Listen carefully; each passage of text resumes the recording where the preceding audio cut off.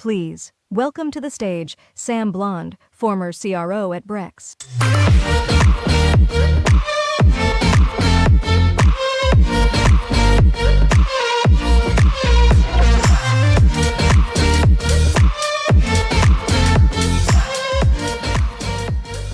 Awesome, cool walkout music to join the stage with.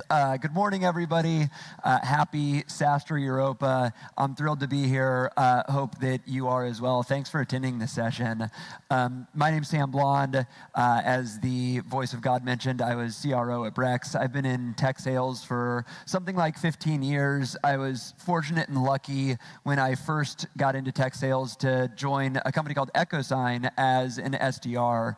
EchoSign is Jason Lemkin's company that he built and we eventually sold to Adobe, and that sort of launched my career in tech sales, where I sort of lived and breathed for 15 years, and then subsequently was a partner at Founders Fund for a couple years, and now I'm back focusing on operating again. Let's see, before we jump in, I think 2013 was the first SaaStr event that I attended, and it was probably the first SaaStr event that existed. It was in Menlo Park. It was a few hundred people that Jason had put together, and I think the success rate of building a community and events business like SaaStr has gone on to do is probably analogous to building a really successful startup. And so, it's just been so gratifying for me to be a part of seeing the evolution of SaaStr, again, analogous to something like, the Databricks or Revoluts on the startup side is this community. And so it's very cool to be here in London with all of you. And again, thank you for attending the session. We're going to talk about easy sales concepts so many get wrong today. And there are 9 of them. The first one is a people-related concept. And then the following 8 are going to be customer acquisition-related concepts, ranging from demand gen all the way through to implementation. So with that, we'll jump right in. All right, the first concept is don't outsource recruiting. I get text messages, emails. When I meet with founders and sales leaders, the question that comes up pretty regularly is something like, which external recruiting firm do you recommend for sourcing and hiring AEs, sales leaders, whatever the hire of the day is? And, I'll respond with something like, here are a couple that I think have good reputations, but really I wouldn't recommend leveraging external recruiters to source your account executives, sales leaders, whatever person you are hiring. And I think the calculus, and maybe why it's such a default for founders and sometimes sales leaders, is I think there may be 2 things that they believe will happen. They believe it might save time. Especially if you're a founder, you have to sort of like source candidates. You have to ask people who they would recommend. You have to interview people. You have to like hustle to really make a hire. And then these, recruiting firms, like they have endless supply of candidates that they can just send to you. And so it's going to save time if we leverage an external recruiting firm. I think the second thing that people make the assumption around, especially founders, is I don't have this network of salespeople, and so if I want the best candidates, I need to go to an expert, an external recruiter that spends all of their time recruiting and sourcing sales candidates. And I think both of those things are actually wrong. The first one, you don't end up saving time, because what ends up happening, you reach out to a few different firms, you sort of onboard with those firms, you talk about what you're looking for, you sell them on your business a little bit, and then they start sending you a bunch of resumes. And every resume says something like, top 5% of the sales team, President's Club, 180% to quota. These are like every sales resume I've ever seen. And so then you sort of look at them and you're like, okay, well, sure, I'll take calls with all of these people. You end up having 6 or 7 calls. They all seem like kind of good, like some are better than others. Okay, I'm gonna maybe hire this person, so let's do some back channel references. I'm gonna interview them more. And at the end of the day, and also you're inserting risk. And so then as you onboard, train, there's potentially more effort there if you hire the wrong person. And ultimately, if you hire the wrong person, you're moving on from them, and it's a huge time suck. So I think ultimately, you are spending far more time leveraging external recruiters because of the process that I just described than if you're able to leverage your personal network and find some people that you know were top performers at a prior company. I think the other thing is, I talked about this idea that you're going to get the best candidates. The best candidates don't really use external recruiters. The best candidates oftentimes want to go somewhere where their reputation precedes them. And so this is one thing at Brex that we actually did get right. And there's at least one slide where I'll talk about getting it wrong at Brex. But when I joined, the first 2 sales reps were folks that were referrals from our CFO, who was at SoFi. The candidates that I brought in, the first hires that I brought in, were all personal network from Zenefits and other places that I had connections. We then leveraged their personal networks. So one of the first people that I brought on was a sales rep from Gusto. He brought on the second best rep at Gusto. And so we leveraged their personal networks. And none of these people, the folks from SoFi, the folks that I brought on from Zenefits, the folks that I just referenced from Gusto, none of them are going to use a third-party recruiter because they want to go somewhere where their reputation precedes them. And so you actually end up with a population of candidates that is inferior. There are certainly outliers. This isn't universally true, but the population of candidates that join companies as a referral are going to be higher performers than the population of candidates that join companies from a third-party recruiter. All right, continuing along, I mentioned one people-related slide. We're going to talk about 8 concepts related to customer acquisition. The first one is focus on demand until you have too much. I did some consulting, still do some consulting, talk to founders pretty regularly, talk about the performance of the business, where the biggest opportunities exist, and seemingly universally where founders, sales leaders gravitate towards is the existing pipeline that they are working or historical pipeline that may or may not have converted.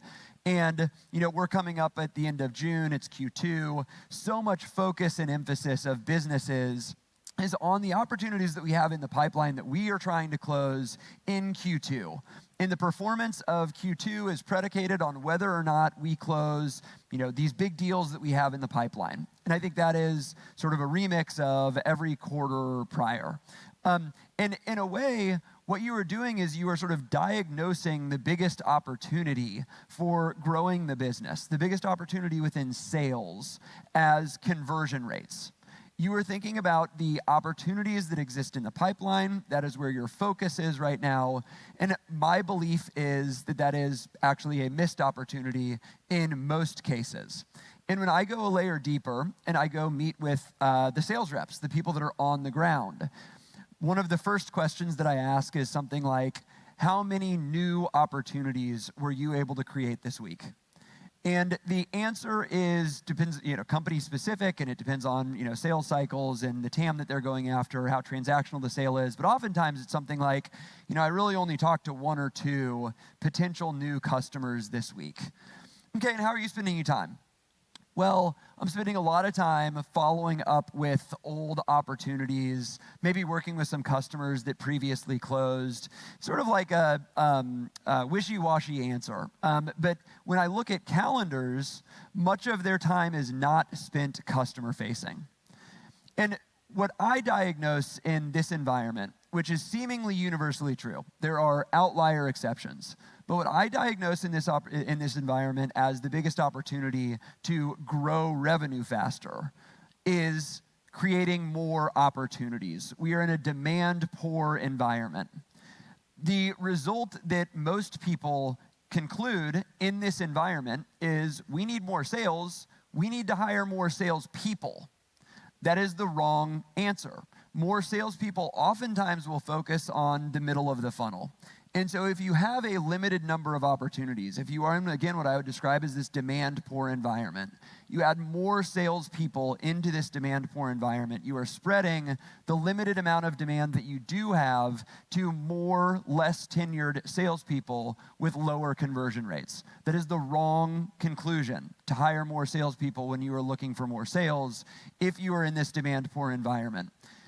Again, this demand-poor environment, it leads to so many problems. The problems that it leads to are things like sales reps clinging on to opportunities for way too long, focusing their efforts on following up with people who aren't responding to their emails. And the opportunity with, again, just focusing effort in the form of resources, so people, and then focus on demand instead of on the existing funnel will produce more revenue for the business than focusing on what I would again describe the middle of the funnel conversion rates. And I think so many misdiagnose this. If you can get the first 2 slides right, almost nothing else matters. If you can get the right people from a recruiting standpoint, which I would argue starts with sourcing the right people, if you can create a demand-rich environment, so many other problems just dissipate. So I would say of the slides, the first 2 are sort of the highest order priority of getting right as I think about opportunities that exist sort of universally at startups. We're going to move on. We talked about the importance of generating demand and why and how so many companies misdiagnose it. I'm going to spend a couple slides talking about how to generate demand. The first one is just a concept versus an idea in itself, but you should do things that stand out. I think so many businesses, as they generate demand, they're sort of going through the motions. We are sponsoring this event. We are doing online paid advertising through Google and LinkedIn, surfacing ads.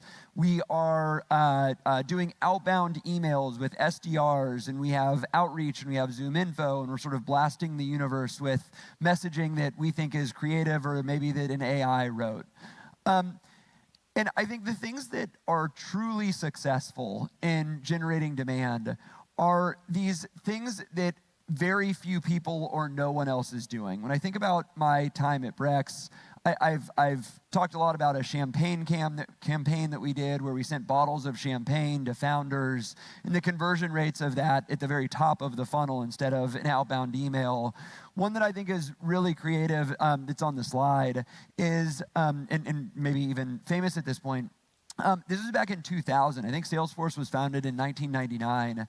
And so Salesforce is an early stage startup in the year 2000. Siebel had their annual conference in San Francisco, and Salesforce staged a protest outside of the Siebel conference. And they had, you see like the fake reporter in the slide, and Salesforce now famous logo that's the software with the like do not pass go sign through it. This received so much attention from the conference attendees that were their direct target market, that as you walk into the conference, there's this like fake protest. Everybody's looking at what's going on, and it's sort of Salesforce announcing their product as a competitor to Siebel. And you know, I don't know how much this costs, but these are probably employees of Salesforce that they just have one day standing outside the Siebel conference, and you make a couple signs. And so it's inexpensive and it's hugely impactful. It is, choose your favorite word, contrarian, stands out, and that is the types of demand gen campaigns that I love to do. One way of measuring this is, you know, as I said, we're sort of approaching the end of Q2 here. One way of measuring this is rather than looking at some of the data around things like SQLs, MQLs, SQOs, stage 2 opportunities, the things that people usually track to determine the efficiency or productivity of the top of the funnel, whether it's marketing or sales top of the funnel. Just ask what the 2 or 3 most creative things that you as a company have done this quarter to generate demand. And if there's not really an answer, you're not being creative enough. And so you should do that both as a reflection every quarter. You should also do that at the start of every quarter. What are the 2 or 3 really creative campaigns that we're going to run that nobody else is doing or that very few people are doing? And I think that's a decent measure to make sure that you're sort of fulfilling this, doing things that stand out. All right, the next one, sticking with the demand gen category, leverage happy customers to generate new ones. This is one where I think the status quo is either doing nothing or doing the bare minimum. And there are so many opportunities if you are delighting customers, some things start happening organically. Customers make referrals and you generate new customers. That happens organically. Sometimes you don't have to ask for a referral for a customer to make a referral. Customers will post about their experience on LinkedIn or on Twitter or whatever social media. Customers will just speak positively about you to their peers. They'll speak at a user conference that you host. There's just a number of things that customers do. And I think the default on this, or the status quo, is, somebody posts something nice about you on Twitter. Maybe the CEO sends like a thank you email or likes the message and says like thank you on Twitter. I think these are opportunities where you can really go above and beyond, and it will drive behavior that will just sort of be like magic for you, the benefits of doing this. So I'll talk about an example of what I mean here. Most people know who their like raving fan customers are. These are, again, the people that are posting on social, referring customers. When something like that happens, just test as an opportunity to really go above and beyond with what I'll describe as a thank you. And an example would be something like, we're, of course, in Europe right now. European football, not American football, is the most popular sport. And so maybe you see on somebody's Twitter that their like favorite team is Manchester. I don't know. And they have referred a customer. They post about you on Twitter. They're just one of these customers. They're like top 10 customer. They're really helping you, going out of their way to help you. Send that person like an autographed jersey of the best player on Manchester United, handwritten note. Thank you so much for everything that you have done to help our business. Do this to all of your favorite customers. I don't know the exact number that it will be. It'll be different for different companies. And what will happen from there, again, is just sort of magic. And if you put yourself in the shoes of the person that I am describing right now, the recipient of whatever you want to do as a gesture for that person, think how many times everybody has their favorite products. Everybody has, posted online about their favorite product or gone out of their way to refer a customer. Think about how many times you have received something like what I just described. It's probably 0, or you can think about the number of times on one hand. And so when something like that happens to you, it really stands out. You remember it forever, and you want to do more to help this business. And I think so many companies focus on generating new customers by focusing directly on those customers, but you already have like an army of potential quote-unquote salespeople in your happy customer base. And again, like the status quo here is to thank you email, not even ask for a referral. I would argue that you should be spending time, effort, and money leveraging your happy customers to try and generate new ones. All right, I think this is the last demand gen-oriented concept. Distribution is as important as the announcement. And what comes to mind here is so much effort goes into things like a fundraise and then maybe getting PR around the fundraise. So much effort goes into things like developing product for a new product launch. So much effort goes into things like Brex was just on this CNBC Disruptor 50 list. And somebody on marketing worked really hard in getting Brex the position that Brex was placed in. I think it was like OpenAI, Stripe, Anduril, Brex, Databricks. Like those were the top 5 companies. It's quite good company. And somebody spent a bunch of time working on getting the data to CNBC and getting that slot earned. And then so little time and effort is generally placed on what I would describe as distribution.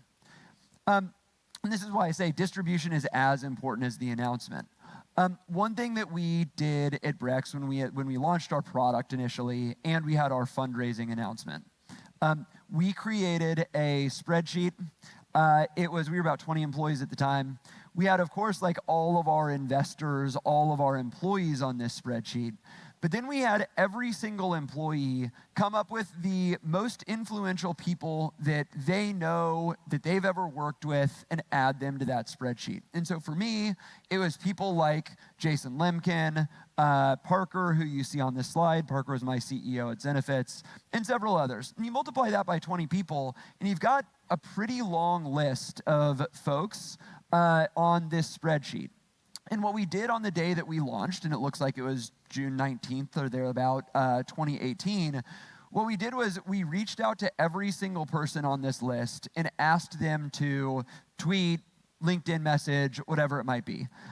And because of that, we were everywhere. If you were on social that day and you have any following of tech people, and you can see some influential folks on this slide right now, you were seeing a message about Brex launching. And I think, again, the default here is to focus too much on the announcement itself, the development of the product, working on getting on the list that I just described, working on the fundraise itself, and less on the distribution. And so, as you want, and product launches, I think, is maybe the biggest example, is there's an announcement that you want to get out, like a product launch, in addition to focusing so much of your efforts on the product development itself, focus on the distribution of that announcement, and it will be a more successful product launch. All right, we're moving on a little bit further down the funnel. This is one, I think it's possibly oriented towards founders doing founder-led sales, and then it probably evolves a bit as sales organizations get more mature. But especially when I talk to early sales reps, early sales leaders, or founders that are doing initial customer acquisition, one of the biggest questions that comes up is basically around like, I have somebody that seems interested. We had a first call, the demo went well, they said that this could be a fit at their company, and I don't totally know what to do. And there are different flavors around like, I'm anxious about bringing up pricing. I'm a founder, I've never really sold before, and so I don't know, like, how do I price the product? How do I introduce pricing? Is it too early to introduce pricing? And then for salespeople, it's sort of like, is there anybody else that needs to look at this product? Do we need to include them in a demo? And so there's just a little bit of ambiguity, I think, especially in early days of customer acquisition. And so my diagnosis, or the concept that I recommend here, is from day one, be prescriptive on how to buy your product. And as you are introducing a potential customer to your business and product, you're going to do something like show them a product demo, hopefully gauge their interest. What you should do very shortly thereafter is talk about what I would describe the happy path of onboarding as a customer. And it's generally going to be things like we recommend doing a 2-week trial. After that 2-week trial, we introduce pricing. We're taking on only 20 new customers in the month of June. We're at 17 right now. There are 3 slots left. We're offering 20% discounts for early customers. Here's list priced. Here's what your price would be. Does this sort of look like something that makes sense on your end? And your customer actually wants to be educated on how to buy your product. If you don't know how somebody should buy your product, the customer certainly doesn't know how you should buy your product. And so again, from very early days, Be prescriptive on how to buy your product with your customer, and then you're going to get some feedback. It's not going to be one size fits all. You're going to have, again, what I described as this happy path, and some customers are going to be like, look, legal needs to get involved. They redline agreements. They take 2 weeks. Perfect. Let's add that to your specific journey of how it might look to onboard as a customer. Okay. Again, sticking with sort of middle of the funnel and winning deals. This is one that I love. It is the presumptive close. I think it's particularly relevant for businesses that I would say have a more transactional sale, defined as something like average cycle times of less than 30 days. And I also think it's particularly relevant for businesses that have either a free product, and I'll give an example of what I mean by that, or an offering of a trial. And I'm going to talk about the examples that I just described. The free product one, when we would give a new customer demo at Brex in the early days, and hopefully still today, we would walk through the product. We would, actually, before we'd start, we'd have an agenda. On the agenda would be a little bit of discovery, find out about your environment, what you're currently using, what matters to you in a corporate card and spend management solution. And then from there, we're going to design a product demo around your needs and wants. And then at the end of the call, we've got 45 minutes today. There'll be 5 minutes left. We actually want to get you on Brex. So with those 5 minutes, we'll walk you through the product application so you can actually start trying the product yourself. Now, this works, again, really well in an environment where Brex is free. It's a corporate card. We made money on interchange. And so this is when I described the presumptive close. We are actually setting the customer up to walk through the product application and become a customer at the end of the call. We're doing that from the very outset of the call. Now, it doesn't work 100% of the time. Sometimes folks say something like, well, I need to include my finance person or something like that. No problem. But the presumptive close, I think, probably increased conversion rates by something like 2 to 3x, because we would start walking through that product application on the very first call. People would be invested in the business. They would have their card. We would give them a card in real time as part of that application at the end of the call. I think the same thing is true for businesses that have free trials. So what we're trying to do here is we are trying to remove as much friction as we can from the sales process and trying to bring the time to value as immediate as possible. And if we're giving somebody a product demo, and again, this presumptive close in this environment being getting them on a trial, at the end of the call, if you like what you've seen today in a demo format, you're gonna love experiencing it as a potential customer. We're gonna get you signed up with a free trial. I'm gonna walk you through the process of getting signed up for a free trial, and then we'll talk about what you should be looking for out of this trial. And again, you're removing friction from the sales process. It's this concept of a presumptive close, whether it be actually closing the customer in a free environment like I described with Brex, or closing them on a trial and getting them to use the product. So we're sort of trying to remove steps from the sales cycle with the presumptive close. All right, I think this is the last one around closing customers, and then I have one related to implementation. And if there's some time, we'll leave it open for questions. I think what happened here is in 2020, so many, if not mostly everyone, started working from home. And this was true for people that were selling products. This is true for people that were buying products. Prior to 2020, it was quite common to meet prospective customers in person. In fact, for a lot of sales folks, it was almost the default. And we haven't really returned to that. I think so many folks still work from home, whether you're, again, on the seller side or on the buyer side. One thing that we measured while I was at Brex was conversion rates when people were selling remote, virtually, they didn't meet the customer, and conversion rates when people met the customer in person. And when we met a prospective customer in person, we had 3x the likelihood of closing that customer. We were fortunate. We were based in San Francisco. So many of our customers were based in San Francisco. And so meeting a potential customer in person oftentimes meant just like walking down the street or getting a 5-minute Uber. And so there is some calculation that you'll want to do around something like, size of opportunity and convenience of meeting a customer. But in this environment, I think it is an opportunity, given, again, sort of the status quo or the thesis of the slide deck is around that so many get wrong. Today, the default, if you are in a competitive deal, most likely your competitor is not meeting the customer in person. And if you can differentiate yourself by developing that relationship, by putting in the extra mile, by signaling that we are going to go above and beyond both as a salesperson to make you successful, and that's going to carry on to the relationship that we develop with you as a customer.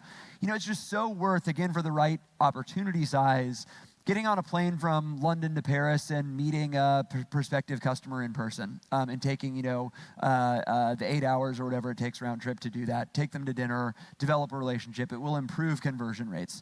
And so many have not returned to doing it. And so, again, you're sort of differentiating there. All right, I think this is the last one. And I would argue, along with the first two, one of the most important ones that stands out to me. I think the status quo with this one is something like we invest a lot in acquiring new customers, and then we have hired some CSMs to focus on our customer base. And when a sales rep closes a customer, they pass that customer off to the CSM. And the CSM owns the account indefinitely. And so there are some customers that live with a CSM that are on their first day living with that CSM. And there are some customers that are on their 1,000th day of living with the CSM. And the needs of these two businesses, one that is day one and one that is day 1,000, are just so greatly different from one another. And where I default to is specializing in this concept of implementation, onboarding, whatever you want to call it, and obsessing over making customers successful. We did this thing at Brex, and we got this one wrong. We did this thing at Brex where, maybe like a year into the business, we started trying to identify patterns in the customer base. And things like, lifetime value, churn rates, like happiness of customers. And what we were able to do is we were basically able to tie back all of the things that I just described. Customer happiness, like NPS, lifetime value, the likelihood of churn. We were able to tie all of these things back to the experience that they had in the first 30 days that they were a customer. Did they do these specific things when they were a brand new customer or not? And if they did the things that we wanted them to do, leveraged specific features, issued cards to employees, migrated subscriptions, integrated their ERP, this is going to be different for every company. But there are certain milestones that make you a stickier product and that make customers more successful. And you want to make sure that we are accomplishing these things as soon as they onboard, because it pays dividends over time through things like lifetime value, lowered churn rates, et cetera. Trying to think of, just one other point on this one. What we did with this information was, first, we structured an implementation team that focused only on making new customers successful. And it was milestone-based. As soon as a customer onboarded through this checklist, we moved them from implementation to like CSM land, where they were just like ongoing maintenance of the customer. The other thing that we did, and why I think this is so important, we tried to go back to the customers that didn't meet the milestones. So, we're looking at companies that signed up something like 12 months ago. They didn't integrate their ERP. They didn't add additional card holders. They didn't migrate some of their subscriptions. We tried to go back and effectively re-implement or re-onboard them. It was really hard. we effectively had to like resell the customer on Brex. And so implementation is this like point in time and only one point in time occurrence where you have the attention of the customer and the opportunity to get them to take the actions that you believe will make them more successful as a customer. It's really difficult to go back long after the fact and try and get them to do those things because you've missed that opportunity. Okay, I'll leave the 9 concepts that we talked through up as we take some questions. I think there are 4 mics in the aisles here. If anybody wants to come up and ask a question, I'd be delighted to try and answer it.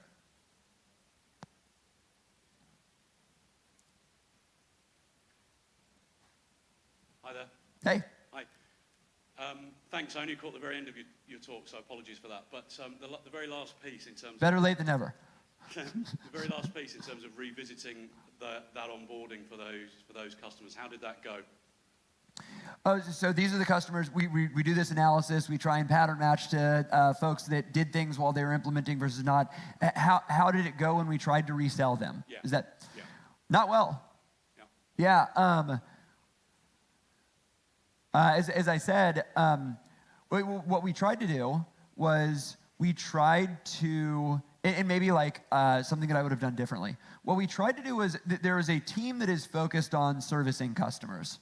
And this can be like the CSM team. And this is familiar with most folks. You have like, I'm your CSM at this company. We tried to have the CSMs that owned the accounts go back into the account and re-implement or re-onboard them. And I think like maybe the right approach, my intuition on this, given that experience, is that we should have had salespeople go back and try and resell that customer if we believe the revenue opportunity was such that it was sort of like worth their time. And again, this is Brex is a little bit unique here because Brex makes money on card spend, and so it's not a traditional like SaaS contract. But in Brex's case, where we were missing out on revenue because it was usage-based, I think reinserting a sales rep to a customer that hadn't been appropriately onboarded probably would have led to better outcomes than trying to have somebody that is focused on servicing customers effectively resell them. But it didn't go well, as I described. Yeah, thanks. Hi. I would like to go back to the slide 1 of that you had in the presentation, and my question is related to the implementation of experienced salespeople into different playbooks. So my company is working on a closed-end data as a service segment, and whenever we are acquiring experienced salespeople from open-end SaaS companies, we see a much higher fail rate than whenever we are training people from inside. Okay, so I'll talk about what comes to mind here, which is something like what I would prioritize in recruiting candidates. I think you talked the first slide being the one around don't leverage outsourced recruiters. Is that right? Yeah. So the things that come to mind, and it's not one size fits all, but I think my generic advice for folks that are hiring salespeople, individual contributor sales reps, the things that I would prioritize are if you are an early stage startup, you want somebody who has worked in an early stage startup. So startup experience is what I would describe as non-negotiable. I think another thing that would be non-negotiable is a track record of performance. So you want to hire somebody who, at their current or prior company, has performed. I think there is no better indicator of forward-looking success than past performance. And so in addition to having somebody that has early-stage startup experience, you also want somebody who has been a top performer in their prior company or companies.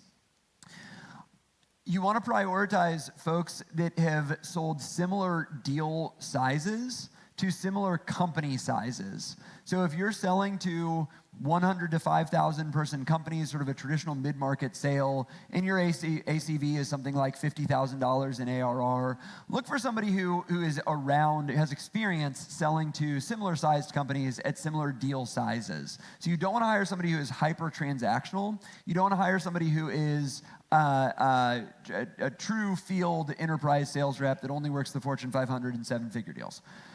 I think the one thing that I see people over-index on, and there are probably outlier exceptions to this, but the thing that I see people over-index on and almost definitionally make a trade-off on some of the things that I mentioned previously, they over-rotate on domain.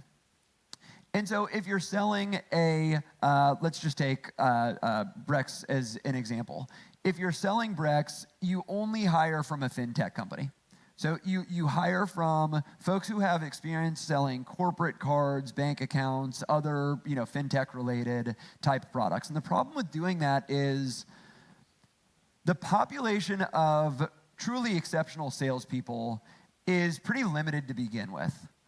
And so if you are sort of artificially constraining that population to people who have domain experience with the type of product that you are selling, again, you're almost definitionally sacrificing somewhere else.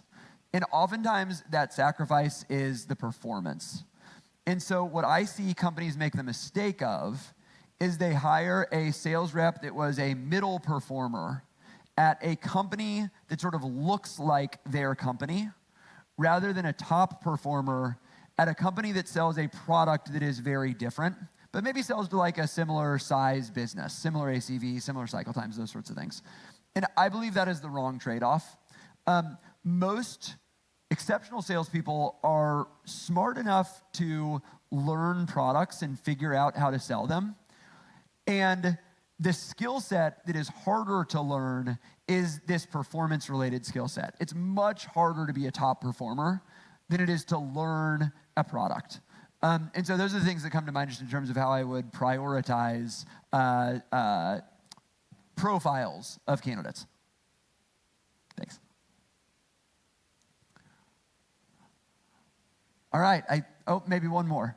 Or maybe two more. Last one, Sam. Who is that? Jason Lemkin. Here.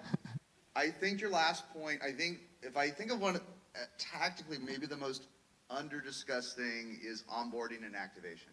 So much energy into sales. If you don't close 100% of them, you're flushing deals down the toilet, right, as you put. What were the core KPIs that you learned and to improve? Like, what were the goals? How did you improve them over time? And what were kind of your time to full activation? What did you learn about what goals for folks should set and how to drive them up? And this is specific to implementation. Yeah, the whole, whether we call it onboarding, implementation, and there's some nuances at Brex that are different than others. That's right. But getting them, hooray, we closed them. If they never start, they're going to leave one way or the other, right? So what did you learn about for the team? Like what KPIs to set, what goals, how big a team you need, coverage, and what to improve? Yeah, okay, so this is one where it is a little bit Brex specific. I think it's a great question. I'll try and answer sort of Brex specific, and then I'll try and apply it to non-Brex companies. Because Brex is usage-based, ultimately what we were orienting around was lifetime value of the customer. And I think a really good leading indicator for that was how quickly we were able to get customers to migrate spend. And so we would get from the customer pre-close, how much are you spending each month on your American Express, SVB, whatever card or cards you have. So we would already have the information of sort of like the spend that we were going after. And in implementation, there was this like number that was the spend that we were trying to migrate. We would try and get to that number. In addition, there would be one additional internal thing that comes to mind and then one external thing that comes to mind. The internal things that comes to mind is there was an onboarding checklist. And I think the illustration here, each person can make the analogy in their head around what the equivalent at your company is. But for Brex, it was, did they integrate their ERP? So they use QuickBooks. have they set up the integration to map the general ledger? So the types of transactions, are they mapping that automatically to their QuickBooks account or to their NetSuite account? And if they do that, they've invested in making the product successful. So setting up an integration was a big one. Issuing employees cards was another big one, because it's a total pain to you add a user to the account, you get them set up with things like, submitting their expenses, whatever else. So if we can get everybody at the company that is added as a user, issued a card, we are much stickier as a product. The disruption required to rip and replace Brex becomes much, much higher if all of the employees have Brex cards in their wallets. So issuing employees cards was a big milestone that we were going after. And then, migrating subscriptions, there was this onboarding checklist. Again, it was internal. And then the external thing was, at the end of onboarding, we would do an NPS survey. And so we wanted to make sure that not only were the things that we were doing as part of this onboarding process beneficial to us as a business, things like growing revenue faster, lifetime value. In theory, and as it turns out in practice, if we were doing these things, assisting our customers in doing the implementation, helping with the general ledger mapping, helping, send us a spreadsheet of the email addresses, we'll issue cards for your employees. The NPS of customers that went through the more sophisticated onboarding process just organically increased because they had so much hand-holding throughout this process. So those were the things that we measured. At Brex, one was revenue, may or may not be relevant to a contract-based business, but there's this internal checklist, and companies lived in onboarding until the checklist was complete. So onboarding at Brex, and what I would recommend for other folks, onboarding isn't dictated by a period of time. It's not like a 30-day process. Onboarding is a milestone-based process. And until a customer is fully onboarded, they're living with that implementation person, which is motivational for the implementation person to really make sure that they are getting folks successfully onboarded, or else that they sort of have these customers that linger, and you have your manager asking, like, why is this person 90 days in and still living with you and they haven't integrated their ERP? Hi, I have a question on one of the last points you made about meeting prospective customers. And as you said, before COVID, it was quite easy, or easier, as the customer was also not as much online. So for this new era that we're going through, do you have any recommendations as to how to kind of get customers to invite you over, or you invite over your customers to the office and have that more in-person, one-to-one experience? The idea that comes to mind is it's easy, and it's something that I think so many people don't do, and it's you just ask.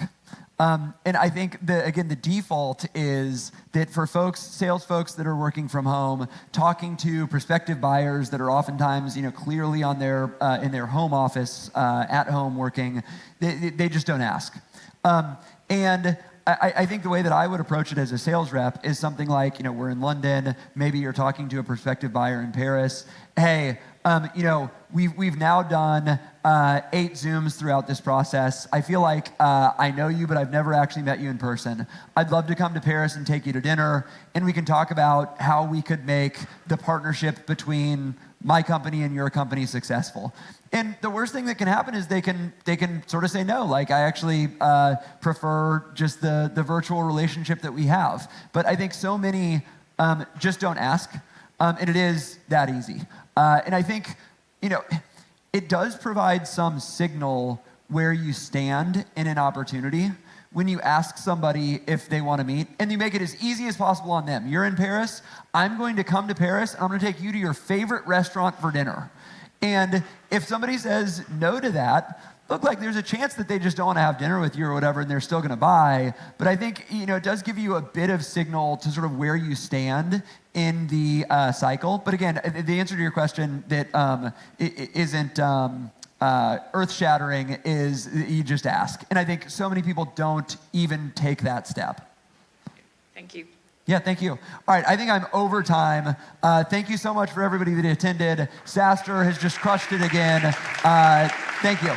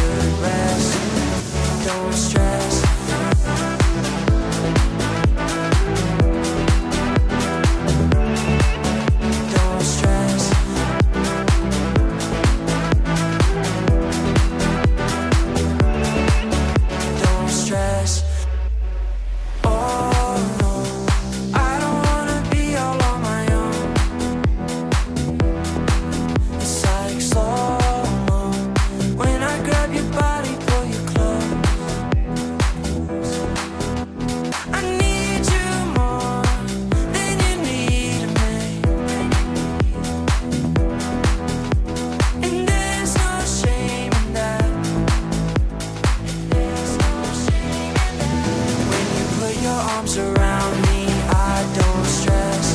Go and lay your head right on my chest.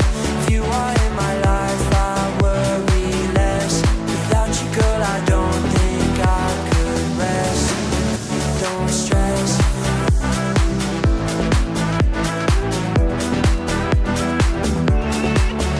Don't stress.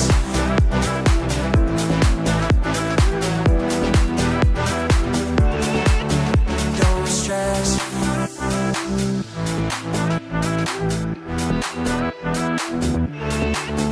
Don't stress.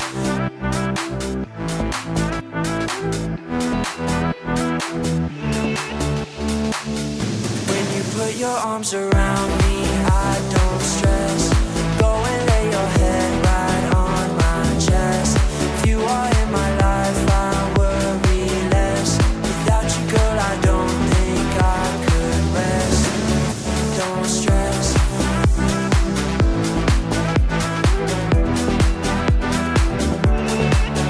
Don't stress.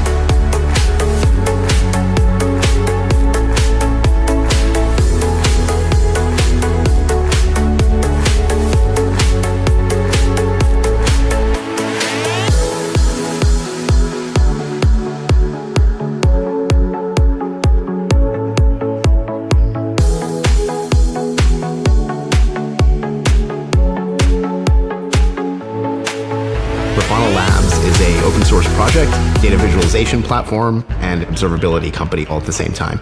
Used by millions of people. This foundational array of open source software, we have no qualms about admitting that we're trying to build the next billion-dollar open source company. From the largest top 10 companies in the world to startups and hobbyists, we are so privileged to be at the center of this really vibrant community. We're remote first. We always wanted to hire people wherever they were. There's a bunch of people in the community, and the funny thing is we've hired most of them. We're constantly delighted, surprised by what our community is up to. The visualization of part of a nuclear reactor, space travel.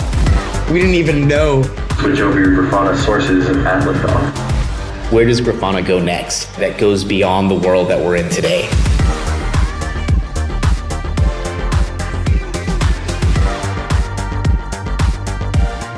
Please welcome to the stage Raj Dutt, co-founder and CEO at Grafana Labs, and Alex Kale, partner at Lightspeed.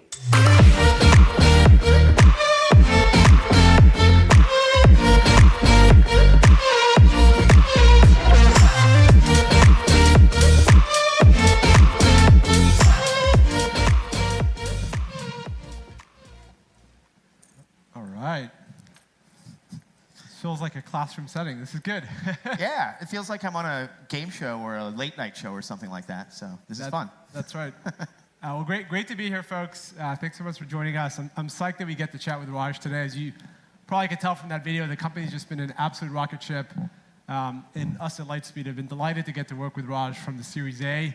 For those that don't know, Lightspeed, global venture capital firm, investing really across all stages and global investor. We started investing in Europe over a decade ago. And so really excited I get to be here. And Raj, congrats on what is just an incredible company. I'd love to sort of rewind the clock a bit. It's always fun to hear the sort of founder story, the origin story. How did sort of Grafana come to be in the early days? Yeah, so obviously, the company is centered around this open source project that my co-founder, Torkel Odegaard, created back in 2014. So that's really the origin story. It was actually New Year's Day 2014. He released this project that he'd been working on, and he'd been working on it all throughout Christmas and New Year's, completely annoying his family, being in the basement in his house in Stockholm. And basically my other co-founder and I found this project, found Torkel, and the three of us decided to start a company around it. And that was almost 10 years ago. So that's how the company got started. Did you ever think it would get as big as it is today? If I'm being honest, absolutely not. Yeah. I think it's a quality we see of a lot of sort of humble founders. It's sort of you have this idea in the beginning, and then it sort of blossoms into something. And at every stage of the company, it's sort of amazing to see the new limits and sort of new challenges. Absolutely. I mean, I think our expectations have been reset. Our expectations about what's possible has been reset almost every year. Yeah. One decision you made really early on that I want to spend some time talking about is sort of this decision to be remote. Now, the company started way before COVID. And so, during COVID, obviously, a lot of companies had to be remote because that's how the world became. And now, actually, what we see is, for the most part, companies have gone back to the office. You have bucked that trend where you were remote to begin with. You obviously stayed remote during COVID, but even now, you've decided to be remote. Why is that? Yeah, I mean, we really believe in remote, and it's remote first, not remote friendly, to be clear. And I think there's a big difference with that, and we feel really strongly about that. It's like you can make an office culture work, you can make a remote culture work, but I think when you try to mix it up, you really get into trouble. But it really started from the beginning of the company, right? Because three co-founders, I was in New York, Torkel was in Sweden, and Anthony was in Australia. So it doesn't get much worse than that in terms of time zone coverage. And so from the very beginning, we were remote. Always felt that talent was global. A bunch of us love to travel. I've been on the road, since COVID, basically. It's fun building an international business. And then there's examples of some of the best software in the world that have been created by geographically distributed teams working in a async manner, right? I mean, take a look at something like the Linux kernel, right? That's the way that you build very high quality software is kind of proven out. And you're right, before COVID, this was a little bit unique. It was a recruiting advantage. We tell people come work at Grafana Labs. We're a remote company, and they go, wow, that's amazing. And now it's like yawn, whatever, which is unfortunate from a recruiting standpoint. But I wouldn't do it any other way. And I think the the interesting thing is that we're in 40 plus different countries, and I think we get a really good perspective from across the team. And even our customer support and our on-call shifts, people generally don't have to wake up to deal with an issue, right? So our support kind of follows the sun, which is also really nice. Yeah, you said New York, Sweden, and Australia for the 3 co-founders. That definitely makes it spicy for time zones. Yep. You're now 1,200 people. I guess the biggest knock that I hear for companies that are remote is the culture piece. The fact that it's not as easy to build culture. You're not as often together. How do you do that at Grafana? What's been the approach? It's definitely harder, and that's kind of back to this point that I think there's a difference between remote first and remote friendly.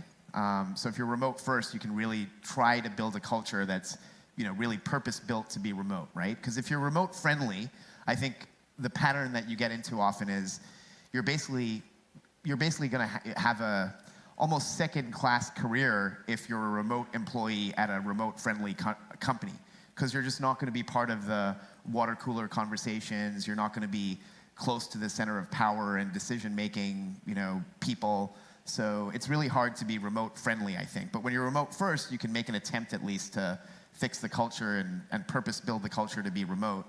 I think you need to get the team together pretty often, even as a remote company. How often? We still joke and kind of nervously laugh when talking to VCs like you guys, and some of the comments are often like, "Oh, you're remote. That's great. You'll save a lot of money on office space." And I go, "Yeah, but we're going to spend it all back and more on travel." So we generally get every person in the company either together at a all company event or a team event, like generally 2 or 3 times a year. So. And how often is your exec team all in the same room? We get in the same room about 5 or 6 times a year. 5 or 6 times. Yeah.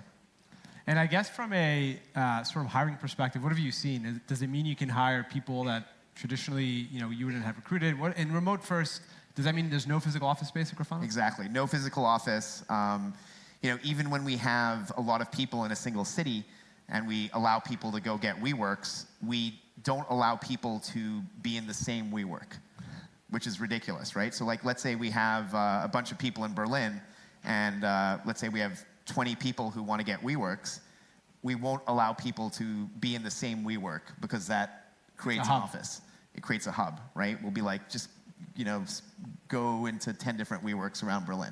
That's incredible. Which upsets people, but that's part of the way we try to build a remote first culture. I'm imagining these shadow WeWork Slack groups that the CEO doesn't know about, where it's like they're sort of happen to show up at the same coffee shop Monday to Friday. That's very cool. And I guess from a sort of going forward perspective, any plans to change this? Or you're 1,200 people now, 2,000 and then 10,000 at some point? No plans to change it. I think it's pretty much built into our DNA at this point. I think it's definitely got its disadvantages, don't get me wrong. I mean, what would you say are the biggest disadvantages? I mean, there's a feeling whenever we get people together for a few days, after an offsite, at the end of the offsite, people go like, "Oh man, this was great. Imagine if we were, all together all the time, the amount of work we'd get done." And I don't think that's necessarily true because you couldn't keep up that level of energy all the time, right? And I think it's good to kind of get people together, do some planning, and then go off and execute. But there's no doubt that if everyone was in the same office, we'd kind of have easier communication. We'd be able to ramp people faster. We'd be able to hire more junior people. But then the trade-off is, again, talent is global, and we wouldn't have been able to put together the incredible team that we have today if we were all, say, all in San Francisco or something like that. Yeah. I'm curious, by a show of hands, how many folks here are fully remote? That's actually a good number. For the ones that didn't raise their hand, any advice that you would give in terms of something that you've done from, hey, whether it's the way you document things, the way you do communication, recording sessions. I'm just curious, from this issue of time zones and, even for companies that are not fully distributed and fully remote, you still have this issue of collaboration and sort of sometimes I think the second-class citizens that are not in HQ. Yep. And I think companies like you that have sort of pioneered this, 1,200 people, there is no one office. There's things that have happened there from a process and internal sort of setup that allows for that to happen. Is there anything that comes to mind there that you'd really recommend everyone do? I don't think there's one silver bullet or any kind of like very sort of obvious thing that we do. I mean, like there's a few things, right? We try to be very async in our communications. We try to write a lot of things down, record a lot of meetings, record a lot of Zooms, allow people to consume information sort of on their own schedule, on their own time zone. Initially, it was really hard having teams that were spread across different time zones, but with scale, you get to solve some of those problems by being able to have local leaders and in every time zone and teams that aren't necessarily split all across the world. But it's definitely harder. It definitely takes more work. I think there's more demands placed on people managers to kind of be better people managers, honestly, and not sort of rely on shoulder surfing or people being ad hoc conversations. You have to kind of plan things more. But I wouldn't say there's a silver bullet, and honestly, we're still figuring it out, and it's definitely far from perfect. So yeah. I love that you're investing, though, on the sort of the office savings in travel, because I heard this term the other day that resonated, the sort of trust battery. And when you're on Zoom, you sort of, over time, you deplete that. And then as soon as you get back together, you sort of refill this battery, and then it gives you the chance to sort of go another 3 months before seeing people in person. And so it feels like that's just a critical part. At the end of the day, we're social human creatures, and bringing people together just feels... 100% agree, 100% agree. I think, and that's why it's really important to get the team together, because when you're fully remote, and everyone's just a box on a screen, on a Zoom, it's easy to think that you're almost like playing a video game and these people aren't real. And, it's easier to, pardon my language, it's easier to be an asshole to someone that you don't actually know. It's easier to not give those people the benefit of the doubt. And when you meet people in person and, go out to dinner, have a beer with your colleagues, that really matters. It's not just a touchy-feely thing. There is something fundamentally human and innate that builds trust, like you say. And I hadn't heard the term trust battery, but that really resonates and makes a lot of sense to me, because recharging that trust battery is what these events and offsites and are all about. Yeah. I love it. I want to switch gears a little bit. In the video that was on, it was kind of incredible to see some of the logos. I saw NASA is using Grafana, which is really cool. And one of the decisions that you've had to make is sort of how to approach monetization and when to do that and how to do it. And that's oftentimes, for an open source company, one of the biggest decisions to make. Can you just give us a little bit of insight as to sort of how that came to be in terms of how you all approached it? Sure, yeah. So the first few years of the company, we didn't think at all about monetization. And those were like our innocent salad days that I look back on fondly, because we had no customers, no revenue, no responsibilities. We were just trying to... Fun days. Fun days, exactly. No VCs. Even better. And we were just, trying to build really popular open source software and build a community. And look, the goals of open source and the goals of our commercial ambitions are in stark contrast to each other, right? Like open source is all about value creation, and our go-to-market teams are all about value capture. And balancing those things is honestly really hard. And we struggle with it all the time. We struggle with it every day. And I think if we stop struggling with that balance, that'll be the day that like something is going wrong. And our open source software is not by any means crippleware. It's not it's not demoware. It's used by some of the largest companies in the world who don't pay us. You mentioned NASA; they're not a customer, right? We have not a paying customer. Not a paying customer, exactly. We use the word customer at Grafana to mean a paying customer, right? And so we have almost 1 million companies using Grafana, and we have about 6,000 customers, right? So if you do the math, that's less than 1% of the people using Grafana pay us. And when we first started talking when we first started to raise money, and in fact, obviously Lightspeed was the first VC that we started working with, we had a slide of logos, and they were really impressive logos, but none of the logos were customers. And our pitch was sort of like, look, we have all these amazing companies using our software. We will figure out over time how to make some of these companies customers, and we've done that, but the balance is really hard. We try to have features and capabilities that we hold back that really appeal to large enterprises more so than the kind of startups and the mid-market companies. Things around compliance and security, and but it's a really tough balance. And I'd say that the landscape of open source companies is something that has changed dramatically over the last few years and something we've watched closely, right? So when we started, there were a ton of open source companies that we looked up to and admired and drew inspiration from, right? There was like Red Hat, there was MongoDB, Elasticsearch, Redis, HashiCorp, and sort of over the last few years, every single one of these companies has decided that being an open source company with an OSI license is not the right decision for them. And look, I still admire these companies, and obviously they're going to make the decision that makes the most sense for them. But for us, we're still an open source company, and most of the work that we do is under an OSI license, but it's feeling pretty lonely these days because we're sort of one of the last remaining open source companies at scale. But we're still figuring out how to balance value capture with value creation. And I think having the cloud offering was a big unlock for us because as a delivery model, cloud is a very nice delineation to be like, if you want to use our cloud service and consume all this stuff that we have in a supported, scalable way, you're obviously going to pay us. But then the whole dynamic between open source and the hyperscale cloud vendors is a whole other topic too. So, yeah. And I'm sure that helps from a margin perspective. The fact that once they're hosting it on the cloud with you, then otherwise there's a sort of potential impact on, yeah. Yep. And what's been I guess a lot of those companies that you mentioned, the sort of OGs in open source, most of those are now public companies. Is that, what do you think is driving that sort of decision? You become public and there's more of a focus on driving the revenue? I don't know. I mean, I'm not here to speculate on what other companies are thinking. Yeah. Fair enough.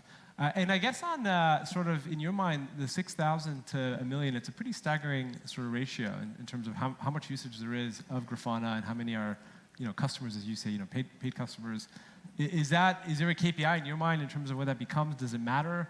How do you sort of drive the business around that? Is that even one of the things that you focus on? I mean, we look at that stat, right? We sit around sometimes and we go like, wow, we've kind of monetized less than 1% of the people that are using Grafana. But at the end of the day, we really want to, we want to make the overall pie as big as possible. And we know that our entire business model is sort of predicated on capturing a small piece of what is hopefully an extremely large pie.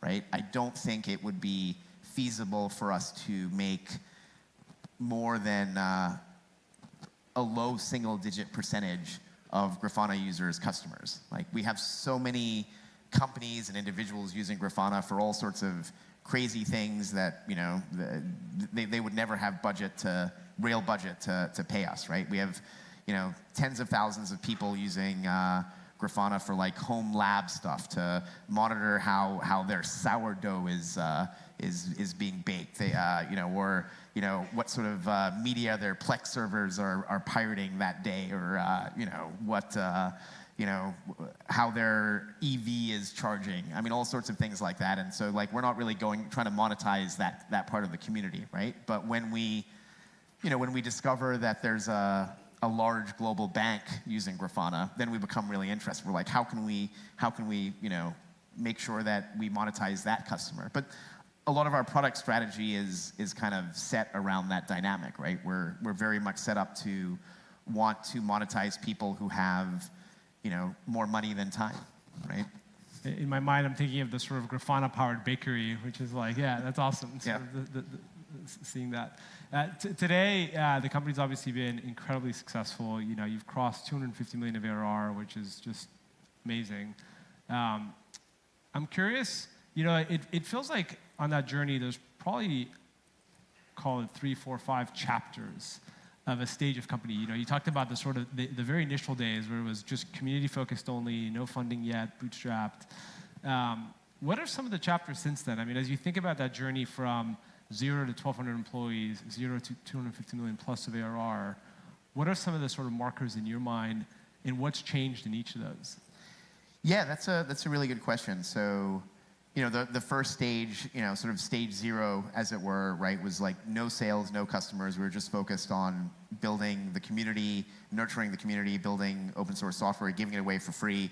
Our business plan at stage 0 was, literally like step 1, build freely available open source software. Step 2, ? Step 3, profit.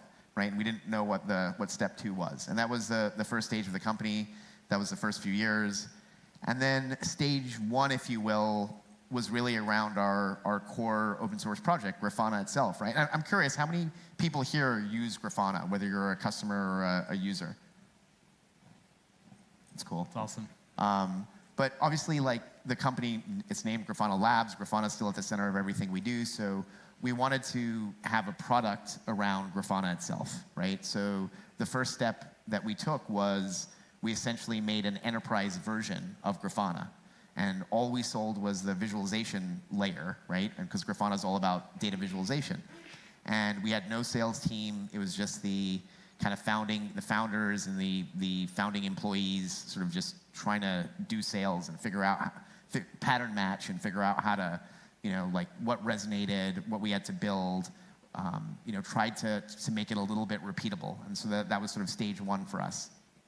And then stage 2, I think, we became a multi-product company, right? We knew that we needed to do more than just visualization to really, build a large business, particularly in the observability space. We knew that we needed to build, some databases, basically, right, to store data, because that was where all the pain was, and that was, quite frankly, where all the money was. And so we built out these open source metrics databases around Prometheus. We built out open source logging backend called Loki. We built out open source tracing called Tempo. We bought a company called Pyroscope for profiles. And so we kind of built out this whole stack, as it were, right? And so... How big were you when you became multi-product? We were about 60 people. Yeah, about 60 people. And we probably had about maybe $5 or $10 million in revenue. And yeah, going multi-product was a pretty big deal for us. And I think a lot of companies struggle with it, and we certainly zigged and zagged too, but luckily we managed to make that transition. And then really the third stage was going fully all in into cloud, right? So we actually deploy a lot of the new features that we develop on our cloud first, and then like kind of backport them, if you will, into open source, which is kind of the opposite of how one might think you would intuitively do it. And kind of along the way through stage 1, stage 2, stage 3, we've not only grown, but we've shifted our revenue mix pretty dramatically, right? So in the early days, all our revenue came from Grafana visualization. Today, Grafana is actually, not even our biggest product. Like our metrics product is bigger than Grafana itself, although Grafana has, all the brand recognition and, the adoption, right? And, stage 1, stage 2, we were still selling a lot of on-prem software and licensed software, whereas today, most of our revenue comes from Grafana Cloud, our SaaS offering. And so as we've grown, we've kind of become a multi-product company, but also shifted from on-prem to cloud, and then also pretty dramatically shifted our whole go-to-market team and go-to-market motion, right? Like we've built an enterprise sales team pretty fast and pretty dramatically in the last 3 or 4 years, basically. And that's kind of fascinating to think about how early you became multi-product. I mean, that's, typically in the journey of a lot of companies, we see that happen later. What drove that in your mind? Was it sort of just customer feedback pulling in that direction? Was it an insight you had on the market? It was customer feedback, I'd say. We'd go into customers or potential customers and, see what they were doing with observability and realize sort of like the intensity of their infrastructure. And, Grafana itself is so lightweight, right? So they'd be like, yeah, like we love Grafana and like, it runs on a VM and it runs for 1,000 users, and it's great, and no problem, and we don't have any issues scaling it. But meanwhile, like for our logs or our metrics, like, oh my God, like we have 1,000 servers running, needed to support these workloads, and that was sort of eye-opening for us. And like with Grafana, we charge by the seat, right? And we really wanted to get to a model that was more consumption-based, and we didn't really see a way to do that with just having Grafana, right? And also customers, quite frankly, told us that if we wanted them to kind of bet on Grafana Labs for observability, then we needed to have a full observability platform, right? I mean, the thing about Grafana is it works with every single backend, right? Whether you're using Datadog or New Relic or Prometheus or whatever, it'll allow you to visualize data from anywhere. But a lot of our customers said that that's great, we love it, but we want you to provide the full stack end to end. And so our customers kind of pushed us to basically develop our own databases, which we did. That's amazing. It's always great to get that pull from the market when you're building product. And I'm curious on that journey, one of the, I think being a founder is incredibly hard, not just because you're building something out of thin air and out of nothing, and it's the roller coaster that we all know it is, but also because you sort of have to reinvent yourself as an individual. I'm sure your sort of management style when you were just the three of you versus when you were 30, 300, now 1,200, and that founder relationship evolves. How have you sort of seen your management style evolve as a founder? What has been the sort of hardest part from going from 0 to 1,200 folks in your mind?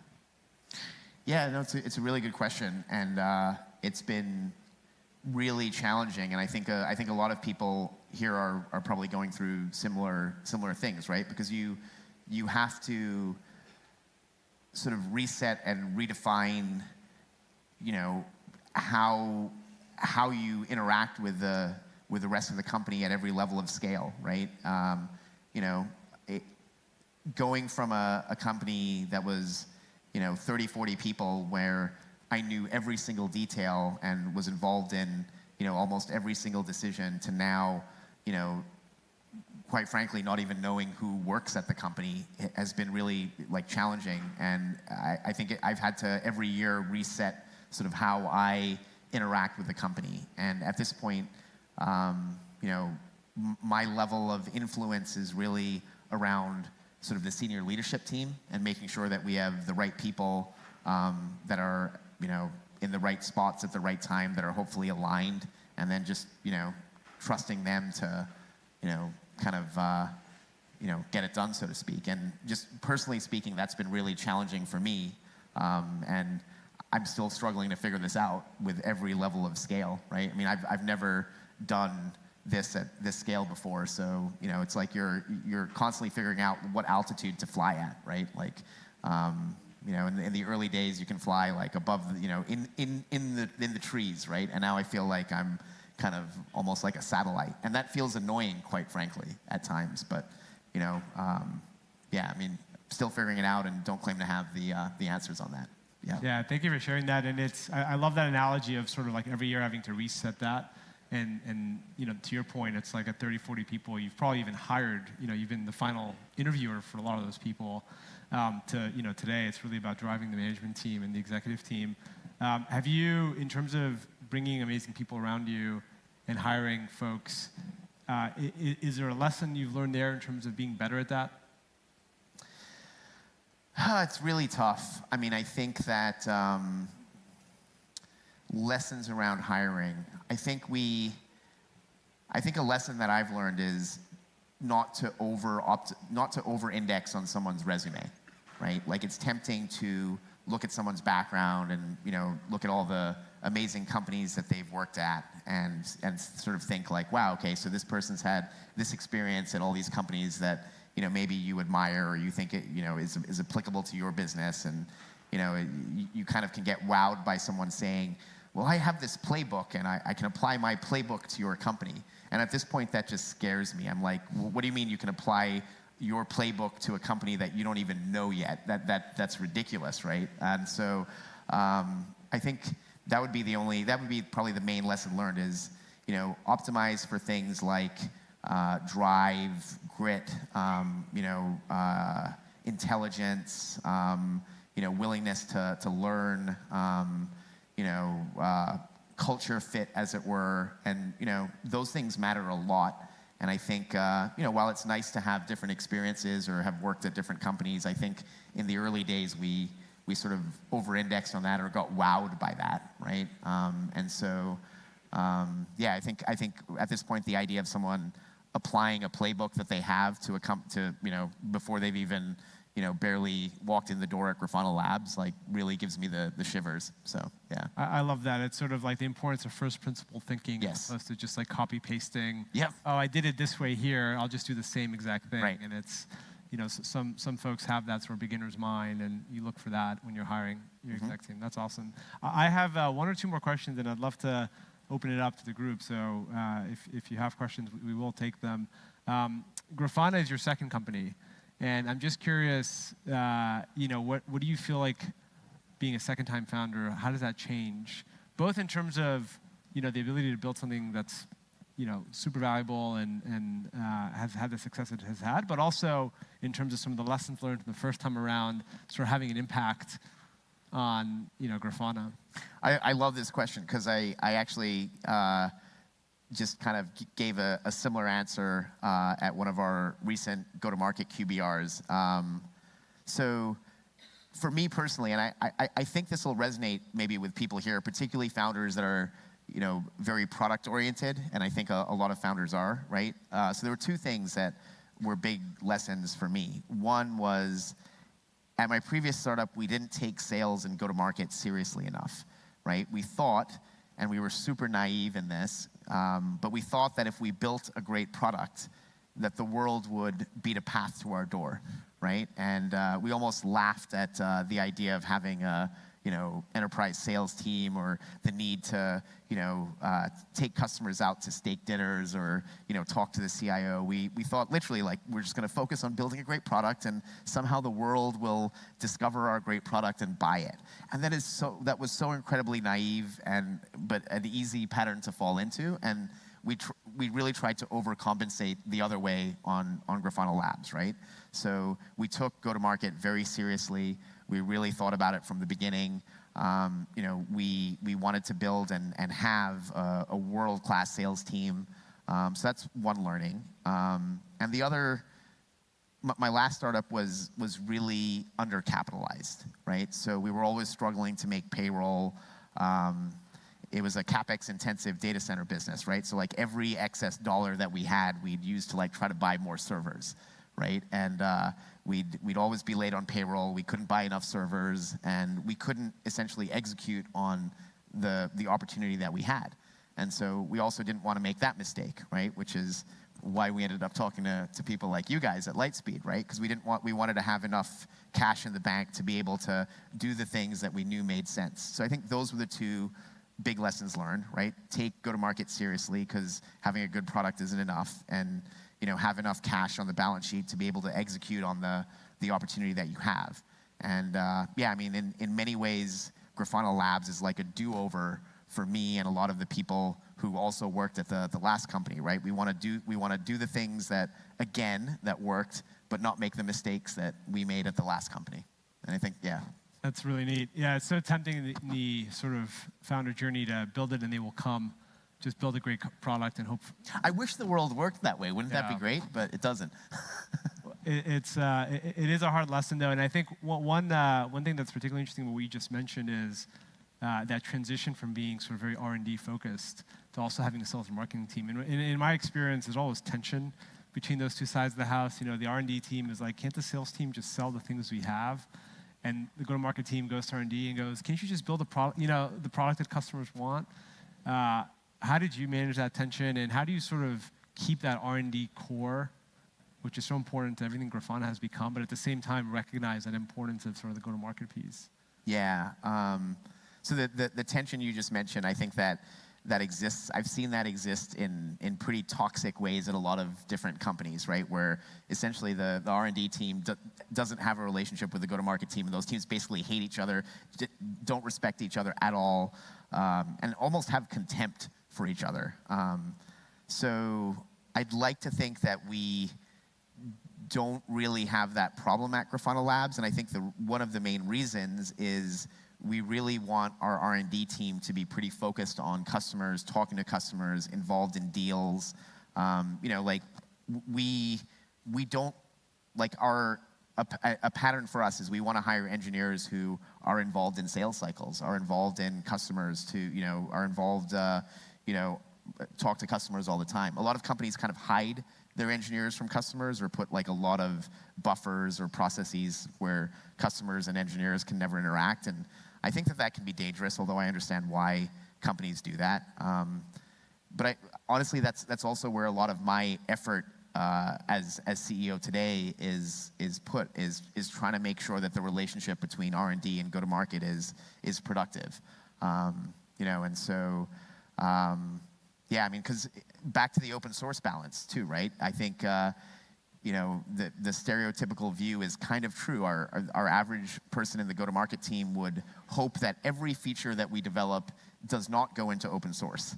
And our average R&D engineer would hope that every feature that we develop does go into open source, right? So, yeah, that tension's tough. At Grafana, we have a great CRO, and he really encapsulates, Dave really encapsulates sort of this idea of we're all in customer success, no matter your job function. And, it's really a team sale at Grafana Labs. Like, we have a Slack channel where every deal we win, the rep kind of summarizes the deal, why we won it, and who was involved in the deal. And one of the things that I really like is in almost all of those posts, there's like dozens of people mentioned in every deal, not just on the sales team. And that's really cool.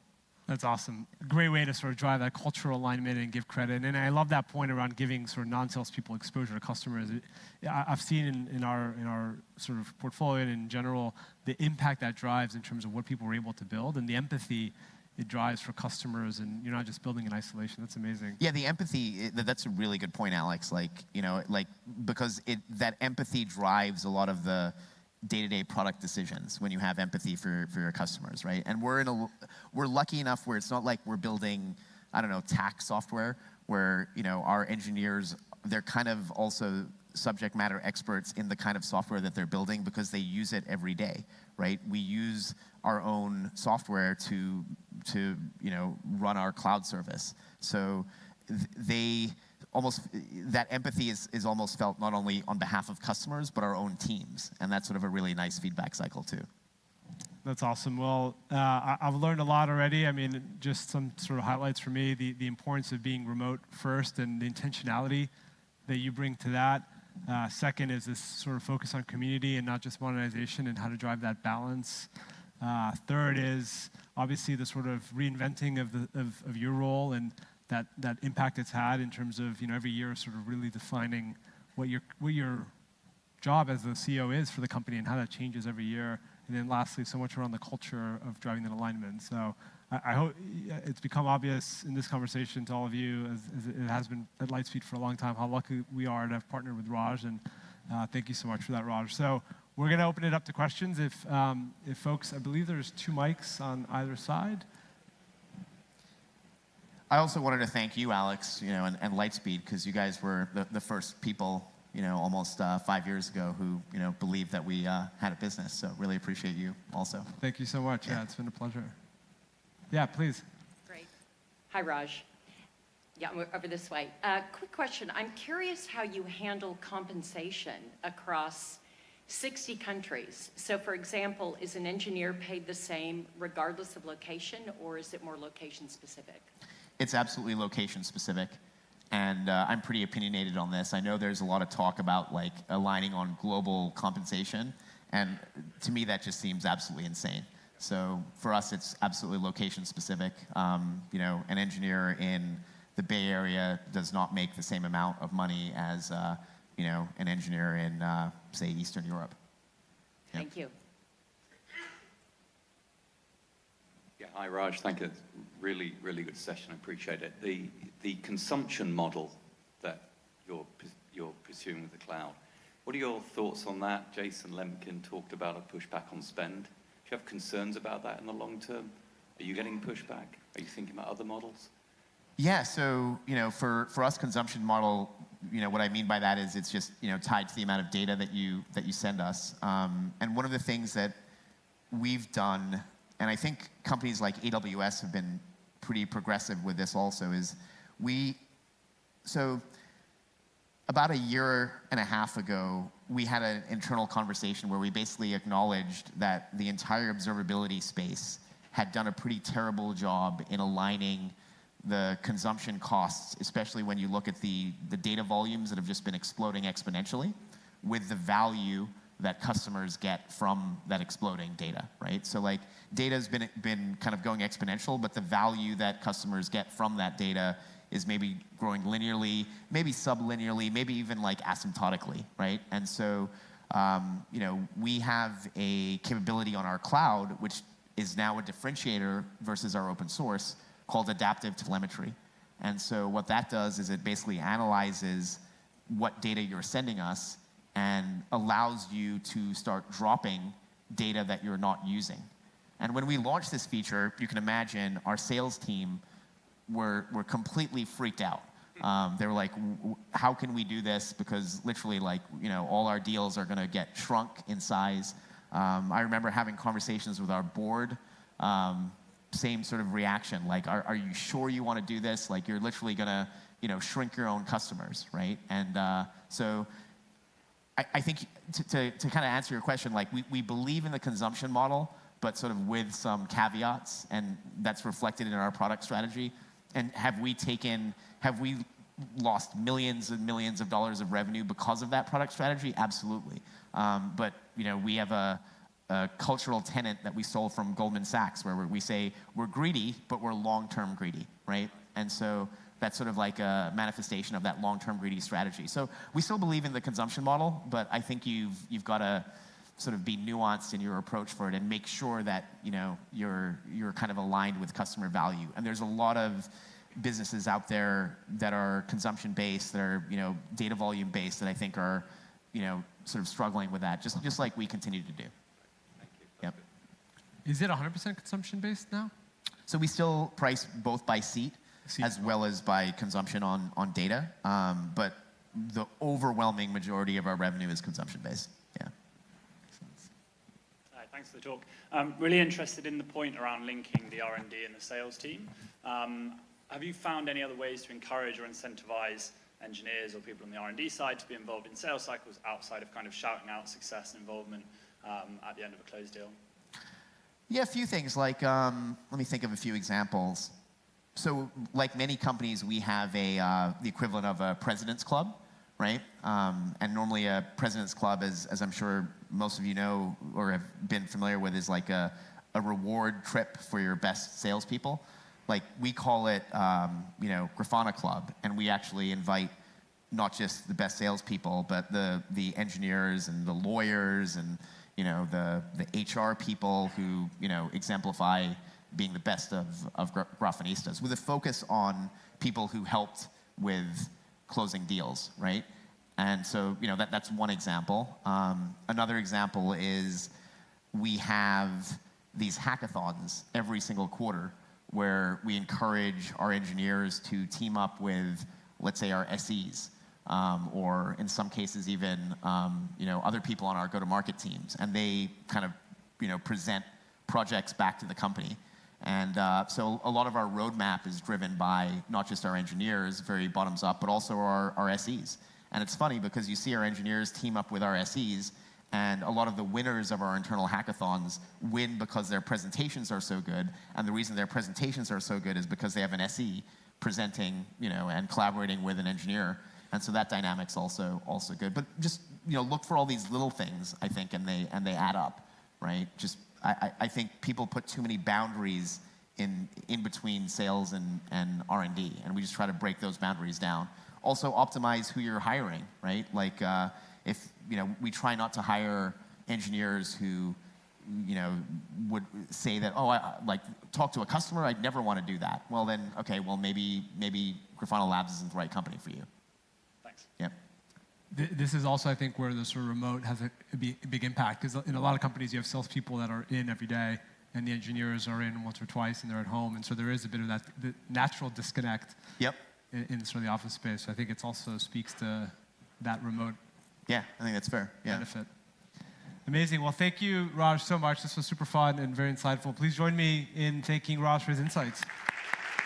Thanks, Alex.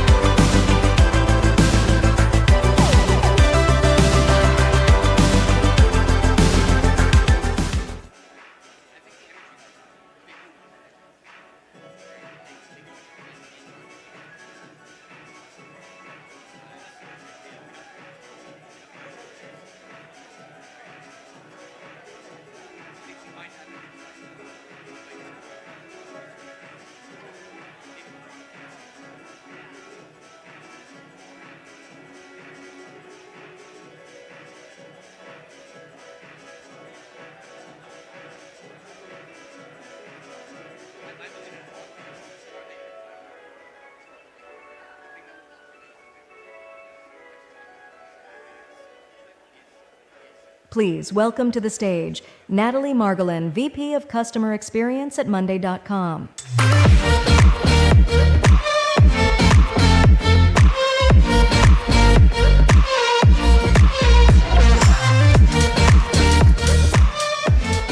Hello, everyone. Super excited to be here, and thank you for joining this session. Before deep dive into what I came to discuss here today, I will just introduce myself.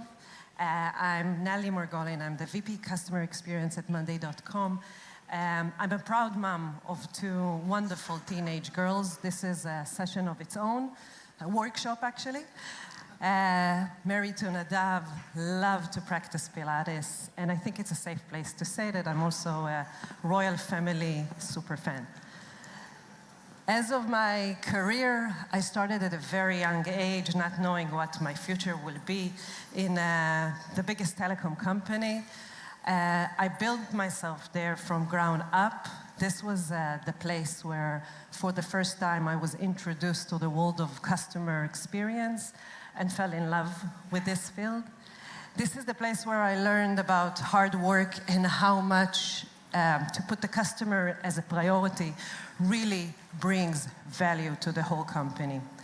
From there, I moved to a tech company. I had the opportunity there to face the challenges of scale and global and working in the tech industry with a fast pace and the need to innovate around customer experience.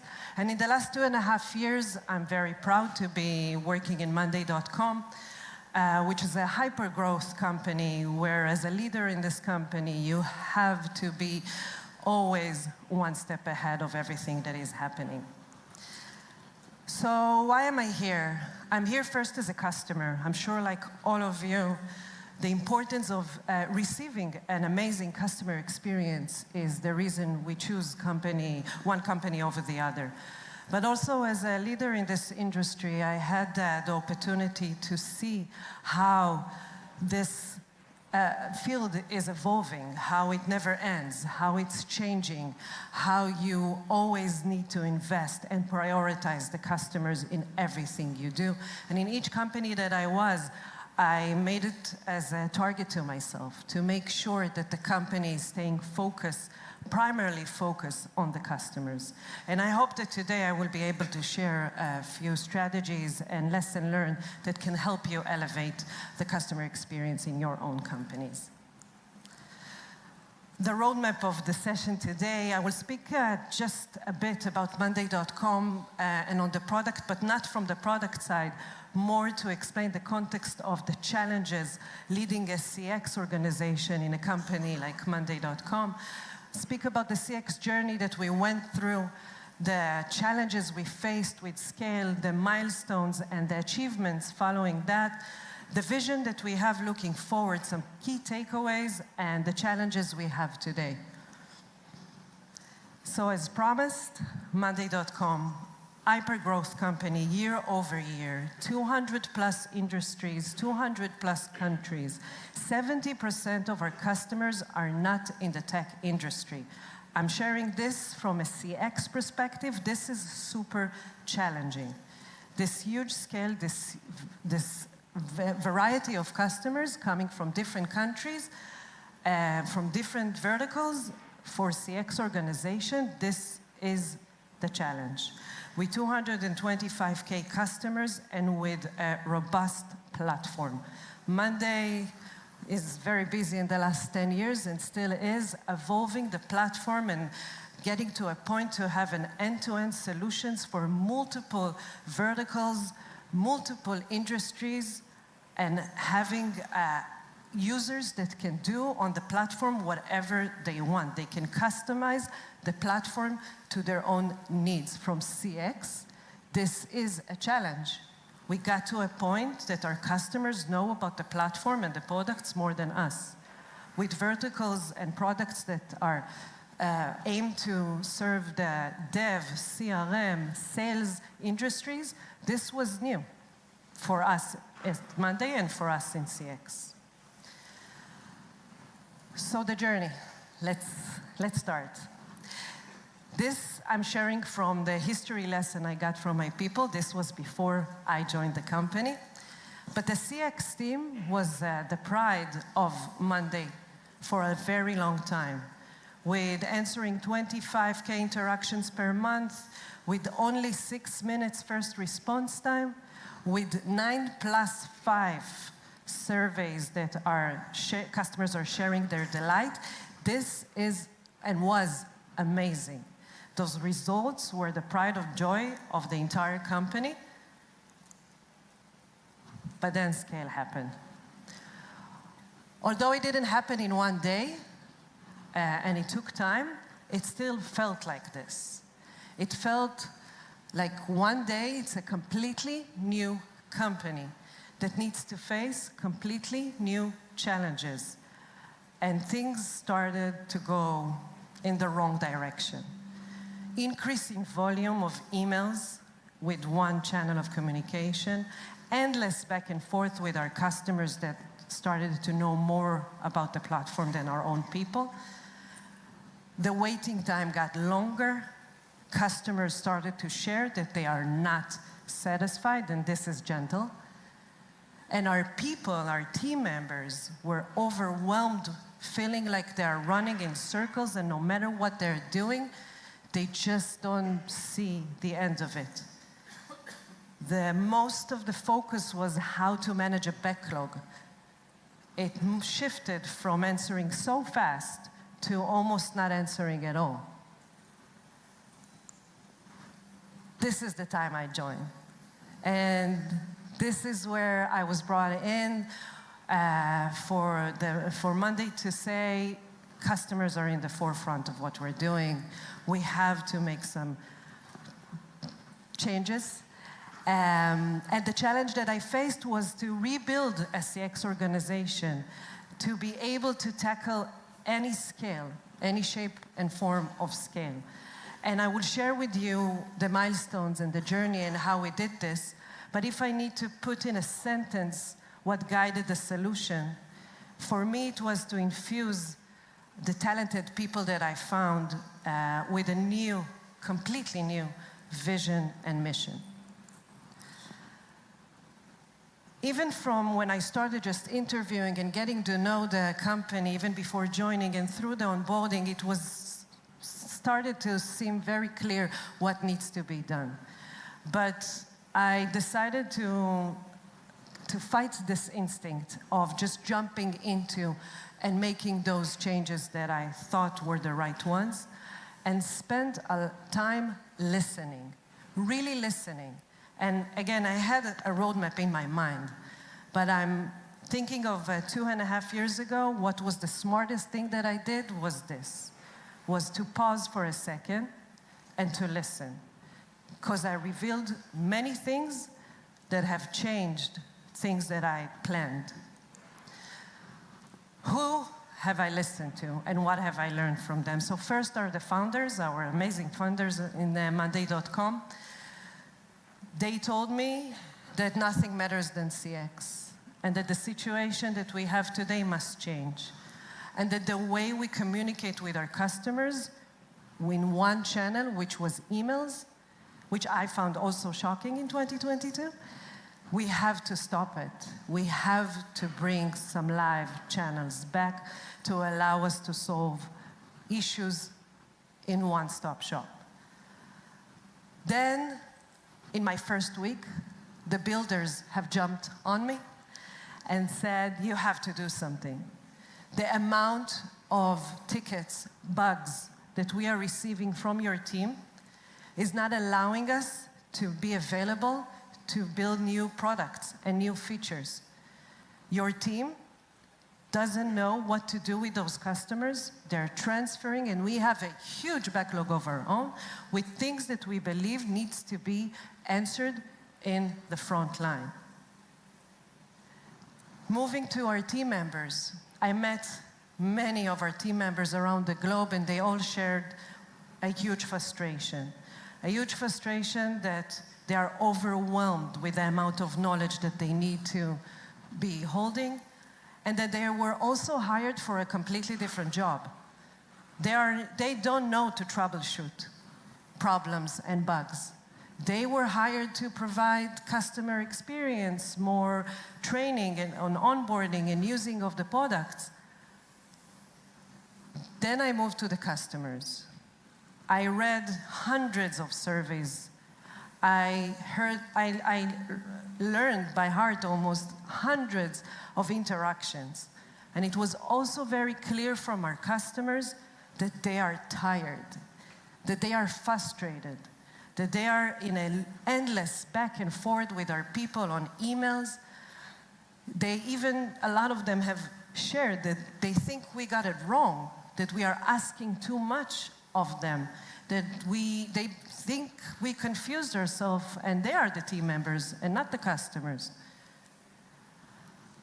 So this was the situation. And from there, I listed the main challenges that I found from all the ones that I spoke with. Our customers evolved. We have limited channels. Our customers are expert. They are very knowledgeable. They are more diverse. They are coming from different industries. They are coming from different countries, and they are coming, a lot of them. The challenge was the detachment. The department that I joined felt that what they are doing amazingly, and there's no reason to change because it worked back then. There's no reason for it not to work now. They have struggled with the endless backlog and focused themselves on internal processes and kind of forgot to listen to the customers. The organization was flat and was missing functionalities and functions. There was no leadership there. The organization as itself was structured in a way that, again, was very good to a much lower scale. The frustration that I heard from our team members, from the founders, from the developers, and very important piece is the data. There's so much that can be done with the right infrastructure of data in the field of customer experience. And because there was a lack of it, the decisions that were made were not based, not on trends, not on customer sentiment, not on what the customers are saying. There was numbers in the air, there were KPIs, but it wasn't structured in any way that you can do something smart about it. So it was obvious that a different approach is needed. And by different approach, it means that we need to realize and recognize and remind ourselves that the reason we come to work is for our customers and for our team members. And with this in mind, we need to decide on what to do. And this is the change, the huge change in the mindset of the people and the team. Making decisions that are based on what our customers are looking for and prioritizing their expectation and their needs into what we do. This one is an important piece because it was clear that a lot of changes needs to happen, and changes people don't like. And I will never succeed in this beautiful vision I put in front of myself if people will just encounter it as a change. But I believed it's really not a change. It's only improvements. There's nothing that we will do in the sake of just trying to do something different. It was all in the sake of doing it better, to improve the experience, both for our customers and our team members. So we forced ourselves to stop using the word change. And every time it was said, somebody from my team have raised their hand and said, it's not a change, it's an improvement.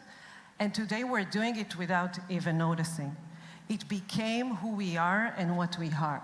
We are not changing things, and we change many of the things. We're just improving them. It's huge. I know it sounds simple, but for a huge organization that we had, to play with changes would never work. So this amazing team that I joined and the change in mindset they were willing to do, and I'm thankful for them so much for being brave to do that, brought us to write this mission together. And the mission was to build a service operation that can handle anything at scale. We are focused to position Monday as an industry leader in providing exceptional customer experience. It's not about improving the experience as it was, it's to create an exceptional one.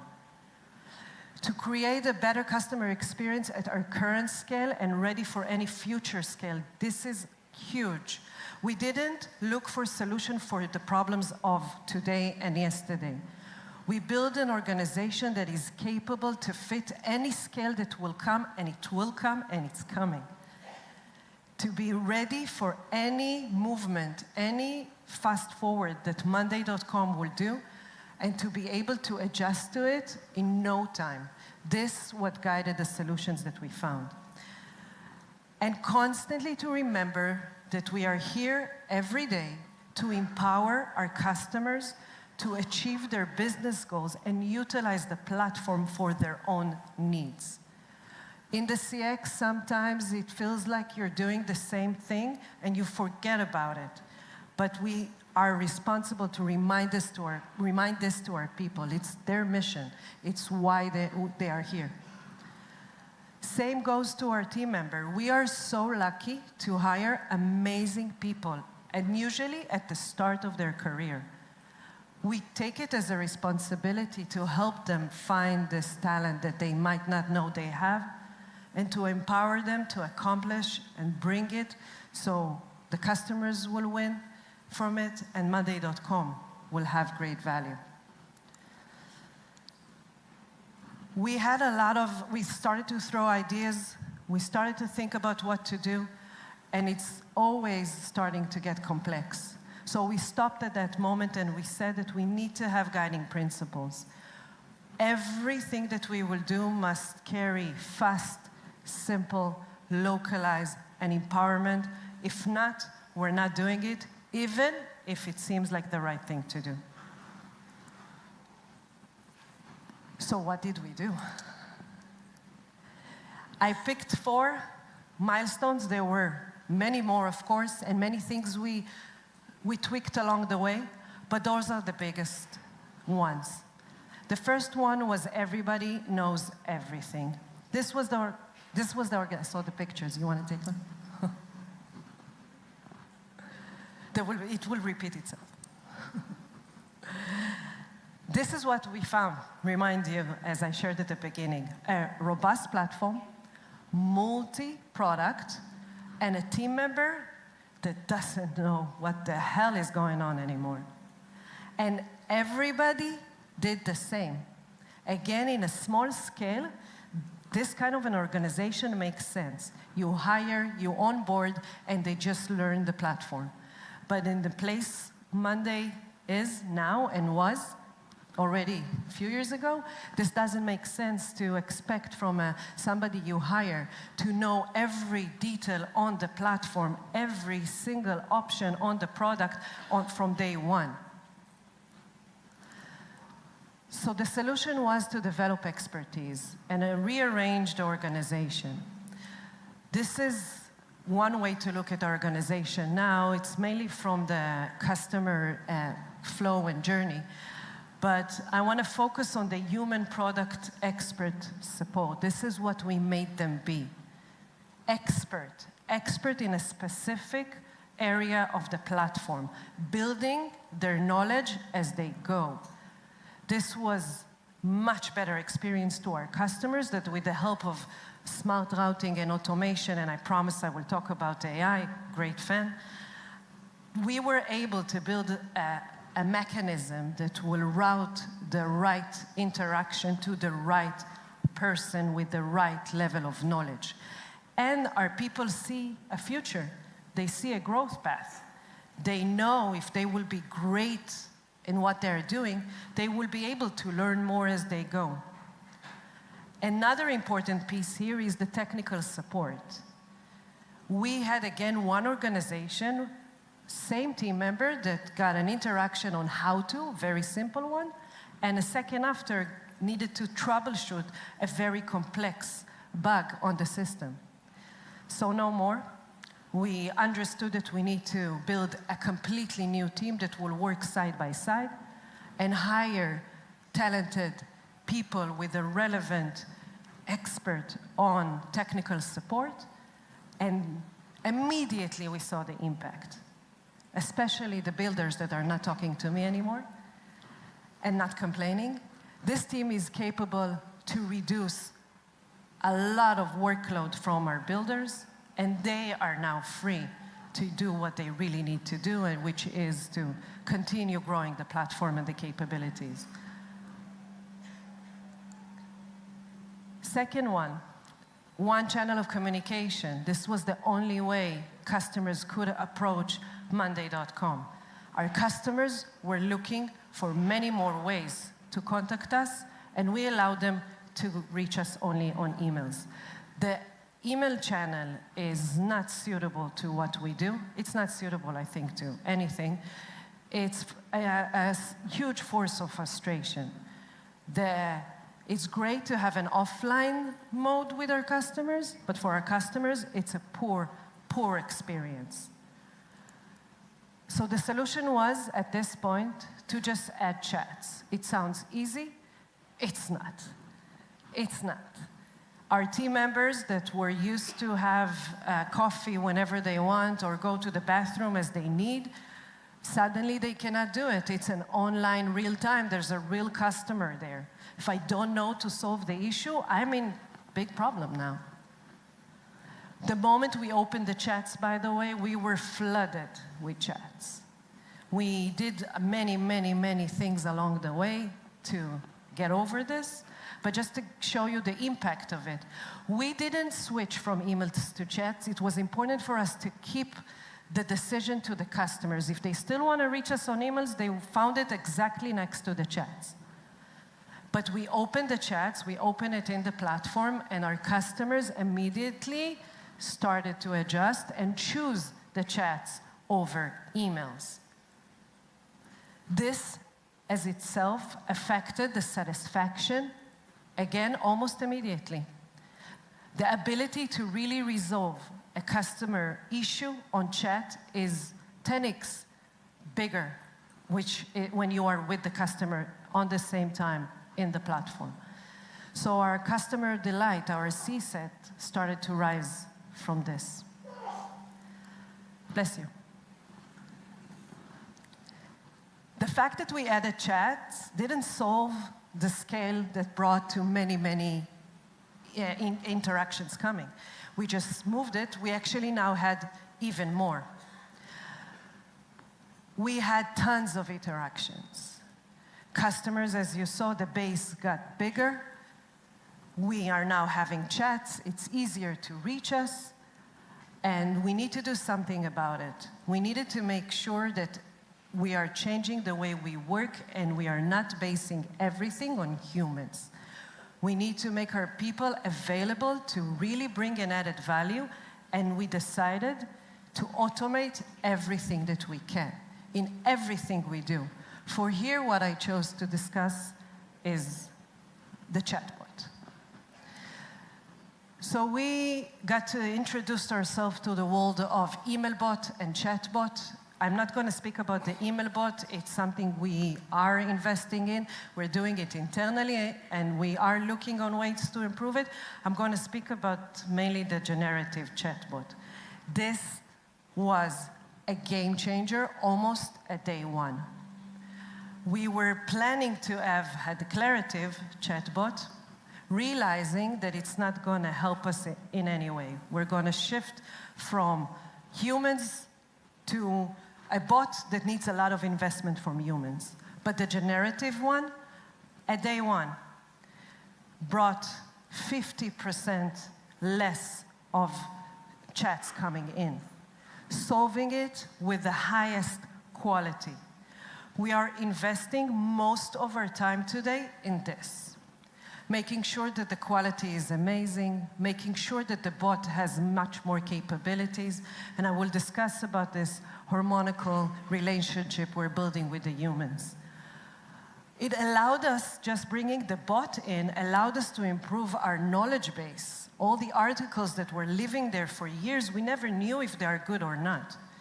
Because the bot is leaning on them, we are now capable of also working and writing content that is much more suitable to our customers, whether they will take the bot or not. So it's a win-win from this side as well. We have the chatbot with us, we invest in this, it immediately reduces the wait time, and we are proud to answer our customers in more than 90% of our time in less than 90 seconds on the chats that are reaching humans. This is huge. The amount of chats that our people are getting, although the chat is now taking 50% of its own, it's still the same amount. And why is that? Is because we went to this not in the sake of cost saving. We went to the chatbot in order to improve customer experience. So the moment we saw that the bot has this ability, we just started to spread the bot in many other places, making the CX humans more accessible. Nowadays, you don't need to look and search, how can I get to support? Nowadays, the bot is everywhere. So the amount of volume is still the same, and the bot is taking 50%. This is a huge thing that allows us to really be there for our customers whenever, wherever they really need us. The fourth one, the last one. As I mentioned, it's not about solving the problems of today. It's thinking of the future. And in the future, we just need to be one step ahead of everything that our customers will look for, not just now. So this is what we're decided to do now, is to add AI to everything we do, in every aspect. Team members, customers, data, enablement, everywhere. We are investing a lot in learning what is out there, investing a lot in innovating, and making sure that we are allowing our people to be at their best because they have everything they need in order to achieve this mission. There's a lot that we are doing with AI. I'm going to touch the sentiment analysis because I truly believe that this is the future of CSAT. There's no need for CSAT anymore if you have a very, very good objective sentiment analysis. It's endless what you can do with the power of understanding in every given moment what your customer is really thinking and feeling. You can put the customer in front in the first to be answered. You can put this customer with a specific group of people that can retain him if the sentiment is bad. You can be proactive about it. You don't need to wait for the survey that will come at the end of the interaction. It will be too late by the time you will hear if your customer is satisfied or not. With the sentiment score that runs in real time, online, all the time, you can do what is right in the right moment. A second thing that I think is a game changer, and I will speak a bit more on things we implemented, but the automated quality assurance. Being in this industry for so long, this is one of the things that keeps me awake at night. Not knowing that 100% of the interactions we have are in a good place. I have hundreds of team members across the globe, in BPOs, internally, and to be sure that in every single interaction they are doing above and beyond to meet our customers' expectation. It's something that you feel sometimes as a leader that is not in a full control. And I have a team of quality assurance, and you're putting your best people to audit those interactions, but still it's not 100%. It's still a small percent, again, taking the best people that you have, taking them offline. They're not interacting with customers. They're just going through interactions and giving feedback to our people. with the right tools, you can get to 100% of the interactions being audited all the time, and only the ones that needs to be flagged will be flagged to team leads or whomever needs to take care of it. This is also a huge game changer in the field of CX. Our people also are using, and by the way, we're using third company, like other companies, we're not doing it from Monday per se. Not every AI things that we're doing, we are looking to do it internally. This is something we're still playing with. A few we develop inside, a few we just buy outside. And the ROI is incredible. Our people today, going back to them being overwhelmed with the amount of knowledge, although they are now in different squads and they don't need to know everything at every given moment, still it's a lot. Still, there are multiple use cases, multiple questions that they are interacting a day, and sometimes they don't know the answer. And they were looking for, we have a knowledge base, an internal one, we have Slack channels, but it's, again, with scale, it became almost impossible. We brought AI to this, and now they have one place in which they go, they ask the question, this AI tool is searching in every single item of knowledge that we have, doesn't matter which platform, and provides it to them immediately. We are, again, working on it being more proactive, suggesting the answer before they're even asking, and there's so much more that we're planning to do with that. Every step we took, it was important to make sure, again, that we're staying well connected to our customers. We can constantly imagine what is the best next thing, but we have to stay connected, and this is what we do.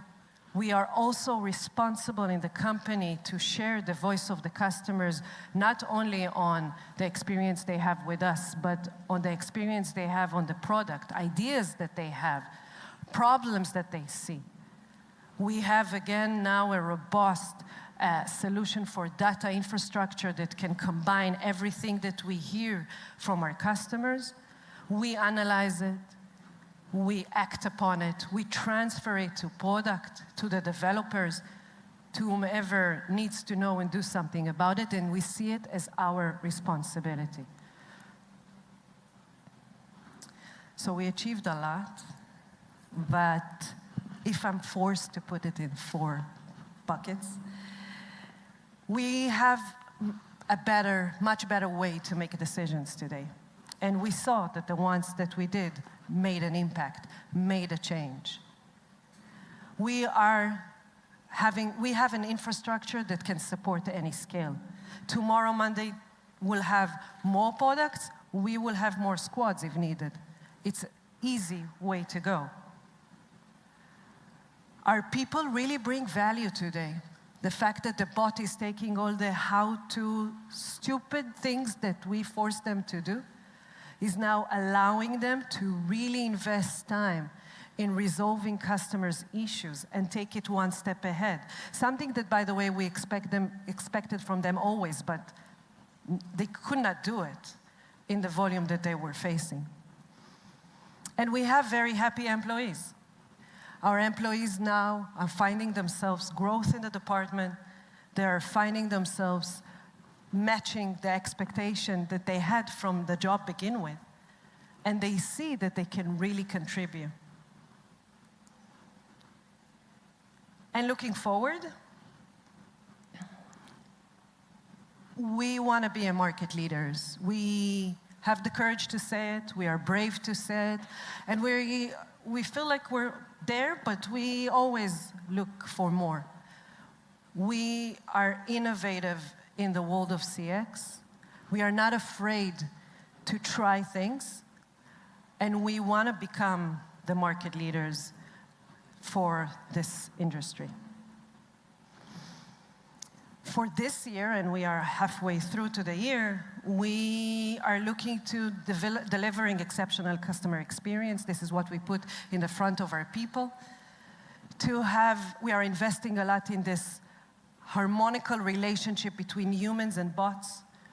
Let's be honest, our team members were afraid, and from sometimes there still are, that they will lose their job because the bot kicks in. For us, it's very important to share with them that vice versa. Maybe we won't need 100 of people to hire in the future, and we won't. We have a clear ROI on this because of the chatbot, but we do. People that we have now, we are looking to make them expert. We need them. We need them at their best. We need them to continue sharing what the bot can do more. They need to feel that they need to do it. They're not afraid to pass on the feedback on what the bot, why doesn't this interaction got to me if the bot could have answered? We need this from them. They know better than us. And we promise our customers that if they want a human, if the bot failed, the human will be there a second after. They don't need to beg for meeting a human. For us, it's immediately we train the bot, by the way, to suggest it even in cases. And we are looking to have our people expert, professional, having the ability to provide a personalized recommendation to our customers in, again, how to utilize their platform. And it's the challenge of today. This pass between the bot and the human. How our people are not ignoring the entire interaction that took place a second before. How they are not exhausting the customers now by asking the same thing that the bot did. How they just pick it up from there. So to summarize all of this as key takeaways that I have to share with you from my experience, listen always. Translate the expectation into actions. Don't jump right into solutions until you heard it all from every angle. A vision is best shared. Again, it was clear to me almost in day one what the vision needs to be, but without having my amazing team working on that and feeling a part of it and fully engaged to this vision, I would never be here today speaking about the great success. Automation can make humans superhumans. Speaking about the bots, speaking about this holistic experience nowadays. Automation is not bad, it's amazing. It's amazing first for our team members. And we made it sure that they know that. And innovation a day keeps the doctor away. This world is crazy, the world of customer experience. Customers are always surprising with their expectation, and it's changing and it's evolving. And if you keep on doing what you did yesterday, you will just lose. Always look for the next best thing while working on the current one. This was me. Thank you.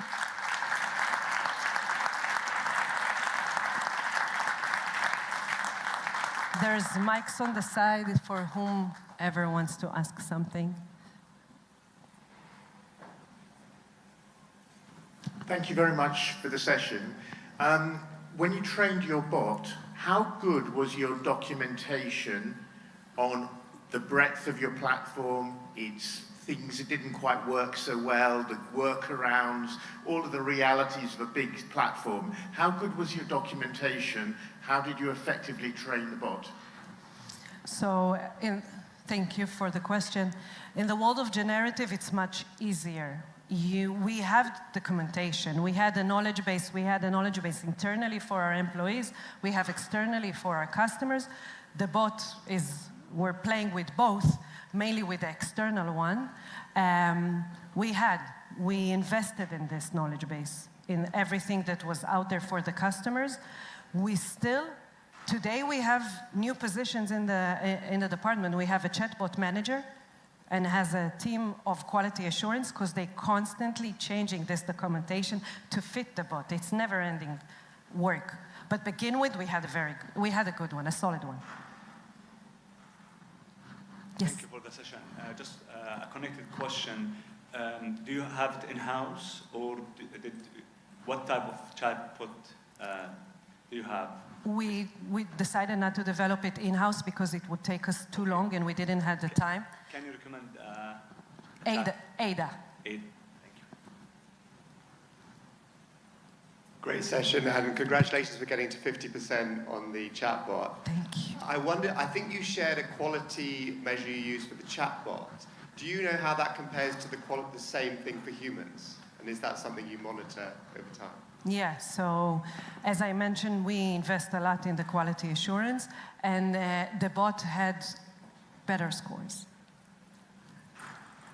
And still we needed to adjust them because he made mistakes. Has that trended up? Have you been able to see that trending up over time? Yes, yes. We're investing in this a lot. We have a team that this is their KPIs, automation rate, and quality. And we have a CSAT for the bot as well. Makes sense, thanks. Hi. Really inspiring what you did with your CX team and the response across the company, which is really cool and exciting. We're actually looking at something like that with Sarah. We're having, we really want to improve the relationship between product and CX. And I'm just curious about your experience. You mentioned that you were able to move the insights that you're getting from customers into product and get a response from there, and maybe even, I don't know what your turnaround was for getting changes from product back into customers. Maybe there was a way that you engaged customers afterwards. I'm just curious about what that journey looked like.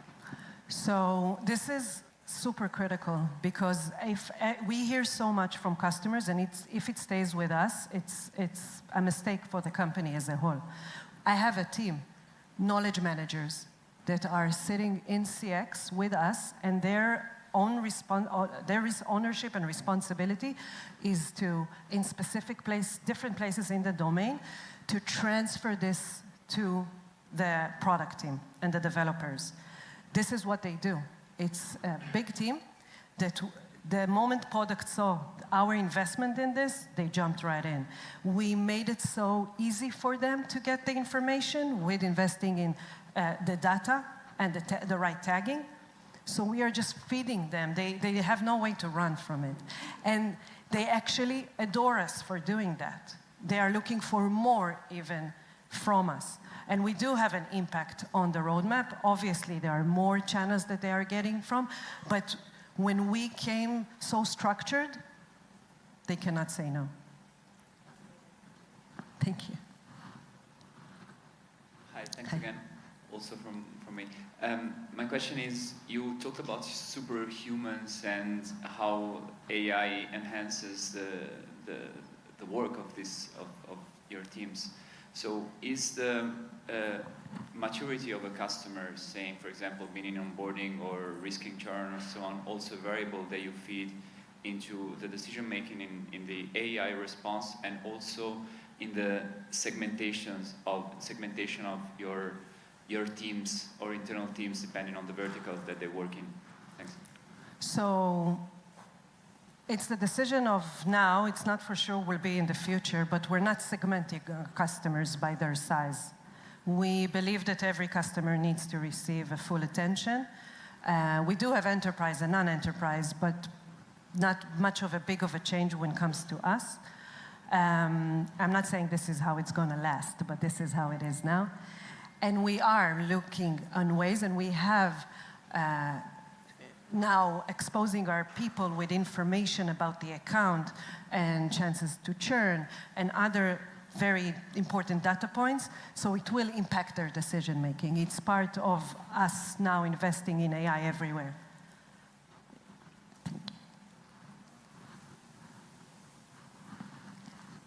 Thank you so much.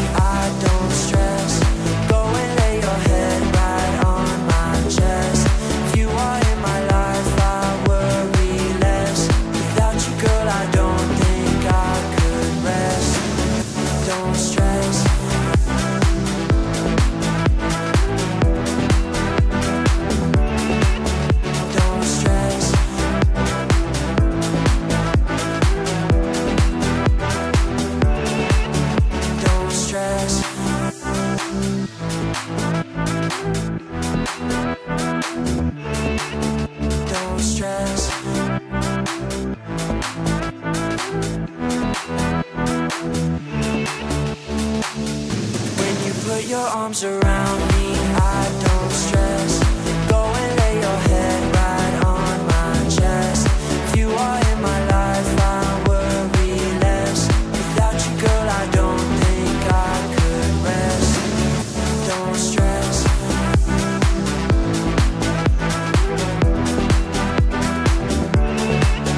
Don't stress.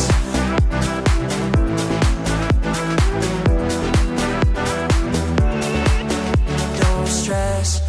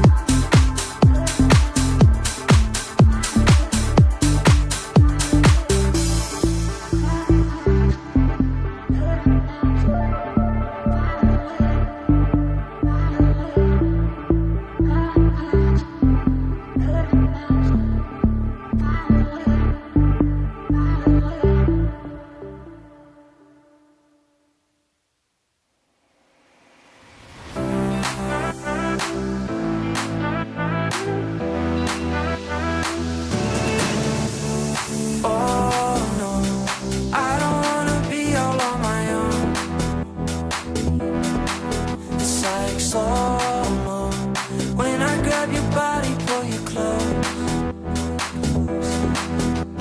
I need you more than you need me. And there's no shame in that. When you put your arms around me, I don't stress. Go and lay your head right on my chest. If you are in my life, I worry less. Without you, girl, I don't think I could rest. Don't stress.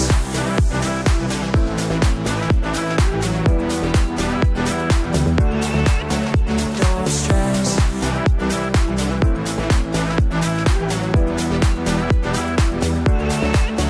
Don't stress. Oh no, I don't wanna be all on my own. It's like slow-mo when I grab your body, pull you close. I need you more than you need me. And there's no shame in that. When you put your arms around me, I don't stress. Go and lay your head right on my chest. If you are in my life, I worry less. Without you, girl, I don't think I could rest. Don't stress.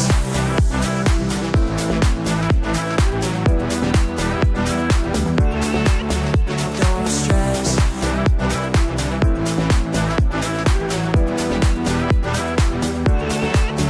Don't stress.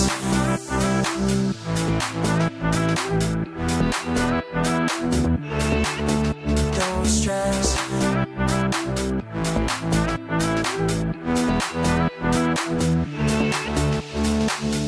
When you put your arms around me, I don't stress.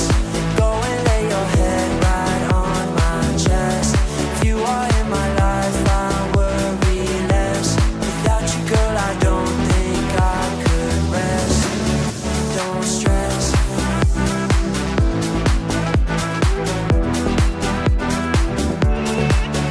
Don't stress.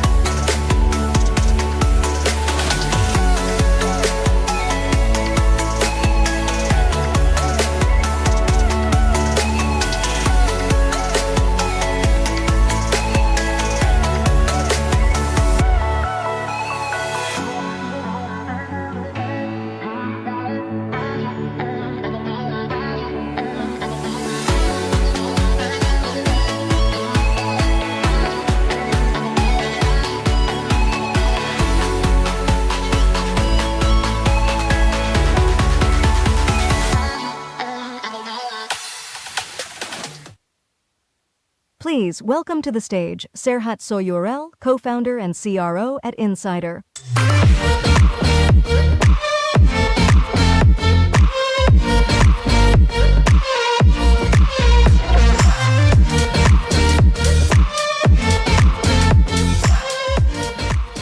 Hello. Good pronunciation of my name. Thank you very much.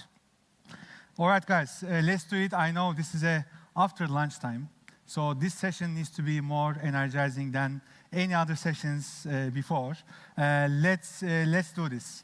So while some of the folks are still coming, I would love to understand the audience a bit very quickly. So assuming most of the people are here from Europe, right? Like anyone outside of Europe, mostly European. Okay, that's good. And what are the stages? Maybe the people they are making 1 million ARR, 5 million ARR, 10 million ARR, 50 million ARR. Okay, so that's good to understand as well. Perfect, guys. Let's do this. I will try to keep this session as tactical as possible. So hopefully I will share all of the mistakes that I have made. Very quickly, I am one of the co-founders of Insider. I lived in 20 different countries in the last 10 years. I am the homeless co-founder because, we opened Insider offices in 28 different countries. As a homeless founder, that was my job. And the last 10 years, I am on the way. So that's why I don't know, I'm not sure whether I know what to do in each of those countries, but I know what not to do because I make so many mistakes. If you by the way, don't replicate 50% of my mistakes, you will definitely be very successful. So, and I will be sharing them with all of you today. Let's do this, guys. Before I always ask those questions to myself. Actually, those questions was background of my own computer. These 3 questions changed my life, and I hope it will change yours as well. I was always asking those questions to myself, how we are going to scale our business to 100 million. And I was asking this when we were making 1 million, and today we are making 200 million. And can we achieve it from our existing markets? Because I am originally from Istanbul, Turkey. If you guys never been in Istanbul, you should. It's a beautiful place. Great food and lots of other things. I will share them later. And how we are going to survive? Because at 1 million, I think till 50 million, it's all about a survival. Then after 50 million, no one can stop you if you are not going to make brutal mistakes. So these are some of the questions that I kept asking myself every day. As I mentioned, that was my background in my computer. So then because most of us are here European founders, for us there was one answer to these 3 very tough questions. We have to grow beyond our domestic markets. By the way, if you were in the US today, that was not maybe our a priority. But since we are all European founders, we have to accept that our markets are smaller, and we have to grow beyond our domestic markets. So, and I was always of course, the questions are how you are going to be doing this, how, when, where, whom, why. So many questions to respond, and I will just share those with you. And of course, there are some clear benefits of global expansion. Again, I'm not going to spend your time with this. Of course, you can expand your total market size. As I just mentioned, this is not a choice for us as a European founders. This is a must.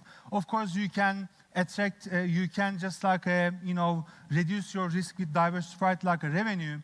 So many other things, benefits over here.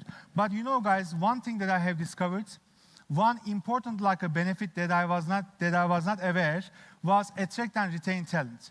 When we were making just a 5 million, the biggest hardship for us was to retain our top talent.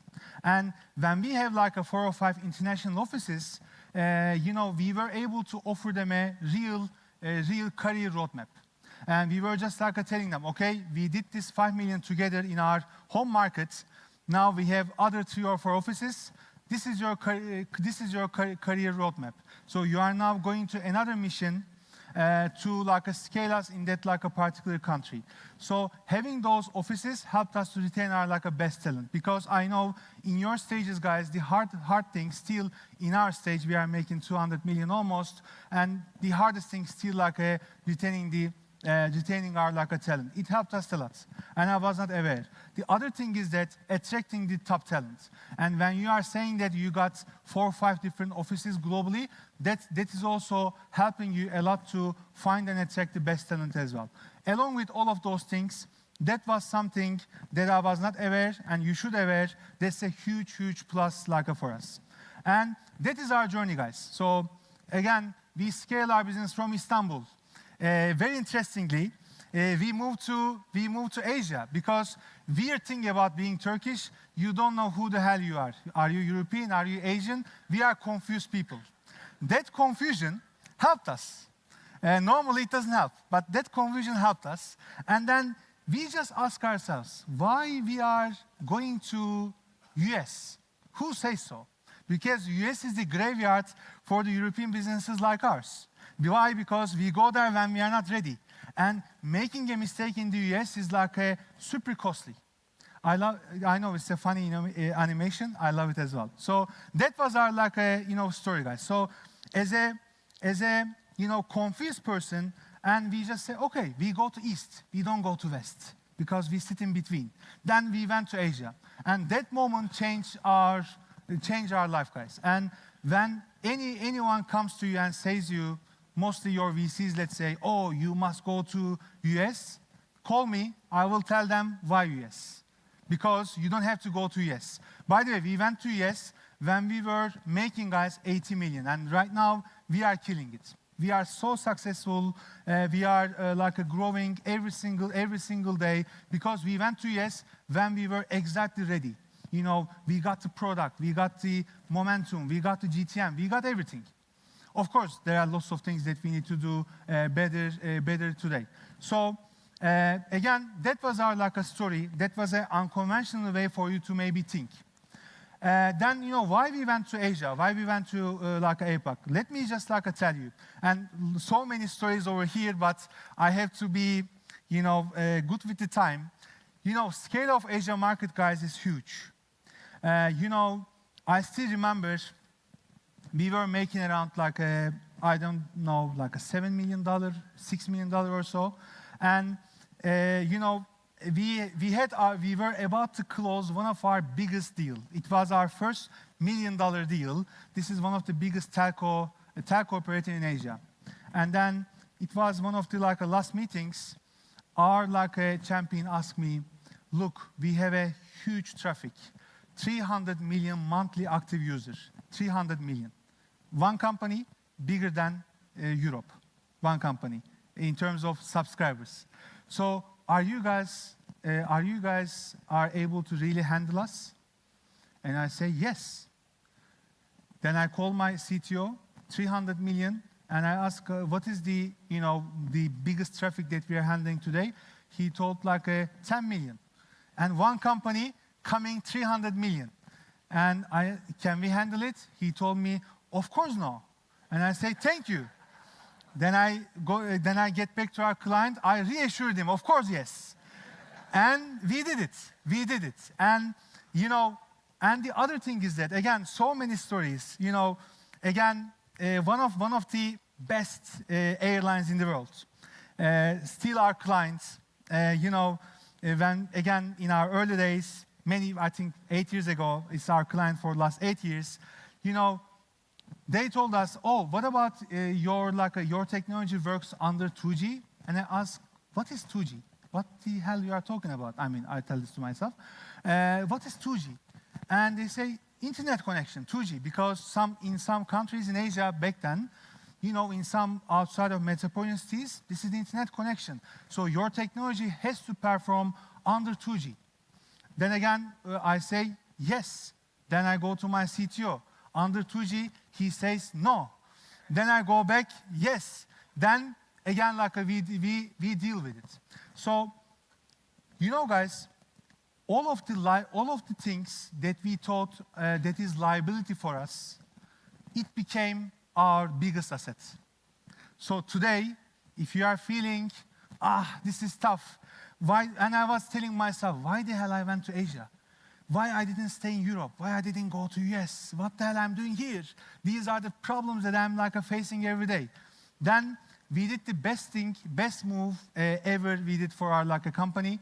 And because the other thing is that, guys, Asian markets are super highly advanced. When it comes to mobile, I mean, I always say, excuse me, but they are minimum 5 to 10 years ahead of Europe and many years ahead of the US.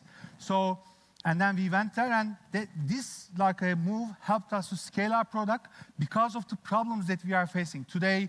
Most US brands, most European brands, they love our product. Why? Not because we were smart, just because we were desperate, just because we didn't know what the hell we were doing, just because I was saying yes, just because we had to do it, we had to survive, and we did. And as I mentioned again, if you are feeling today your liabilities are bothering you too much, like bothered me, they will become your assets, and you will win with those assets. And that's what we did. So that was a great move for us. Then we back to Europe, then Latin America, then finally in the US. So then we are scaling to 200 million. We are growing 60 to 70%, and we are going to make Insider a $1 billion ARR company coming out of Istanbul. I always say, if we did it, guys, you guys can do it as well.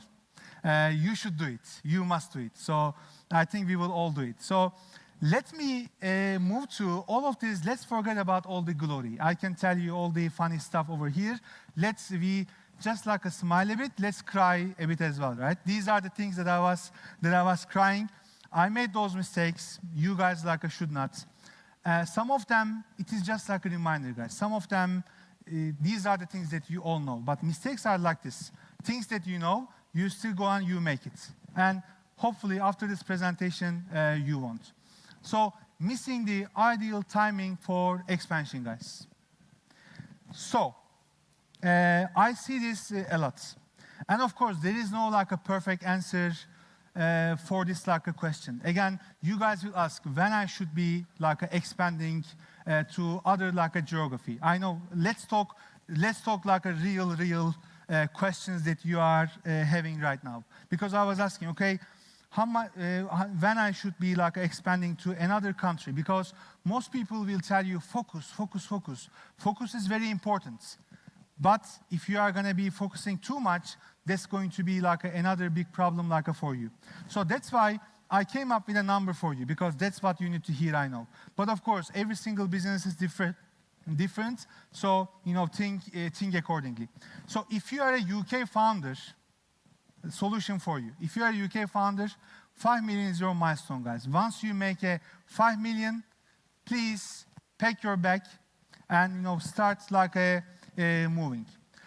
You know which country you should move. As I say, like us, maybe you should move to Asia. But I don't think that you should move to US, for real, by the way, because you are not ready. Because you are going to hiring people there, you will make hiring mistakes, normal. Then because one hiring mistakes over there, 2 hiring mistakes in the US costs $1 million. Your $1 million gone. How much money you have? You don't have too much money. So that's why you need to think what to do. And the great thing about expanding our business to Asia, making mistakes over there are cheaper. And you can make cheaper mistakes over there, and you can make yourself ready for the big success like we did. Again. So what if you are not from UK? Because UK is fairly big market, not very big, but big market. What if you are not from US? If you are from France, if you are from Italy, if you are from Turkey, all the good food I'm talking about. So if you are from Spain, if you are from Romania, and list goes on. These markets are small, guys. These markets are small. We have to accept that. But that, that acceptance bring the happiness to you because you will say, okay, I need to go. 1 million, come on, hit the road check. You need to do that. And then that's like of course, the framework I can give you. I cannot tell you the perfect answers today. These are the thinking process framework. Of course, your business is a bit like different than this. But again, acceptance is the ultimate source of happiness. So our markets are small. We are in Europe. We have limited markets. We have to expand. Second, this is the biggest mistake, guys. Delegating expansion to others. Never, ever, please, never, ever do this. Please, please, I'm begging you, don't do it. Let me start from the biggest mistake. You are trying to hire this magical person in that particular country, and that person will help you with the expansion. These guys never work. I made that mistake. That never worked because, why best talent is going to be joining your crappy company? It didn't join my crappy company. Our product was not perfect. There was no branding, especially in that particular country, like no one knows you. Those are the people, I call them, they are the darlings of headhunters that you should avoid from them. They will just get your money, they will get your 2 years of your amazing time, and most probably they are not going to deliver. As a founder, you have to be in that market. Did I like living in 20 different countries in 10 years? That sounds so sexy. I didn't love it. It is so painful. It is horrible. But I had to. There is no other chance. There is no other choice. So if you would love to do this, guys, you have to go and then live that in that particular country. You cannot delegate that to anyone. The second thing, delegation to this magical reseller and agency. Guys, one thing that you need to understand about agencies and resellers, this is a very much like a human-related business. What I'm trying to say, they have limited resources, and they have 50 people, 100 people, whatever, and they have to make money. And they don't need your unproven product, unproven brand. They are not going to represent you. Of course, by the way, every single reselling agency, they will sign an agreement with you. They will make one Zoom call with you. You can make a public announcement together. This is for free. All agencies will do it. They are great with finding and dining. That's perfect. But that's it. Because again, they don't have resources to allocate this to you. So at the market entry, there is no magical reseller and partners. Of course, there could be, but very minimal, very, very minimal chance. And I don't think that you are that lucky because you are in SaaS. Things meant to be a bit hard, especially at the beginning. Otherwise, you should not be in SaaS. SaaS is hard. So delegating this expansion to others, please don't do it. Another thing, being too strategic about where to expand. I've seen so many founders, they keep talking. I know one of the founders asked me where to expand 3 years ago. Still, he's been thinking about the same thing, where to expand strategically. He's been reading McKinsey reports to expand where. And the moment that I heard about these McKinsey reports, I told him, maybe you should not ever expand because you are spending your time in absolutely wrong stuff. Never ever do this. Of course, understanding those countries are important, of course, but at the end, of course, you need to be strategic, but again, if you are going to be spending too much time, it is tough. And again, guys, we opened our offices in Korea, in Japan, in Taiwan. These are super tough, countries to, operate. For European founders like us because of culture differences, language differences, and all sort of things. But what I have understood, guys, even in Japan, even in Korea, why I'm saying even because these are very different cultures than ours, amazing countries, by the way, and we are very successful. At the end, all cultures are same, and all cultures are different. What I'm trying to say, people, they want to get promoted in all around the world, and people want to be happy, and then they want to smile. And your software needs to bring that. And if you are bringing that, 80% of this culture differences is gone. Just like a 20% language, this, that, and everything. Of course, for example, normally, as you see, I am a little bit a excited guy, enthusiastic, and my energy is too much, maybe sometimes for our friends in Korea, I have to adjust, and I'm adjusting it. I'm adjusting it. While I'm in Korea, you will see a different guy. But again, these adjustments are super easy, by the way. So most people will scare you about this, oh, like expanding is hard, culture differences, this and that. Yes, but again, most of the time, people want to get promoted, want to be happy, want to smile. That's it. And if your software is not bringing this, if your software is bringing this in your home country, your software will bring this in the other countries as well. Period. Please go and get it done. Again, I can say so many other things, but again, I have other mistakes to share. So, missing the balance. Balance in a sense. You know, guys, this is so easy, but very hard to find that balance, like any balance in life. You know, I've seen like a couple of founders, especially I've seen one great UK founder expanded into Australia. When I was in Australia, also I was expanding to Australia. Our lovely UK founder had so much belief that Australia is so similar to UK, which absolutely is not. If you've been in ever Australia, there is no single similarity out there.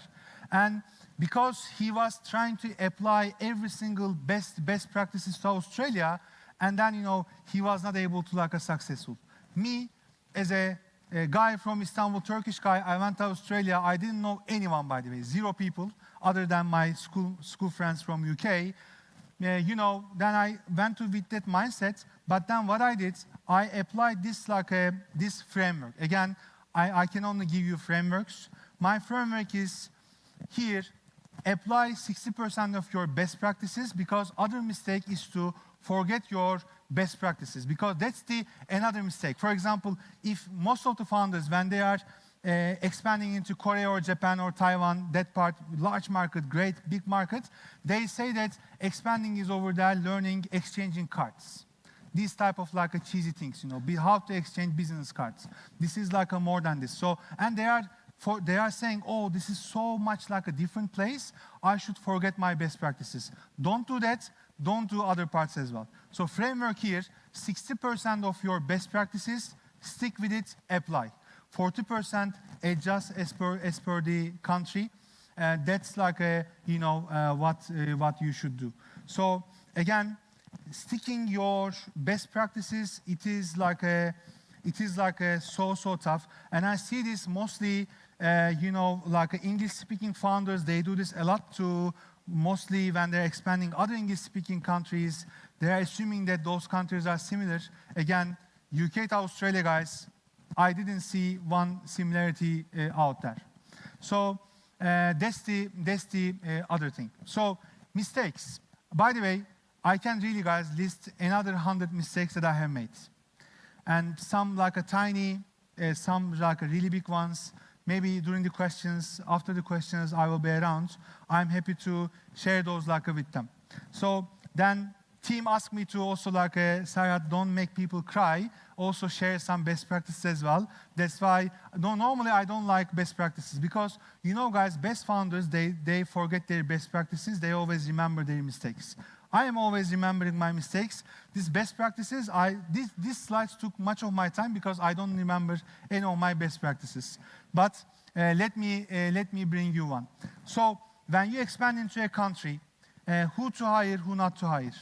So one thing I did, again, I will keep it like a super tactical, guys. Our first customer success manager, I always relocated from one of our existing offices. I never hired for our first customer success person locally.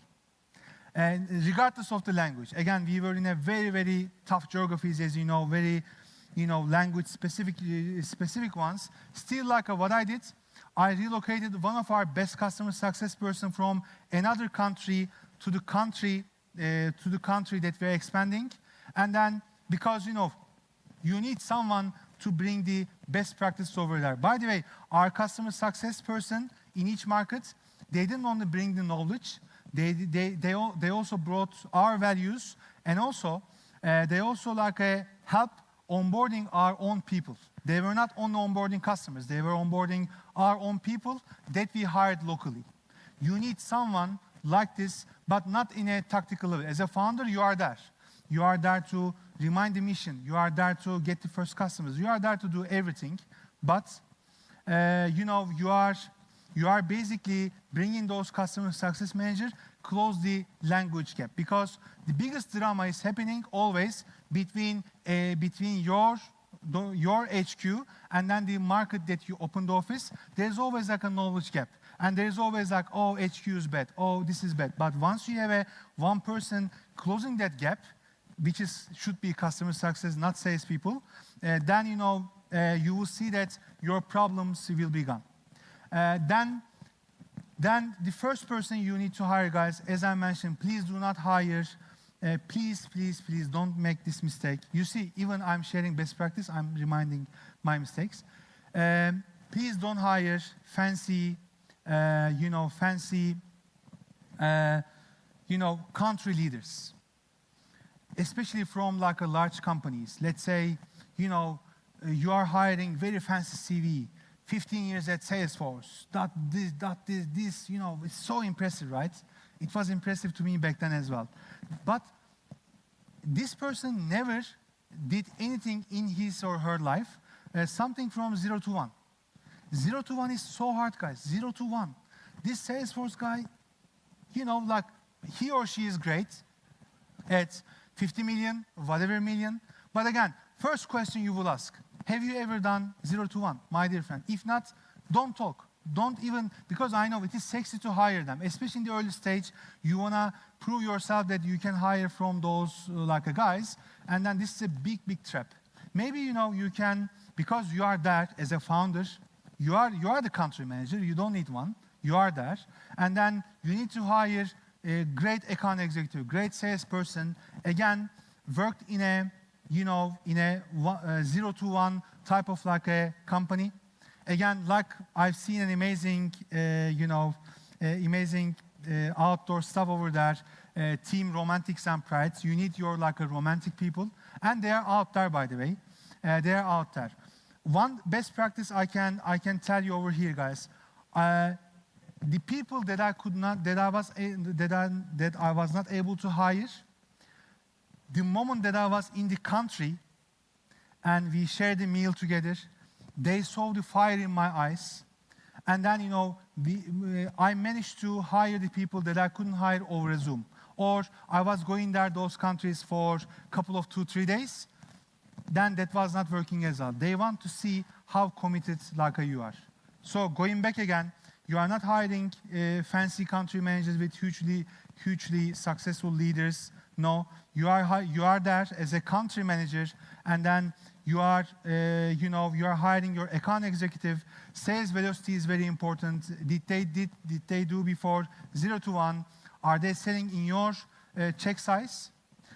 And also, do they know your sales velocity? Meaning, for example, our average sales cycle was around 3 to 4 months. And again, if you are hiring someone that knows how to sell 2 years average sales cycle, they will fail in your stage. But if you get a very fancy guy from great PLG companies, I don't know, a great PLG company from Atlassian, from Canva or whatsoever, very sexy companies, they are mostly, excuse me if people are from here, they are order takers. They don't know hardcore a sales because people at the beginning, guys, they are not buying your product. They are buying you. period. And when it comes to the hiring, last thing, you know, we were struggling to expand into Latin America, great markets. Only from Latin America, guys, today Insider is making more than $30 million. $30 million, and we just expanded that 2.5 years ago, by the way. So just imagine how rapidly we are growing there. And the person that I was trying to hire over a Zoom, I couldn't hire anyone. I went there, and then I still remember he told me, look, I think I will accept your job offer for a reason.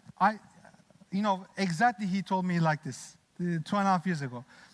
He told me, because if I'm not going to accept your job offer, I see that either you will kill yourself or you will kill me. That's why I feel I have to take it. By the way, he was not joking, because I showed him that I want him so much and I need him so much. And I am a, yes, weird guy, but, you know, I need him. And then literally just say, okay, I will give you a chance. Let's do it. And then I think, according to his own words, that was like a life-changing for him and life-changing for us. And then in just like a 2 years' time, we are making more than $30 million. And Latin America, amazing place, very tough markets, but SaaS meant to be tough. So the other thing is that, guys, I need to be a little bit more quick. From here, I will be a little bit quicker, so I want to make sure that there will be some time for questions. I hope that you guys will have some questions. So, you know, when you expand into a new country, the biggest struggle, other than hiring, other struggle is top funnel. No one knows you, no one wants you. So how you are going to build your like a top funnel? What is the tactical way to do so? What we did, guys, we look every single international brand that we were working in our home country. And then, you know, we went them during the renewal, before the renewal, we just tell them, look, let's say we are giving you this product for free. We are renewing with whatever rate like you guys want, but what I need in exchange in the contract, 5 introduction to the 5 countries in your company. Let's say this is an international company, they are everywhere, 100 countries, and then I'm expanding these 5 countries, and I need you to make an introduction to your peers in the other country in the same company. But not like a fluffy introduction, real introduction, because we were delivering like a for them. And then what we did, guys, for our customer success teams, I sat down with them and I was reviewing their success every single week. We were over-delivering them so much, they were so happy, and then they were giving us like amazing introductions to other countries in the same company. I know sounds easy, yes, you know it, so it is not a smart idea, but most people, they don't know it. Or they don't do it, or they say, oh, I ask, but they are not ready to do it. So it is your problem if they are not ready to do it. You need to make them ready. How you are going to make them ready? So that should be your like a priority. And then, you know, we build an amazing top funnel from our existing brands that we work in other markets. And collaborating with advisors, you know, collaborating with advisors, it is also important. What I mean over here, these are the people, these are the individuals that they are maybe let's say your ICP, your ideal client profile is retailers or airline companies or whoever you are selling to. And we always target people that they used to be CEO, CMO on those countries. They are retired or they quit or like whatsoever. And then we approach them and we say that we are a startup from beautiful Istanbul, and we just expanded into your country, and we are looking for our advisors. We are offering some equity. We don't have money. We have our enthusiasm, and we have a small equity. Would you like to help us? And guys, everybody wanted to help us, believe me. I mean, we just and then we approached them. Then, you know, how they helped us with the top funnel, basically. Then we just told them, okay, these are the companies that we are trying to reach out in your country. Can you help us? And guess what? This guy knows everyone. And then from that moment, we were not like weird kids from Istanbul. We became, okay, and also we were making a big announcement. This person, and you can just Google it and you can see this person is joining our board of advisors. A big noise around it in the particular country. Normally, I don't believe in PR, by the way. Let me tell you this, but I believe in PR in such cases. So this is a news, a virtue of PR, because your case study, who cares your case study, to be honest with you? But this one is, especially in the early stages, because I'm always directing my tactics, by the way, for mostly below 50 million founders. So that's what we did. Again, I need to be quick, so let me go. Okay, guys, this is big. This is important. So you know the person over there. This is me. And why I'm showing this, we expanded into US finally. We waited 8 long years to expand into the US.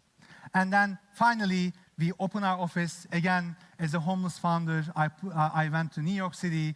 And I did, before New York, as you know, I opened 22 different offices. I have so many learnings, good product, and of course, a good confidence, lots of mistakes. I'm in the US. And we hired, again, relocated our customer success manager, from our London office to our New York office, etc., etc. We just did lots of things that I just told you did. And I get together with the US team, then we hired local people. Great, we hired great people out there. And then, guys, I don't know how to be a politically correct person, so I will just tell you. In the US, if you are a European founder, they just look at you, okay, you did this in 20 other countries, but I just don't care. This is US. That's either what they tell you, and which I love, direct communication, or that they make you feel. And by the way, they are right. I'm not saying, oh, this is bad, blah, blah. I'm not that guy. Yes, this is their country. US is big. Most companies from Europe, they go there, they die, and they have right to say so. That's logical, I don't care. Then I just told them, okay, guys, we are coming, and we wanna show because every time when we enter their markets, we didn't have money and all sort of things. We always went into a market in a very small way. But in the US, I wanted to make it big. And I asked, okay, guys, give me 5 names that you feel that we are going to make our launch event that is going to be so big. Who should be those 5 names? They put number 1, Barack Obama. Second, Michael Jordan. Third, fourth, 5. They put, but of course, one of my colleagues, and he's still here, Austin, if you are listening to this, I love you. He told me, but I know Obama, but it's impossible. Which US company was able to bring him? Who the hell we can bring him? I say, okay, let's see. Then, guys, we start reaching out and this and that, and we brought Barack Obama to our US launch event. We did it. It's a real, again, you can see. I think the team didn't put other pictures. So then, we did a wonderful, a round table launch event. It was a big bang, boom, in the US. That's then, guys, and in that moment, entire team, just entire our US team look at me and say, okay, now we are talking. And I just told them, yes, now we are talking. So I think sometimes, guys, you need to show that we can go big as well. Again, they do big, we can do it as well. We did it. You can do it as well, absolutely. But when you need to, when you feel that you have to do it, you have to go full force, and then you should do it. And again, we had a great round table. Thanks to President Obama, I closed 12 logos in the US, by the way. Thank you, President. So it was a good one. Again, guys, these are the things that has been covered before in the sessions. And again, Jason Lemkin got a great stuff around those. Because of the time, I will skip this very quickly. But what we did, and again, I think you should definitely do this, is it was so painful when I did this. We were making, I don't remember, 15 million or so. I approached one of our best account executive. She's amazing. And I ask her, you know, I don't want you to carry a quota anymore. She's one of the best performers. And she's looking at me, are you crazy? And I ask her, I want you to help me to onboard our new salespeople. So help me to onboard all of our new salespeople. And then we did it. It was so painful to when you are taking out your best account executive, and then because how many you have? 3, 4, whatever. And then, but you have to do this because you know that team, sales enablement team, plus customer success enablement team helped me a lot. That's something that I can tell you guys.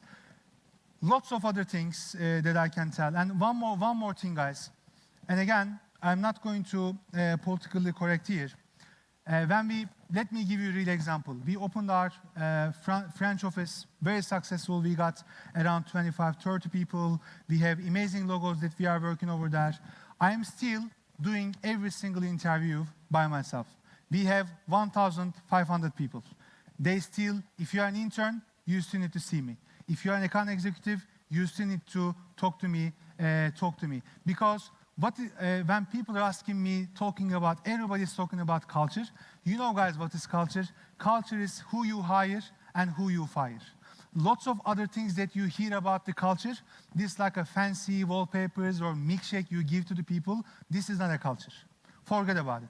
Culture, it is who you hire, who you fire. And for example, in France, I am just telling guys, we are a high growth company and we work hard and we are not doing remote type of stuff, no. And we are working hard. Are you ready to work hard? And guys, you know, everybody thinks that, oh, in France, the people are thinking about so much work and life balance. Maybe yes, but not in our team because, you know, I am always very upfront with the people and there are amazing people out there, guys. Amazing people that we are so fortunate to work with because in the hiring stage, we are just telling them, guys, unfortunately, we designed this company to grow fast. We can only work with the hardworking people, that's it. And you guys need to do this, period. You don't need to be soft, this and that. You need to do this. So, again, because of the time, revenue operations are so important. I mean, when mistake that we made, and actually, guys, we lost around $1 million or so, unfortunately, because of we didn't find a good local accountant. And you should never stick with this big three accounting firms because first they are very expensive. Second, you know, they don't know. They are not into the details that the local accounting firms. You need to have. I mean, everybody says you need to have a good doctor, good accountant, this and that stuff. And I was not paying attention too much about this. But accountant stuff, it is right, guys. You have to have a local accountant. It's very important. So while we were hiring a lot for sales, customer success, this, that, we missed this revenue operation parts. You should not. Make sure that you try to invest this. By the way, I know it is easy thing to say, hard thing to do. I couldn't do it. I hope you can do it. But if you are not able to do it, you pay the price. You lose a bit money here and there because of you are missing such stuff. But you will fix it. Again, I can tell you so many other good things around this stuff, but we don't have a time. So guys, maybe finally, you know, define measure of your success. And I was, as you know, moving one country to another, right? And I moved to 20 different countries. And you may ask, Serhat, how you were defining when to move from one country, when you feel like it was ready. This is my calculation. Again, my job is like a framework. My job is to give you the framework. Paul Graham, Y Combinator say great things about the consumer startups. So for the consumer startups, says you don't need 1 million customers as a consumer startup. You just need 100 people to love you. And I love this concept. And in enterprise world, guys, you just need, for real, 10 customers that loves you a lot. For real. And I'm not saying this to make it sexy, by the way, just 10. And you know, if they are super happy and really happy customers, first, they buy more. I don't really care about NPS. Everybody can give me out of 10, 10. If they are not buying more, this is the real NPS. Second thing is, they need to refer you to the other people. Then go and ask 5 referrals from these people. Make it 50. And your win rate from those happy customers' referrals will be minimum 50%. Normal win rate is maximum could be 20%. But because you are getting a referral from those guys will buy from you, period. You will see. And then, boom, from 10 customers, then they give you they open you door for the 50 other customers, buy the referrals, no cold calls, no this, no that, and then you will close them, then you open the market yourself, then no one can stop you. Then that moment, then you should hire country managers, blah, blah, all the things that I say, don't do it, then it is the time to do it. Because that's a little bit scale up time as well. So guys, ultimate takeaway. If you expect that I will just do a quick summary, I don't do that. What I will do, I will just tell you one final thing that I see in Europe lately, and it is not helping you, your business, your own people as well. People, they just don't work hard. Olympics are coming to Paris, right? And Dharmesh, founder of HubSpot, say this wonderfully well. You know, when Olympians are, obsessed about training, working hard, etc., we are so cherishing them, right? Or let's say, or Olympics, or a Cristiano Ronaldo. Oh my God, great guy, working so hard. Everybody's sharing those pictures. But when you are doing as a software people, you don't have to be entrepreneur to work hard. Because I was not entrepreneur back then, but I was working hard because I was preparing myself to be an entrepreneur. So then you should be finding those people. Like SaaStr team did an amazing stuff. Team Pride, Team Romantics. I am adding one more stuff over there. Team Olympians. You just tell them you don't need to be Olympians to win the gold medal. You can do this when you are building your SaaS business or when you are helping others to build your SaaS business as well. And since first day till today, it is 13 years. I even forget the years because, as you know, in SaaS, 1 year is equals to 10 years. So I do this more than 100 years, I feel. We keep pushing hard this. We keep pushing hard with the right people that we are able to hire. And we are always upfront with the people. And we keep working hard. And SaaS is hard. And if you are not committed to do so, I don't think that you will be able to successful. And one last word, I always say, if we did it, you can do it as well. Thank you very much.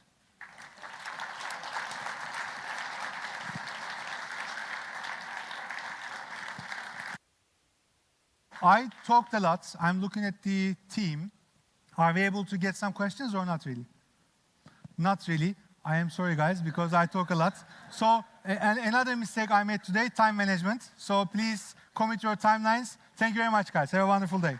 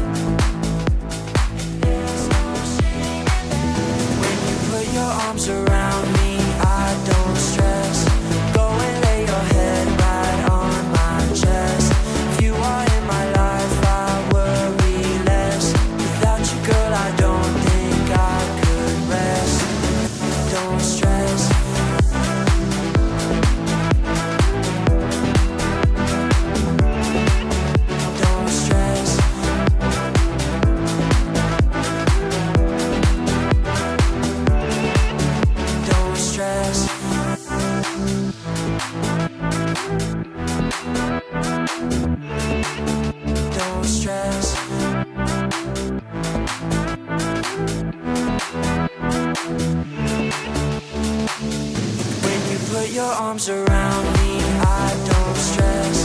Go and lay your head right on my chest. If you are in my life, I worry less. Without you, girl, I don't think I could rest. Don't stress.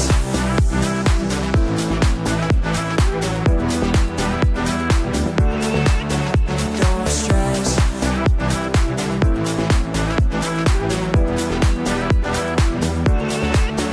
Don't stress.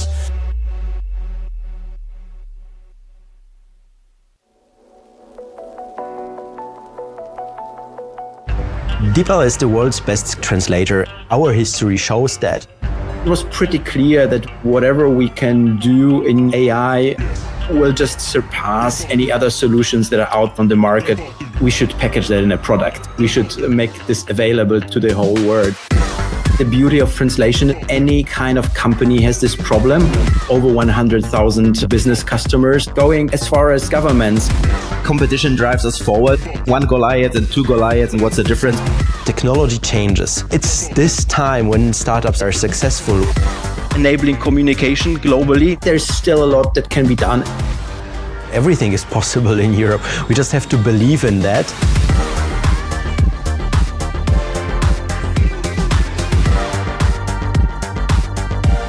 Please welcome to the stage Jarek Kudelowski, CEO and founder at DeepL, and Johan Budding, partner at Visionaries Club.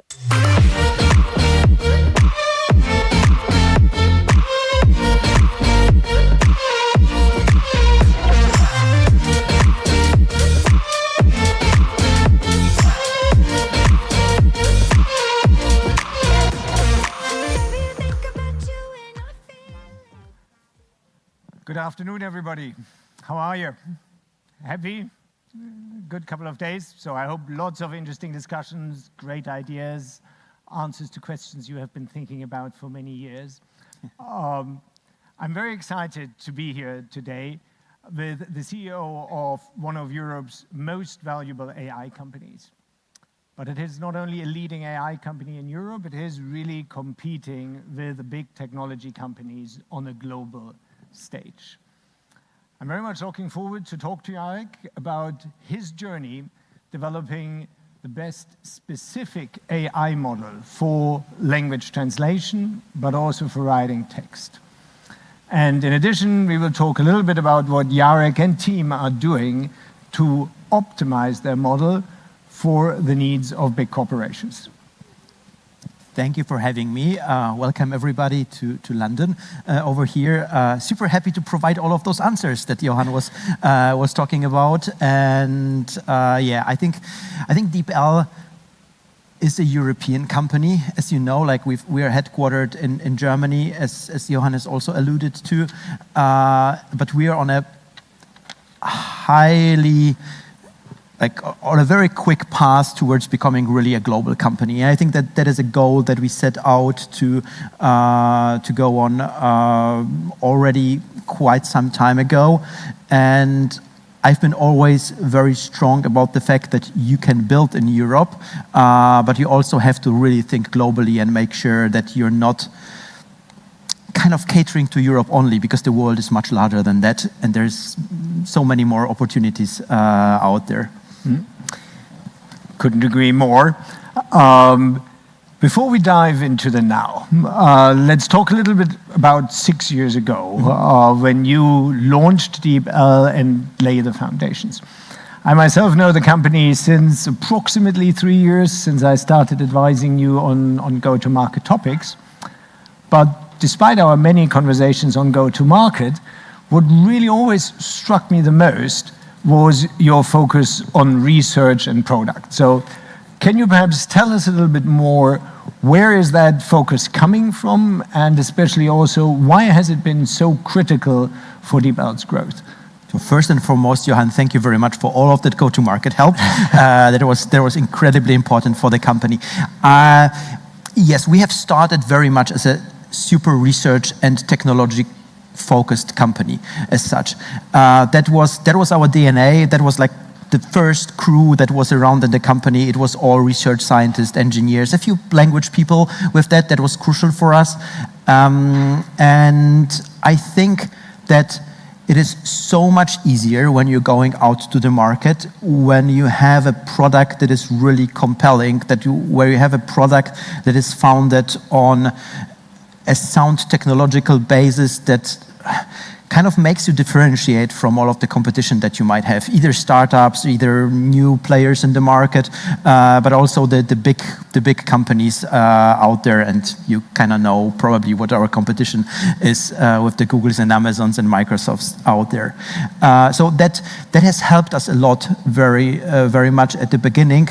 I think for me personally, it is very dear to my heart because I'm a computer scientist. I've did a PhD in that kind of theoretical computer science. So this research topic is fascinating to me. But also through a company like DeepL, I was able to live out my wish to not only build technology that is great for the technology itself, but it also really is applicable in ways that go beyond playing around with that is really changing something in this world. And once again, as a company started in Europe, we really did know what language problems are. Like we have friends like 100 kilometers from our headquarters in Cologne. We have Netherlands. We have Belgium over there. We're kind of language is everywhere, and all of the different languages, and therefore it was a known problem for us, and we knew, okay, the technology is coming up, and probably we can solve some of those challenges. Mm-hmm. Yeah. Given all the momentum you had with consumers, and given that language is so much of a problem for essentially everybody on the street, were you always sure that there was actually a demand on the enterprise side? Mm-hmm. I think when we started building what we were building, no. And I think that's just like for everybody who's kind of founding a company in the very early days, like you can't plan that fully, I guess. Yeah. So you're really starting off with playing around. And for us, it was really at the beginning, it was a fun project. It was just something that we've been tinkering around on the tech side. And that is quite often where amazing things start, I guess. But after, and I don't know if somebody remembers, like August 29th, I think, 2017, okay, when we launched the first service, it pretty quickly became pretty obvious that this is going to be a business proposition. Like people use foreign languages, obviously, in their free time, like you're going for vacation and you're going to another country, and that's all fun, and you're kind of trying to fight your way through menus in a Spanish restaurant or whatever. But at the end, where it really matters, it is in business. Because there you have colleagues coming from different countries. There you might have like a global company that has its offices in so many different locations. You're maybe in a company that's selling to a country where you don't have a field office in, but still have to somehow get across your message to those customers, prepare those marketing materials, get this sales email out, etc., etc. And that's really tricky. And we've immediately seen in our usage, people started using it for business. We got so much input demand from kind of the DAX companies, like the biggest companies in Germany. We didn't do anything with them back then. We knew we are not prepared for enterprise yet, and everybody, I think, should be careful about that. But we already knew, okay, there is a path to those businesses, and they will need those solutions quite a lot. Mm-hmm. Yeah. I still remember when that happened. Slightly thereafter, I was working at Dropbox and was responsible for our international sales, and I wanted to understand what my colleagues in Japan are doing. Mm-hmm. And that's actually how I found DeepL. I first sort of used another translation tool and tried to understand what was in the CRM system in Japanese from the Japanese colleagues, and I could not understand it. And then somebody said, hey, use DeepL, that's probably going to work. And it did. Yeah, so I think very much a testament towards how a consumer tool is actually really impacting enterprises and critical for enterprise. Anyway, let's maybe move to a related aspect. For 4 or 5 years, and this has been a constant topic of our go-to-market discussions, you didn't do any marketing. Instead, it was all product-led growth, all word of mouth, which I sometimes considered brave. And, my question out of this is, why were you so sure that this would work? I wasn't sure, and we weren't sure. We just seen the data from day one on. What we did is we did launch a product to the world as a free website first. Like there was no monetization at this August 29th. And we've just seen kind of the graphs going up.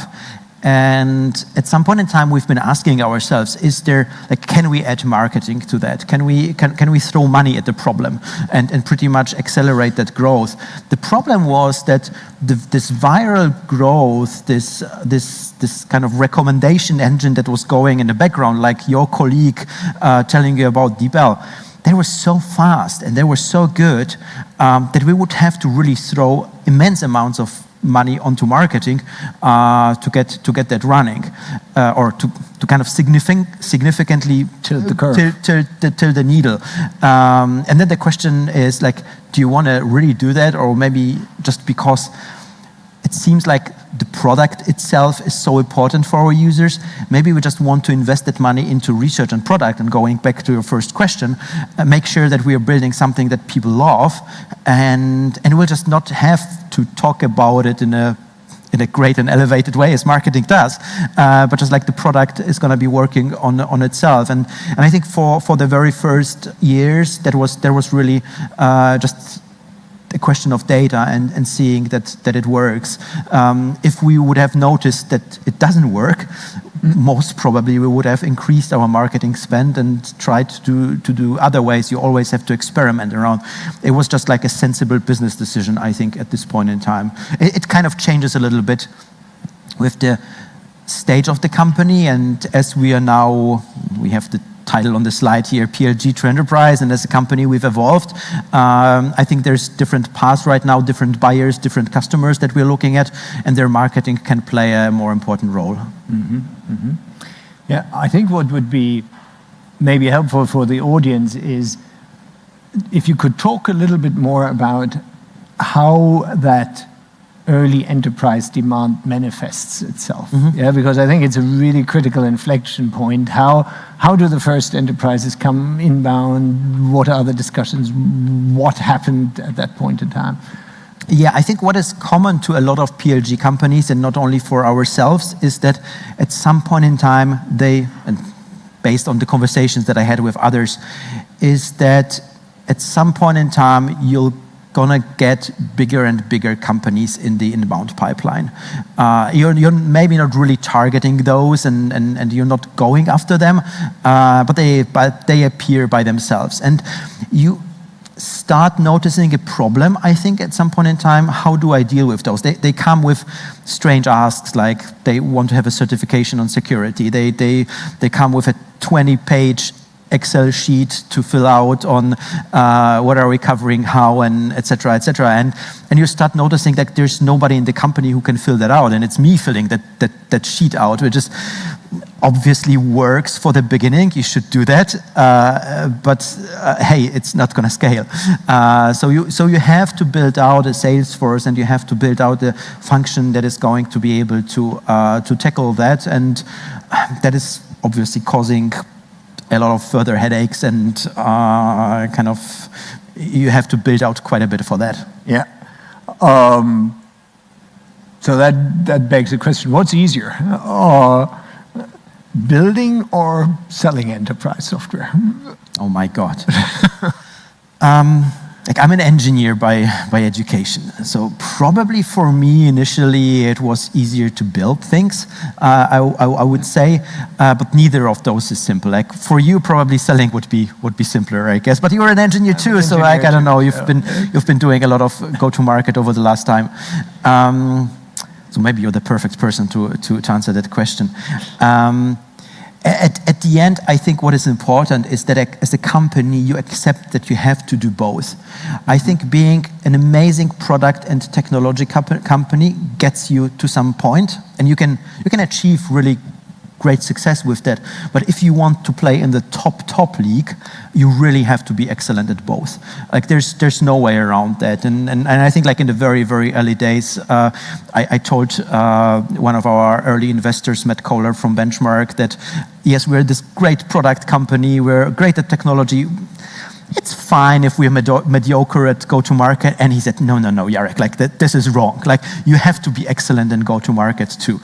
And we embarked on that journey and try to make sure that we're doing both very well, which requires a lot of different people in the company, that requires like CEO attention to both topics.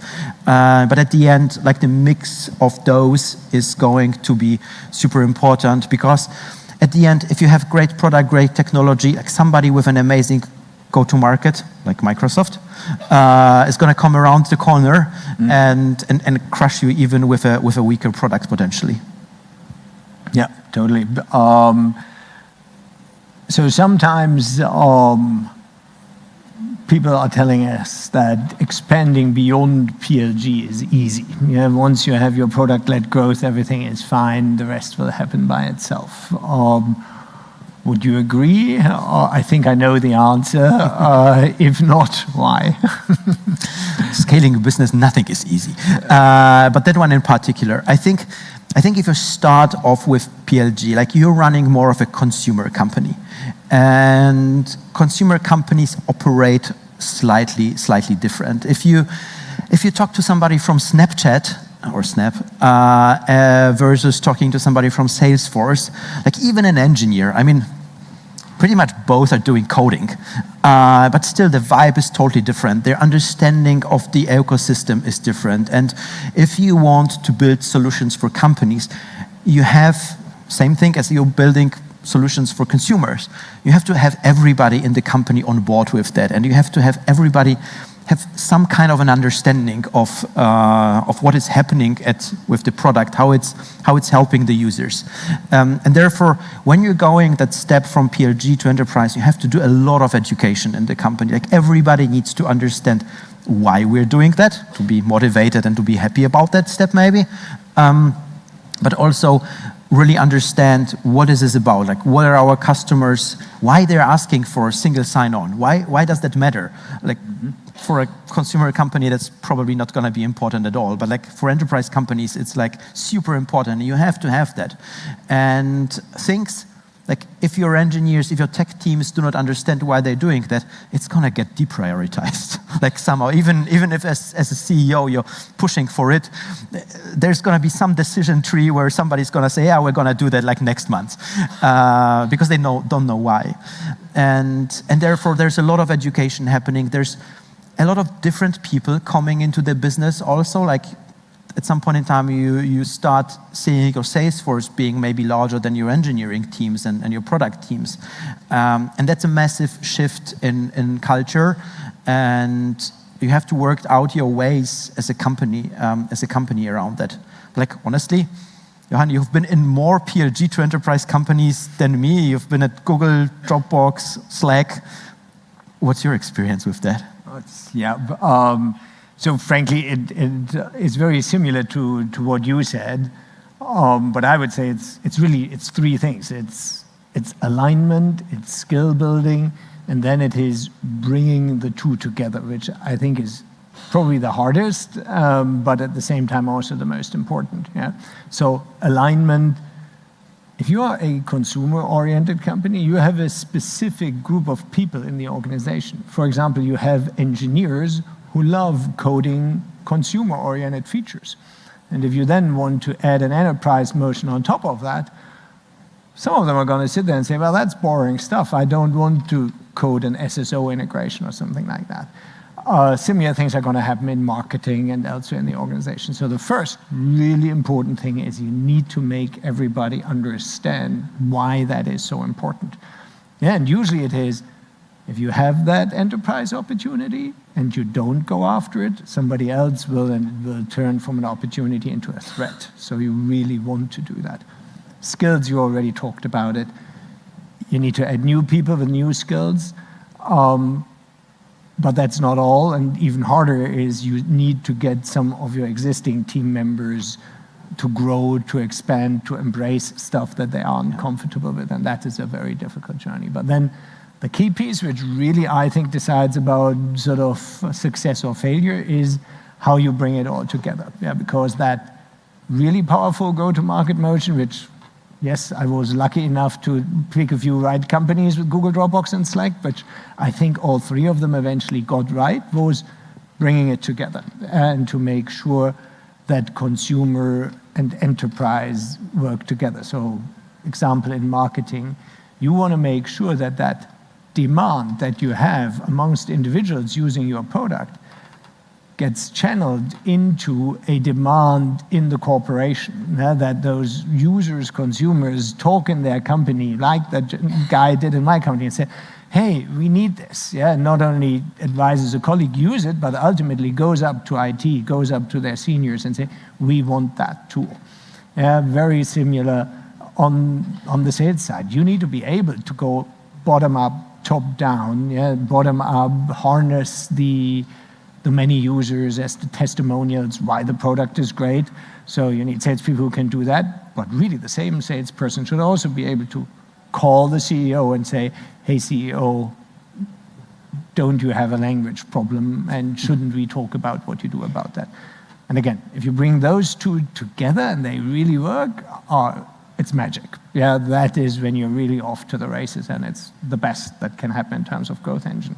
And I think something that you are nudging me quite often in our conversations, Johan, is do not forget the PLG motion in that. Like, do not, like, this is still something that is fueling you as a company over the next years, and it's like this cheap marketing model. Going outbound, going cold calling companies is just so hard. So we will want to have new users bringing those tools to the companies also next year and the year after that, even if you're kind of more enterprise now. Yeah, absolutely. Don't take your PLG for granted, and that means you need to continuously adapt, because the people who sign up via PLG, they mature. And so early adopters, you get them one way, innovators even easier. Once you go mainstream, it becomes harder. Anyway, we talked a lot about that now. Let's change perspective. What do you think? What are some of the ways how AI will transform business, especially also from a DeepL perspective? Yeah, I think we are. Last year was like obviously this super hyped year when it comes to AI. We've been around in that field already for a while longer, I would say. Like I tend to say like we've been in AI before AI was cool. And we've seen so much change coming to businesses in the space that we are in through AI. Like the translation space has been fully transformed over the last years, both when it comes to what the professionals do. Like pretty much everybody who is in translation nowadays is working with DeepL. Like that's just like a fact. But also the access to high quality translation to everybody else in a business has changed fully. Like you don't have to go to a translation department maybe for your needs. You just go for a technological solution and you're done. It's much quicker. It's cheaper, obviously. You just don't have all of this hassle. And I think with an AI in general, we're going to go through that path over the next years. I think we are still very, very early, and when we are talking specifically to our bigger customers, what we're hearing a lot now is that they're struggling a lot with how to adopt like this very broad AI-based solutions. Like everybody is out there trying to find how can I adopt within my business, how can I transform that. It's really hard. The path from playing around with ChatGPT towards getting it really solving your daily problems in a reliable way, in a way that you can kind of put out to your employees on a larger scale. This is tough, and while I think we will be seeing a lot of change in the business with AI, it is a long path towards really reliable solutions on a broad scale. There's things that are working pretty well nowadays, like translation, but in general, that is still a long path. Another aspect that I found really impressive in working with you is the very, very significant investment that you obviously do in AI and in your research. So how does that shape you as a business? It definitely shapes us in the P&L. I mean, we have to spend a lot of money on that. And it is a significant position. Like, if you're setting out to build a company like DeepL, you have to maintain a high growth rate, because you will be having to invest a lot into the research that you're doing, and usually companies spend that money on sales and marketing, and that helps them grow directly. We have to go through that indirect route. So by that investment, the product needs to be like really excellent and to some extent sell itself, because we are paying so much for building that. But obviously it makes, I think, for a great DNA in a company, because you're really building something from scratch. You're building something that's not been out there in the world, and therefore the feedback that you're getting from your users is just so motivating for everybody who's working, and motivation can get us really, really, really far. Yeah, I mean, I think what I also observe working with you and your team is that I think it reinforces that focus on research. Yeah, I think there is almost, if I'm looking at the last, I don't know, 2 decades since SaaS is around, I think there have been phases where successful SaaS companies were about improving processes, about taking existing processes and bringing them into the cloud, etc. And then there were individual inflection points where really new stuff was happening. Arguably, that is when Google, Alta Vista, etc. worked on their search algorithm, when companies like Amazon and many others worked on really bringing stuff into the cloud and hyperscale. And I think AI is another one of those moments where really fundamental research is changing the landscape. And I think this is why I'm so excited about what you guys are doing, and despite the P&L impact, also very excited about the AI investment, because I really think that puts you at the forefront of that research cycle that is currently really shaping the industry. There's also a not so beautiful side to research and it being so cutting edge. It's, as a business and as a CEO of a business, you want to look into the future, and you want to forecast, and you want to know what is going to be happening in a year. This is super hard in AI nowadays. Like, the overall competition is so hard. Like, there's problems that nobody out there in this world has answered yet, that we have to ask ourselves, and we just don't have a good answer for there, because like nobody knows. Like, we can hedge our bets on those, and this is what we need to do, and we have to be kind of bold enough to take those bets. But at the end, we can't know, and operating with like limited data points and uncertainty is probably what is hardest for a business and its leadership. So I think for everybody who is in AI right now and who is participating in this crazy research race that is happening out there in this world, that is a tough nut to crack. I mean, just and totally not scripted. How many people or what portion of your team is on the research side? I'm always struck by that. It's nearly 10% of the company. Yeah. And then you have all of the typical engineering and product That's development on top of that. Yeah. So it is a significant portion, and 10% of kind of your expenses can make for a profitable or not profitable company at the end. I mean, if you're achieving 10% of profitability, you're an amazing company. So. Yeah. Another really important question as we look at the ecosystem, there are a number of really, really big players in the AI space. I myself have been not only working for one of those big companies, I've especially also been part of companies that have been competing against the Googles and the Microsofts. What do you think? Do AI SaaS startups, do they have a chance? Can they be successful in this space? You know what my answer needs to be. No, I do think that you can be successful, and I think kind of maybe we are a showcase of that. I don't know. I think there's always a way that you can compete against the big players, and there's different ways of doing that. And I think what you need to do is to find your way. Our way is to be like very vertically integrated. Like we do own the research, we do own the product, we own the go-to-market, and as I indicated earlier, like we want to excel at all of those, and therefore we are gaining a competitive advantage there because we can really train the AI for this particular use case that we are selling to.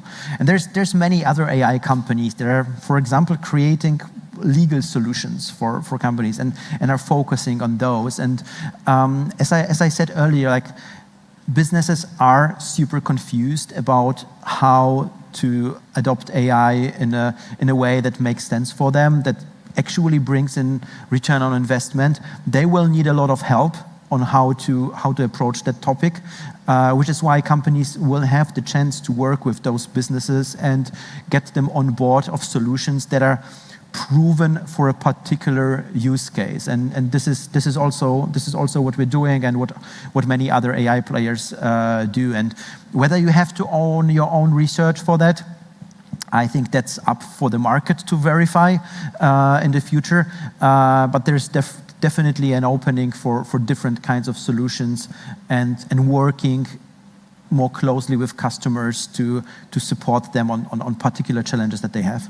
Mm-hmm. Yeah, no, I couldn't agree more. I think the needs of companies are often so much more specialized and at the same time deeper that frankly specialized AI models are just much more capable to address those than general models, in my opinion. Totally different question. It has obviously been an amazing journey from that start in research, building an amazing product which really is known throughout the world, to now working with some of the biggest enterprises around the globe. So what is your advice to founders? What are some of the key learnings? I think looking at our journey and looking over at the last years, I think the most important thing that you have to kind of embark on when you're going on that journey is the notion that you will have to evolve all of the time.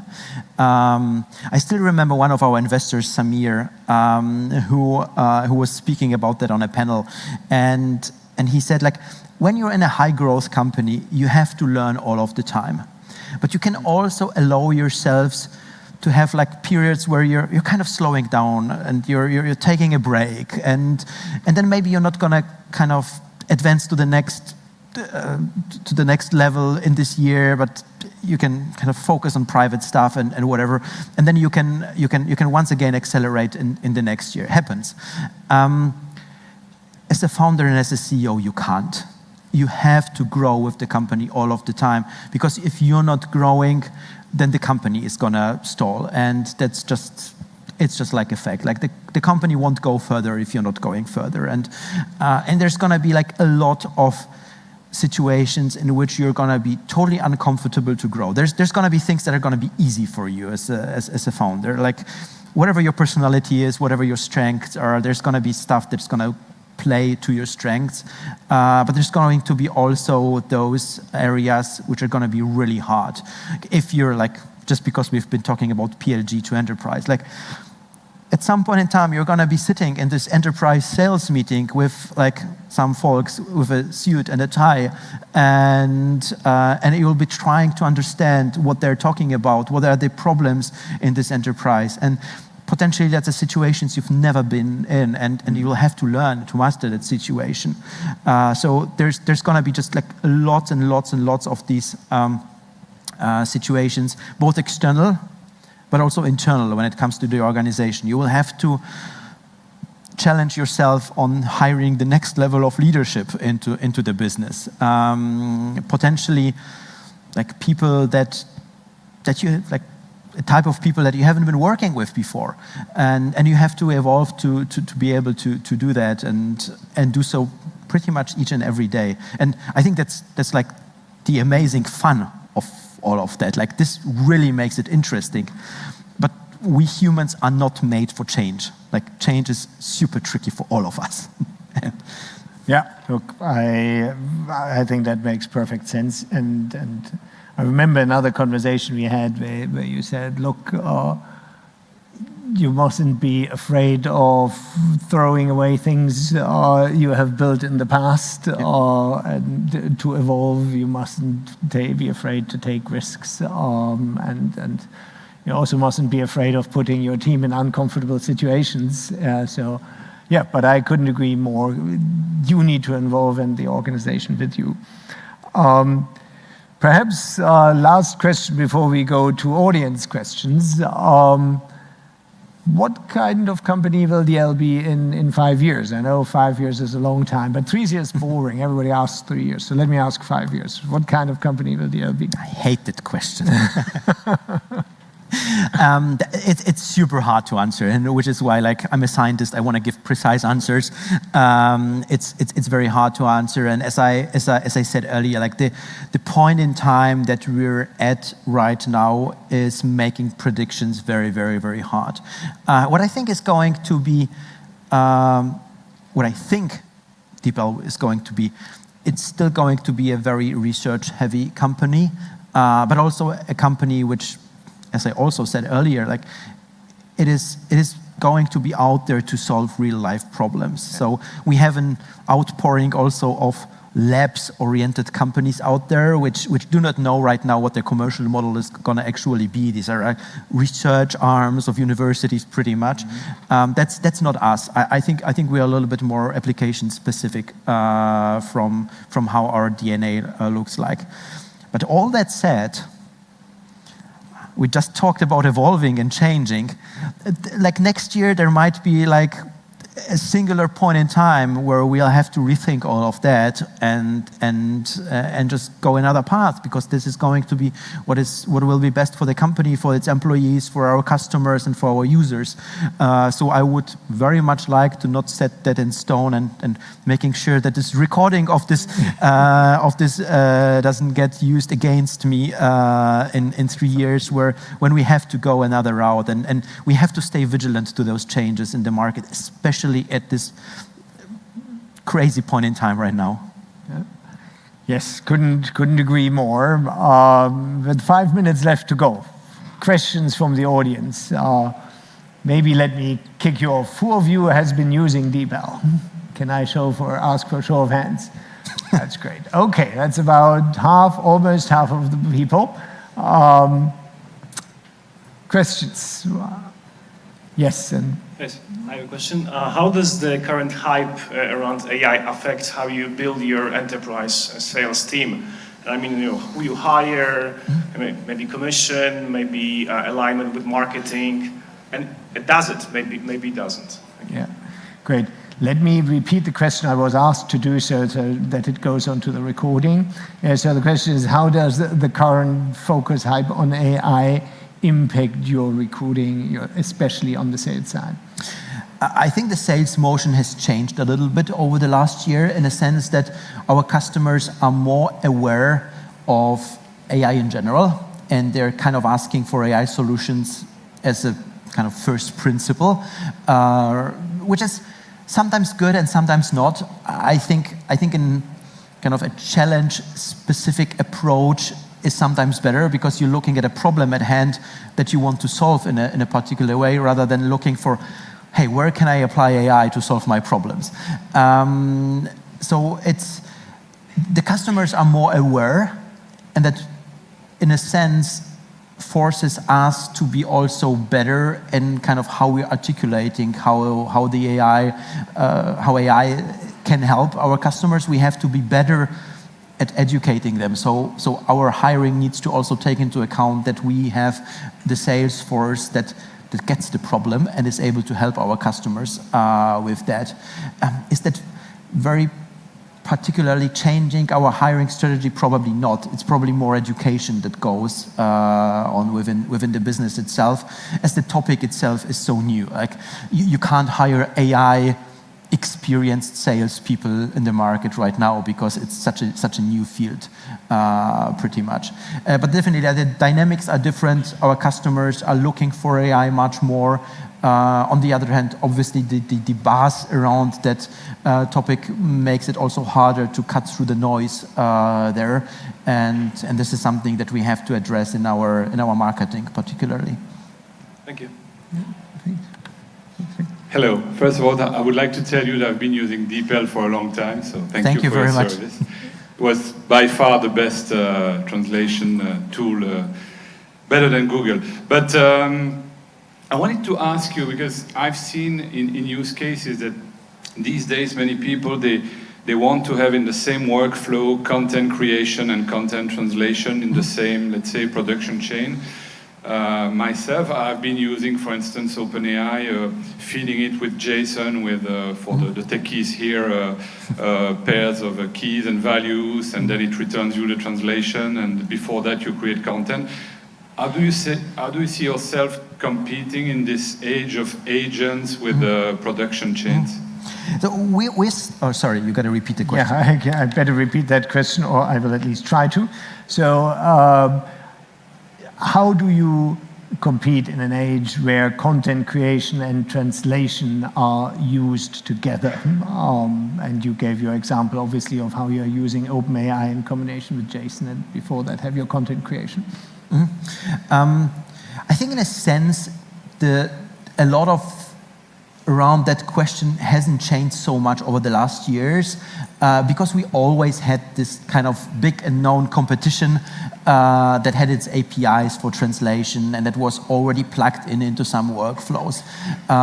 We got more competition on that side, and like OpenAI, like in general, LLM models can translate also. I think it's all of a question of how valuable that workflow is to you and how much time, obviously, you want to spend on that. If what you're building is something that is mission critical for your business, if this is, if you're sending out emails to your customers, if you're creating marketing material that is going to be available on your website, you will at some point in time look into the quality of that and specifically into the reliability of that. The trick with very generic models that can do a lot of amazing things at the same time is they're not quality tested for this particular use case that you're using them, and they're gonna be great, they're gonna be good, but then they're gonna have like a slip, and they're not gonna be so amazing at this use case on some examples. And this is where this becomes really problematic for businesses, because you want to kind of have a guaranteed accuracy over a wide range of examples that you're feeding the models. So this is where kind of our customers are usually seeing the problem, and where they tend to say, okay, I'm going to go with an application-specific provider for this particular use case. So a lot of our customers are actually combining generative models with our translation models just in one pipeline. And I mean, technologically, it's not hard to pull two APIs together. So at the end, it really makes sense for them. Thank you. Yeah. We are very much getting to the end. Unless there is a super urgent question,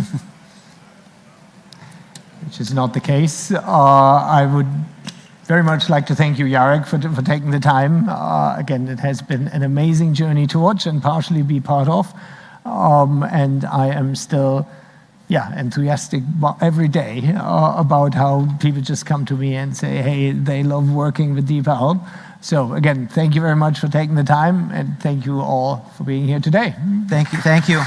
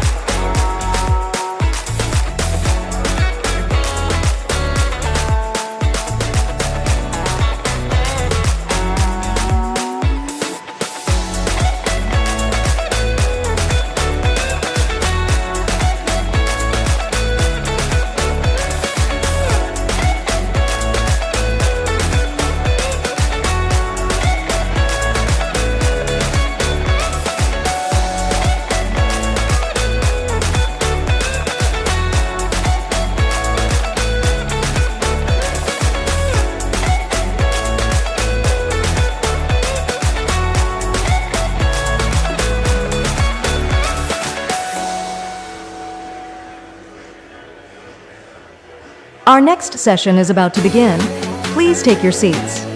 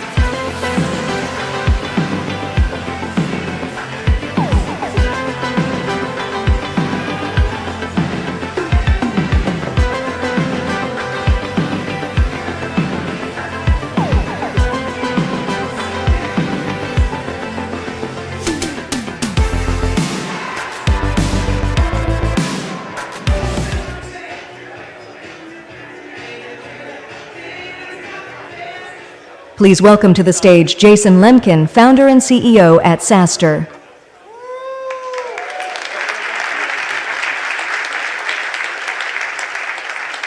All right, how everybody's feeling? Tired? Okay. Is this as loud back there? Is this on stage or is it okay? It's good? It's good. Okay. Can you hear? Yeah, okay, very good. Well, good. Just two things before we start. One, hello? Can you hear me? It seems to be cutting in and out. It just changed. You can still hear me? Okay, good. First of all, thanks for everyone for actually making me feel better. I'm pretty positive, although realistic, as those of you who follow our content know, but there's some friggin' Debbie Downerism back in the old America, United States of America, and a lot of grouchy people on LinkedIn, a lot of growth stage VCs saying from their fancy offices that they're never going to make any money on their unicorns, and there is just a lot of grouchyisms, and I wondered coming this year, would this be like what would the vibe here? Would it be a bunch of Debbie Downers and grouchy people from LinkedIn? But it's great. Every single person I've talked to here has been positive. It's great. I don't see any negativity. I see us all building. I see a lot of folks feeling pretty good and being rational. So thank you, everybody, for picking me up a little bit. Not that I was down, but it's a good sign. it's a good sign. You almost wonder with the grouchiness, does anybody need a SaaStr? If everyone's complaining about having to go to the office or hit a quota. But it is good to hear we are still building amazing companies. And then second, for those of you, I know about half of you have been to an event before, but they've gotten a lot better recently, but this is definitely our most turnkey event. So a huge thanks to Amelia Barra for leading this, for Taylor and Caitlin and their team on content, Josh and Sergey on ops, and the whole team. But thanks for making something that was super hard, elegant, and almost no complaints. So that's definitely a record. Everything was really good. So thank you. So quick question before we go on, because there has been a lot of content. I actually was a little worried the content this year might not be as good as last year, because last year was so good, but I think almost everyone told me it was better than last year. I'll give you two choices. I have to figure out how to add for the choice. I guess we'll ask you each two. I did this little workshop Wednesday trying to summarize the last year of the top 10 mistakes founders make and go to market. We can do that for half an hour and then AMA, or we can just skip it and have some fun with an AMA. Do you want the top 10 mistakes? Raise your hand if you do. Okay, I guess. Raise your hand if you're sick of content and just want the AMA. Okay. You want to come back in 25 minutes? I will honestly just let you know. We can ring a little bell and go outside. But okay, let me do this. I did a little bit of it. One thing as an aside, for almost 2 years, we have done a live workshop Wednesday. It's every Wednesday, 10 a.m. Pacific. Frankly, what we do is we will look at the 200 pieces of content we had here, 100, and we'll basically invite the 50 best to come back, do it again, but better, and then take more of your questions on Zoom, on the internet. And then I pick and choose other great speakers over the years. It is great. We've been doing it 10 years. I'm literally 10% of the people I've talked to even know we do it.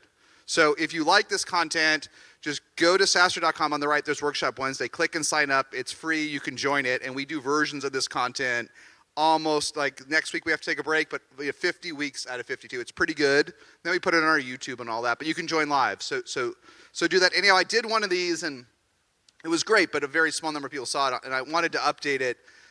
Thinking on the last 18 months, what are the top 10 founder go-to-market mistakes I see? Some are old, some we've been writing about for over 10 years in SaaStr, but some are new because the world has changed, expectations have changed, especially for the team.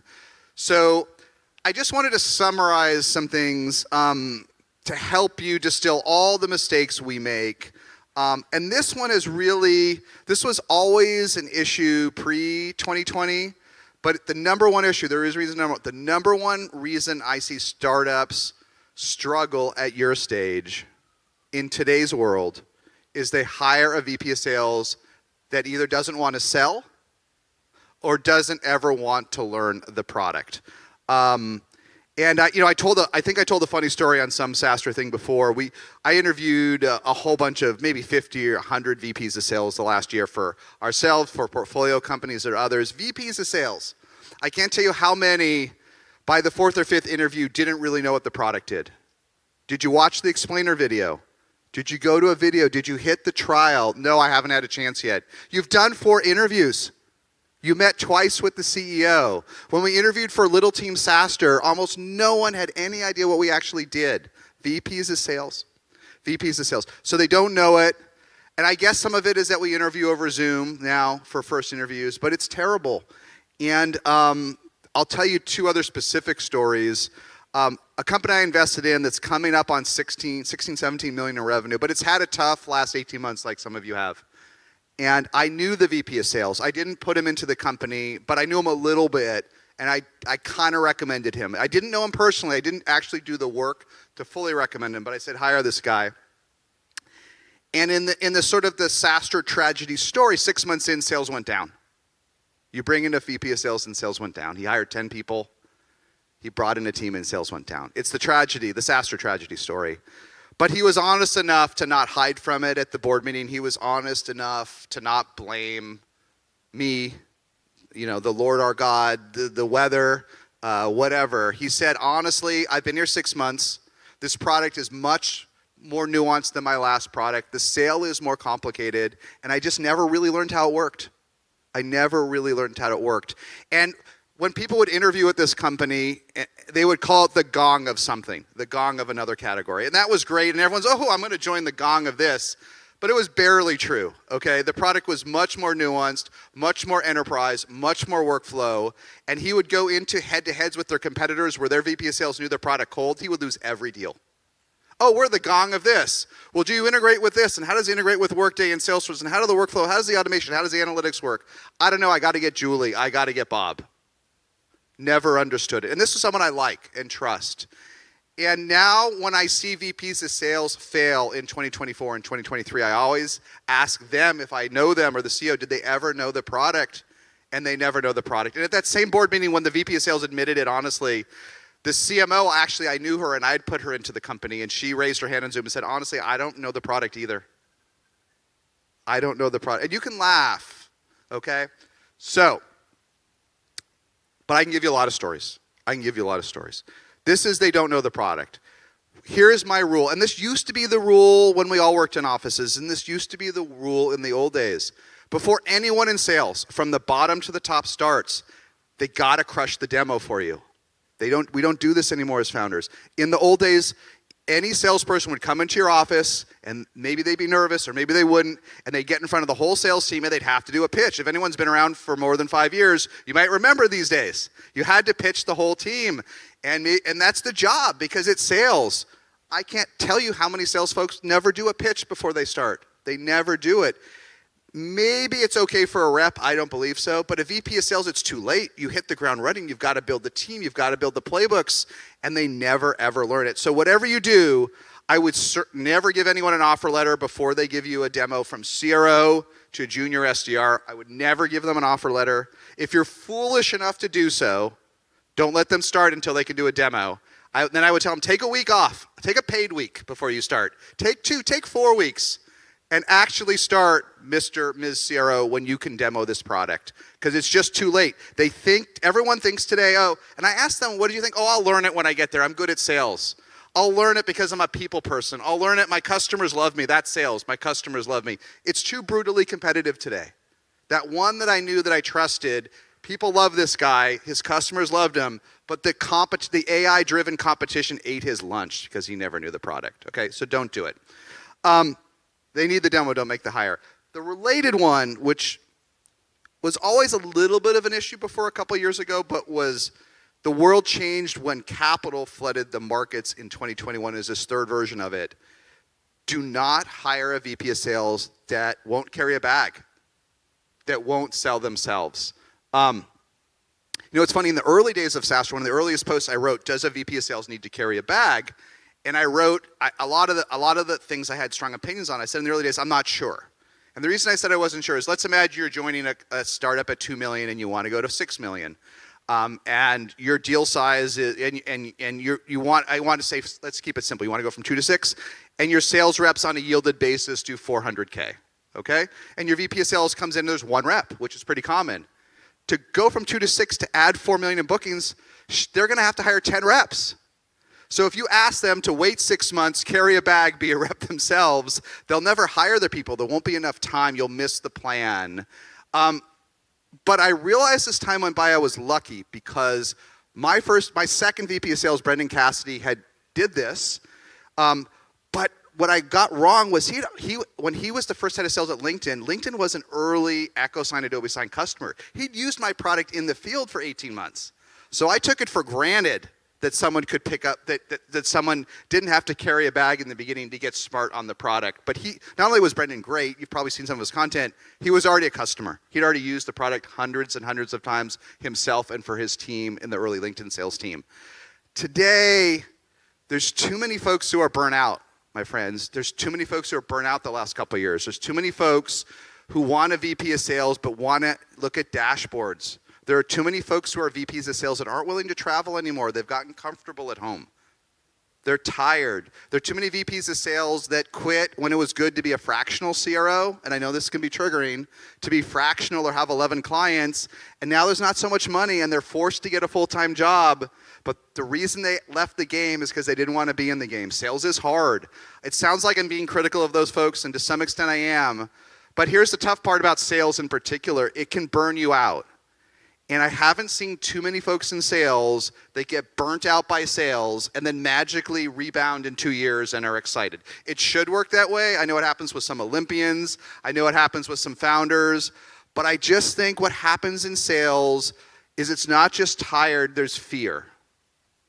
And when fear sets in sales, it's almost unrecoverable. It's the one symptom where if you're ever deciding, should I give my VP of sales more time? We've talked about this for years in SaaStr.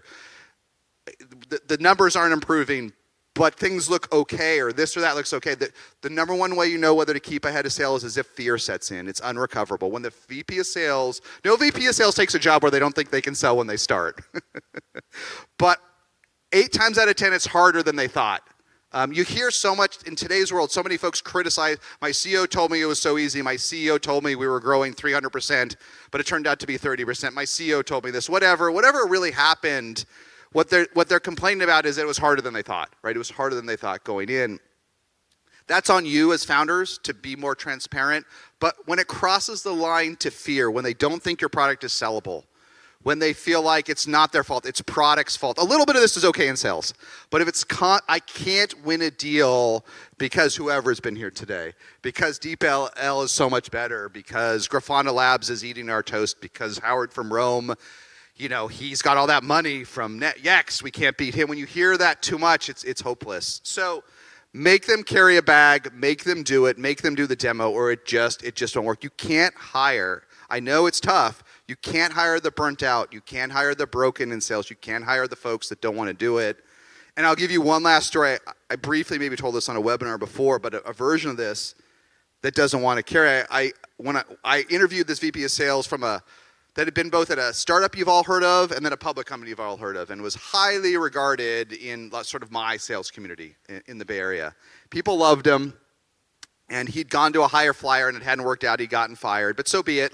Actually, I think a VP of sales that's been fired once, not all the times, but once can be a great hire. Because you want the pirates and romantics, you want the passionate ones, and sometimes those passionate ones have a conflict in you don't want them to have conflict with all their bosses, but if it's just one, it's not that bad. So I don't view that as a flag, but I do want to learn what happened.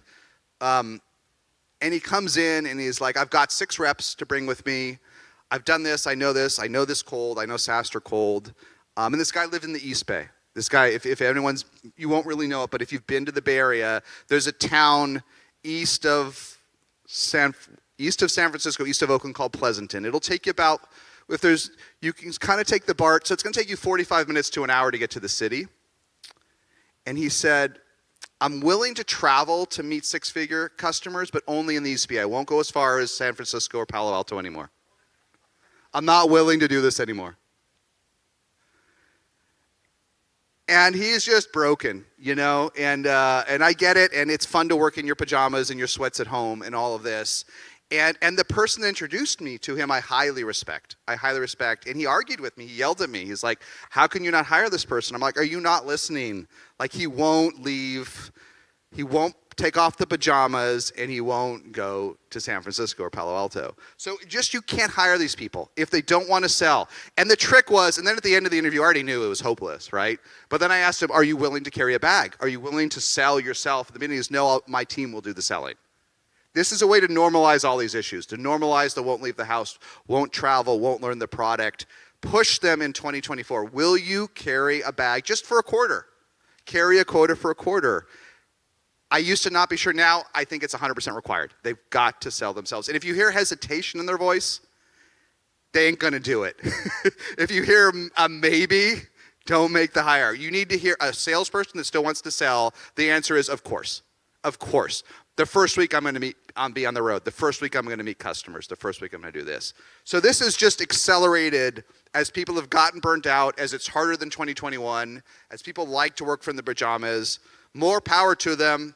Do not hire someone that can't sell or demo the product. Number one, that could be the end of the presentation.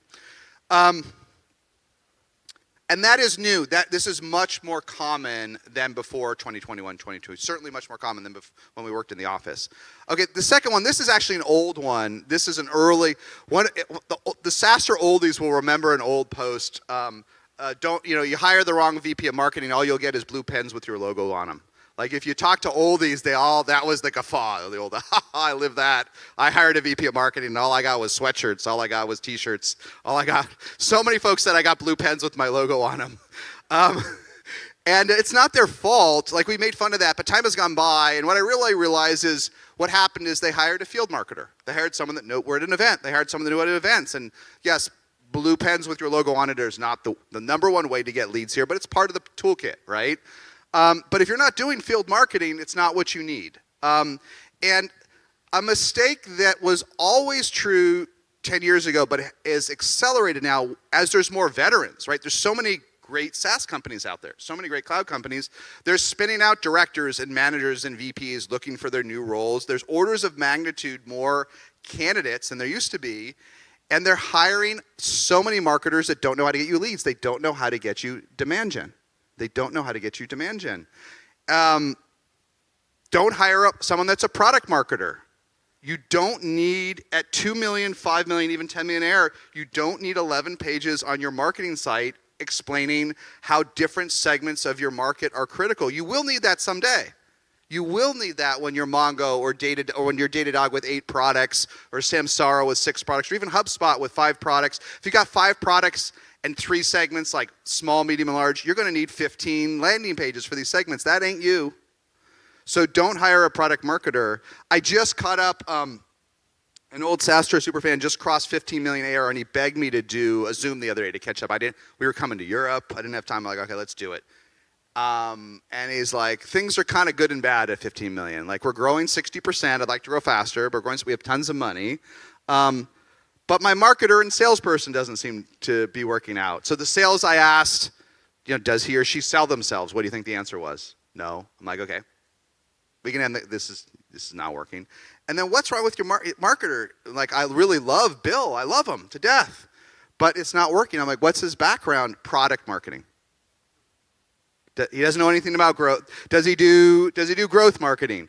Does he do social? Does he do webinars? Does he do anything? He's like, no, but we have 3 great product landing pages now after 4 months. And he doesn't know. He's actually an engineer by training, first-time founder, doesn't know what marketing is. And a lot of us, the folks in product marketing at big tech companies are super smart. They're often smarter than your average marketer because they 2,000 hours a year staring at a website, talking amongst themselves around segmentation and markets, and then building collateral. That's not what you need, right? You don't need a corporate marketer. You don't need a brand expert at your stage until you have a brand. When everyone has heard of you, you can hire a corporate or brand marketer. That's great, right? When I went to Adobe in my brief tenure when we were acquired there, they didn't do any demand gen that we thought of because everyone was an Adobe customer. What do you do when everyone's a customer, right? 1, you have account managers because you call on customers because you already have them. And 2, you run a lot of brand marketing so people remember to buy more. You run TV, you run media, and you talk about Adobe and creeks and streams and things like that we make fun of as founders, but that's because everyone's heard of you. It's not you. When you hire this corporate marketer, this brand marketer, you're going to have the most beautiful streams and videos you've ever seen, and you're going to have no leads. You're going to have no leads. The third one is new, and the last one's the cheat code. The third one is new, the last one, the cheat code. The new thing in 2023, 2024, this is true in every functional area actually, but it's especially true in marketing. Everyone's a strategist.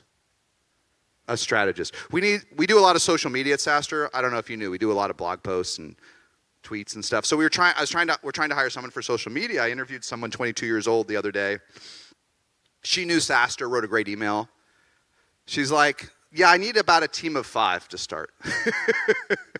She had less than 12 months of work experience, as near as I could say. So usually I read someone's LinkedIn, but I didn't because the email was so good. I pulled up her LinkedIn. First line, what do you think the first line is? Strategist. Strategist. I'm going to simplify. Everyone wants a team today. And what happened was, the problem is in 2021, everyone got a team. There were 1,000 unicorns. And when you raise, instead of raising 10 million, you raise 50 million or 100 million. It's not that as a founder, you're like, I don't really think we need 22 people in this department or 40, but you have 99 problems, right? And you used cash to solve some of them. And if instead of, we used to do something with 2 people in marketing, now we need 5. And if we need 20 people in engineering instead of 10 or product, you just did it if you had $200 million in the bank, $100 million in the bank. Now, not that most of we did, but it changed our culture. And it meant everyone wanted a team, and as a team, they became strategists. So here's my cheat code, honestly, for any role, but 100.0000% for marketing. If you like a marketer, if they're smart, if they're intelligent, look at their LinkedIn and see what their first line is. If it says strategist, thank them, send them a blue pen with your logo on, and do not hire them. Trust me, not 99% of the time. And on these strategists, bear in mind if they're more senior, your board investors will love them because they don't know what marketing is. These strategists are great. What do VCs do? All day long they're strategizing the future of AI. AI is going to destroy your startup. AI is going to take over everything. You know, that's what VCs do. So VCs love the strategist. They don't know. They don't know.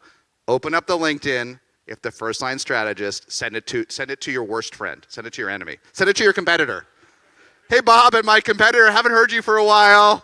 I'm glad you're doing well, too. Have you looked at Elena for marketing? We're a little small, but I thought she might be a great fit for you, right? And the flip side is, whatever you do not hire them if strategist is the first. If you want a marketer to get you more leads, more opportunities, more pipeline, more customers, the best ones up until even 20, 30, 40 million all have one thing the same on their LinkedIn. Their first line is their commit. I got 123% of lead commit. I hit 118% of my MQLs to sales, my MQOs, my marketing. It doesn't really matter what the acronym is on the stack of the pipeline, from leads to opportunities to revenue. The best marketers, demand gen marketers, are machines to generate pipeline that they hand either to sales or sometimes, if it's a true PLG, some of it sells itself. But what do they brag about? Right? They don't brag about the blue pens, or even they brag what they did. And that first line, they're going to tell you. Just like almost every salesperson on planet Earth, their first line of their LinkedIn is President's Club, or 118% of quotage. Every salesperson on LinkedIn hit over 100% of their quota, which is just great, right? Every single one. But if you go and just pop into LinkedIn marketers, you're going to see very few on their first line do they brag about the amount of money they brought into the company, right? Very few. When you see it, make the hire. Make the hire. So you got to hire. There's so many marketers, so many people with marketing. This was an issue 10 years ago, but it's a bigger issue today. If you want leads, ask them, what was your commit at your last company? What was your commit? It could be a lot of things. I don't know. Bob on my team handled that. I don't know. I'll have to get back to you. Don't hire that marketer, no matter how smart they are, right? You don't need the strategist. Okay, third one. I don't know if this is more common today, but it is super common in the conversations I'm having with founders. It seems more common, which is founders hiring a revenue team, a go-to-market team, and stepping out of sales. Founders who are like, I don't really like sales. It's kind of icky. It's kind of sleazy. I had to do the founder-led sales because I didn't have anybody. Thank God that I hired Taylor. Now I'm getting back to product. And this is what I hear. I used to hear this a little bit, but now I hear this all the time. Thank God I can get back to product. Thank God I get back to product. And maybe what's changed over the years is that every category is more competitive now. It's not just that there's more vendors. It's that software is better every couple years, right? It got better and better and better. Now with AI, it's even more competitive, right? You have to have feature parity in AI. And so founders are stressed, and they're stressed about the competition. They're stressed about convergence. Now Rippling launched its 118th product. Oh my God, Datadog, its 47th product, and it's stressful. This convergence. And so I got to get back to product, guys. I'm the product guru. And so Bob, my new CRO, Elena, I'm out of sales. Not 100% of the time, but at least 90% of the time, sales falls. Sales falls. there are this elite level of crazy VPs to sales CROs that have done it before and have startup experience but still want to carry a bag and already were your customer before and already knew everything and they check every single box and the reason is they're so fluent they border on a co-founder. They have that level of fluency in the product, the market your co-founders have. If you really hire that person, that almost co-founder, sure, step out of sales. Train them a little bit, backfill them, be there for questions, help them. But if they are better than you on day one on everything in sales, sure, of course you can get out. But be more honest. Can they demo as well as you? Do they know the objections? Do they know the integrations? Do they know how the API works? Do they know the competitive landscape as well as you? Do they know why you lose? No, usually 99% it's zero. So what happens when the founder steps out of sales?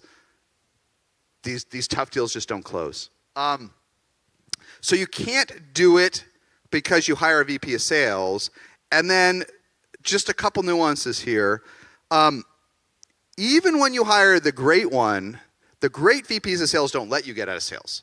The great VPs of sales and CROs just change what the founders do, and they turn you into dedicated middlers. When you start for founder-led sales, you're an opener, a middler, and a closer. You got to find the customer somehow. You got to do the demo. You got to convince them to buy, and then you got to ask for the money and close, right? Any great VP of sales will be a better opener and closer than you, almost always. Opener and closer. They'll spend 50 hours a week hunting, and then when any deal comes in that's good, they will be relentless for closing it. And founders were never like, a few of us are relentless closers, but mostly we're at best mediocre closers. We get a little nervous. We think asking for money is a little unseemly. We don't know how to maximize the deal size. We don't know how to pull it in for the end of the month or the quarter. The great VP sales are great at that.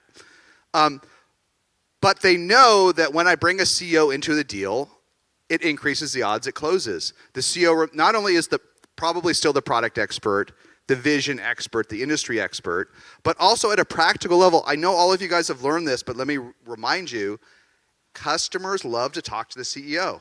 They love to talk to the CEOs of NVIDIA, which is why what's-his-name is everywhere. They love to talk to the CEOs of Microsoft, which is why Satya's on the road. Mark Benioff goes to Davos. He said the other day he goes to Davos, the event, in Switzerland with all the VPs, and he sits at the top of a staircase all day to meet customers.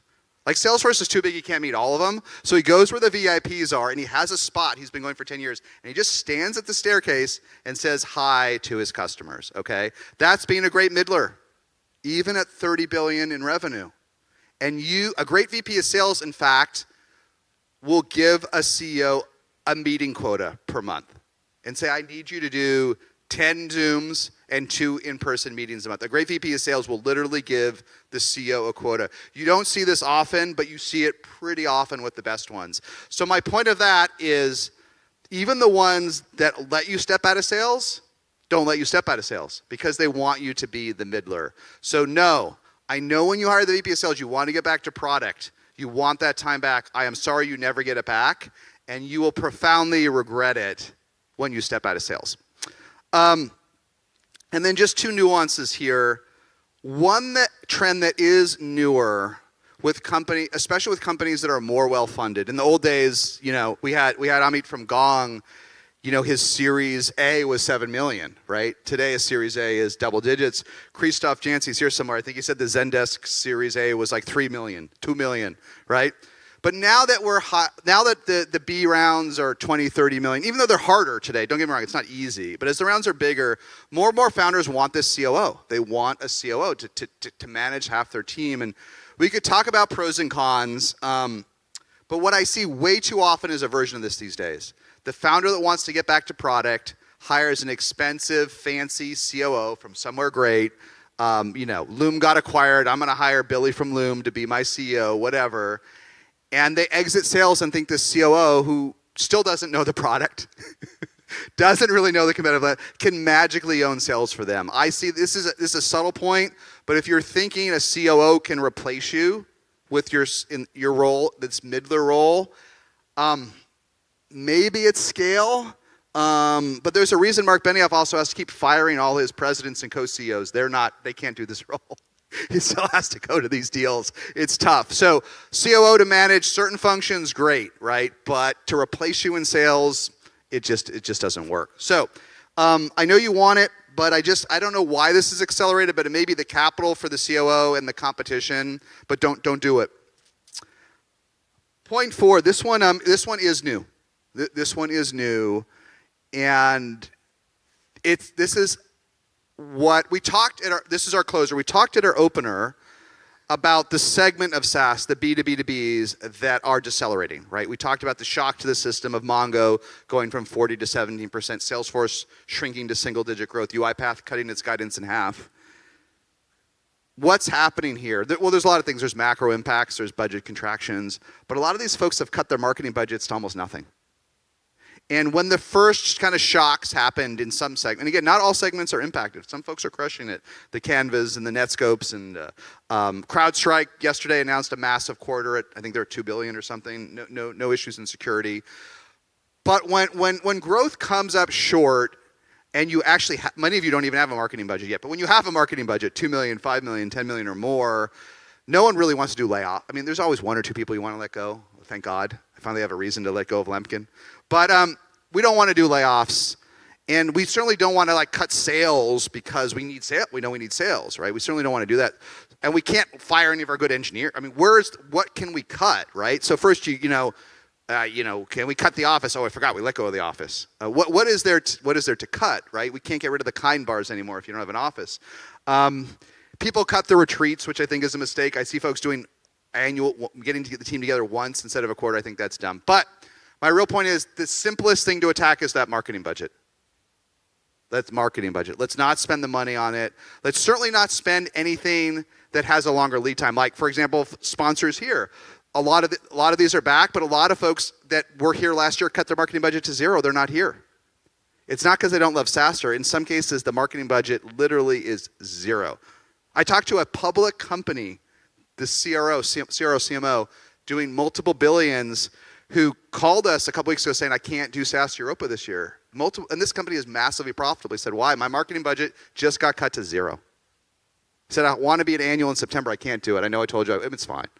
It's fine. This is a multi-billion-dollar company that has pressure, and so the CEO literally cut his budget to nothing. So, look, the reality is when you cut salespeople, you cut your present. When you cut marketing, you cut your future.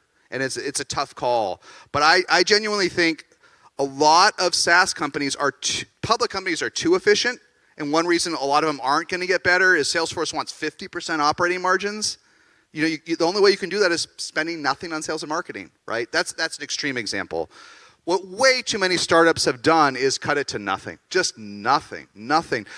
Sometimes the only thing they'll do is very limited digital stuff with an instant ROI, a Facebook ad, a little bit of LinkedIn ads, but it can't be even building pipeline. I want to see customers this quarter, and almost everything in marketing is going to have a longer sales cycle than an inbound lead that says they want to buy today, right? So when you cut marketing, you cut your future. So look, I don't know the answer to all. If you have to cut, you have to cut.